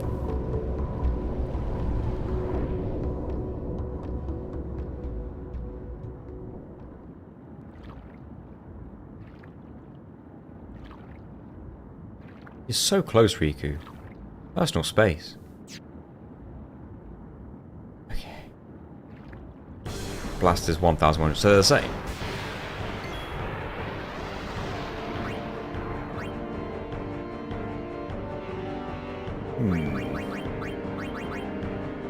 So it's Power Sphere in any other sphere, or Grenade in any sphere. frag grenade is typically 2 spheres. So not pineapple? I'm quite confused. But I'll stick with what I've been doing. Let's see the damage. Okay, 1,000, and of course immune to the status effects.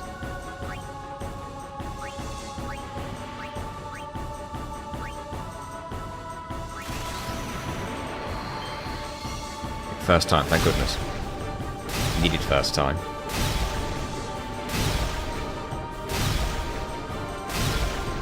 Alright, decent damage.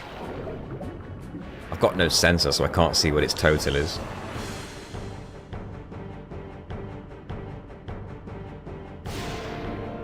Straight in with the charge. Big damage on Tinkus, but at least Riku's dead. Out of range attack. He's not out of range anymore, which is funny.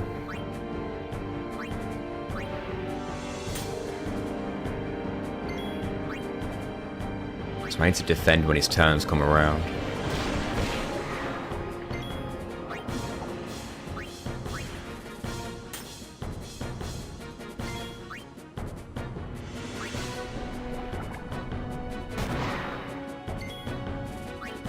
At least Riku is dead.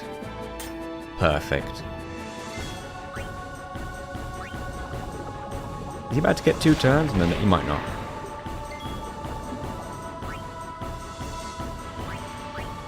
He will get 2 turns after this, which means he might swim round and then Nautilus charge me. I don't know if this is going to be enough to win. Guess we'll find out.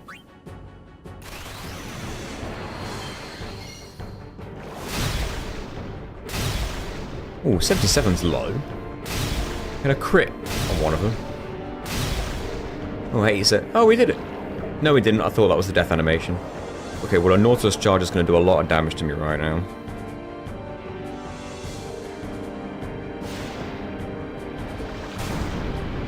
Oh my. I might not have this after all.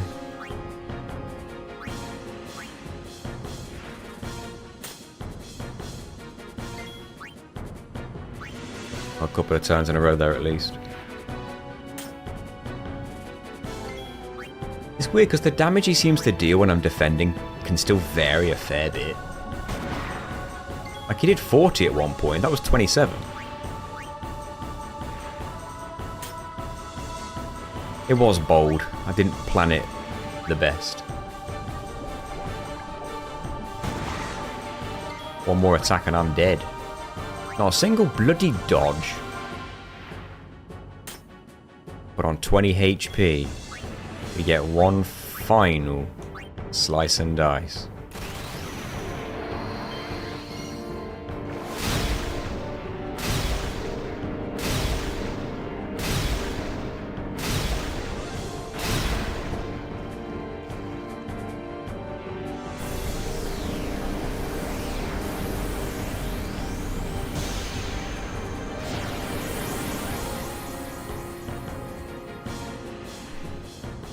It's quite beautiful, isn't it? When a plan comes together. No more pincer, no more blemish on the run. Everything, start to finish, it has been done legit. And that is all I needed. Just the footage for that. Oh. It is no longer Overdrive plus Pincer, it's just Overdrive. Now, get off this PC. I'm on the PS5 version. I did start the recording. It's a separate recording, me doing that, yes. Don't worry, I've turned it back on again. Now penance. Not quite yet, but yes, I guess so. We've got a lot to do before we get there, but not today. Except that Auron solo... Carrie, you and I both know that Auron soloed that fight perfectly legitimately. Alright. Also, Carrie, that extra level that I modded in never came into play. Never came into play. Purely gave me 200 HP that I never even used. and it can be easily construed as simply going back to Besaid and grinding. Everything can be fixed with editing. The only thing that couldn't be fixed with editing is the fact that I used pincer attack in that fight to win it. That's why that had to be redone. Oh, I will be getting the warp spheres. No doubt in my mind. I don't care how long I have to sit there resetting that dungeon. I'll get the warp spheres. It might not be today, it might not be this month, it might not be this bloody year. But that video doesn't happen until I get them warp spheres. No, because I won the fight in the pincer attack. It would have been obvious.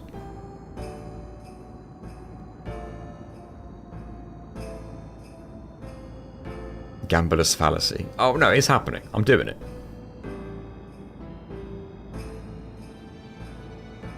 It's not about what's easier, Lunaria. It's about sticking to the rules as closely as possible for as long as possible. I'm the opposite of a speedrunner. I will take as long as it takes to get the content I need. Right, thank you all for watching. I appreciate you sticking it out with the patience that you've had, and I appreciate the memberships and the Twitch subs and the raid and all that good stuff. All that support that you all have shown. Anyone who joined the Discord server, thank you. Appreciate it as well. If you've liked the stream and followed the Twitch and subscribed to the channel and all that good stuff. The Spyro video will happen this month. It's got to happen this month because of the sponsor. It actually has to, otherwise I'm breach of contract. So I better get my ass in gear and finish that.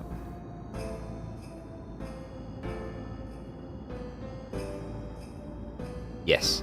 Right. What Lunaria said, yes.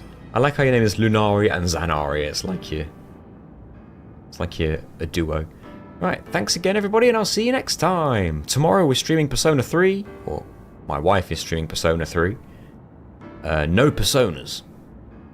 Or no Persona menu. Kind of like that. Luna Ray. Luna Raya. Got you. I'll try to remember Luna Raya. Or is it Luna Raya? Like Raichu and Raigeki. Like lightning. Luna Raya. Thanks everybody. I'll see you next time. Goodbye.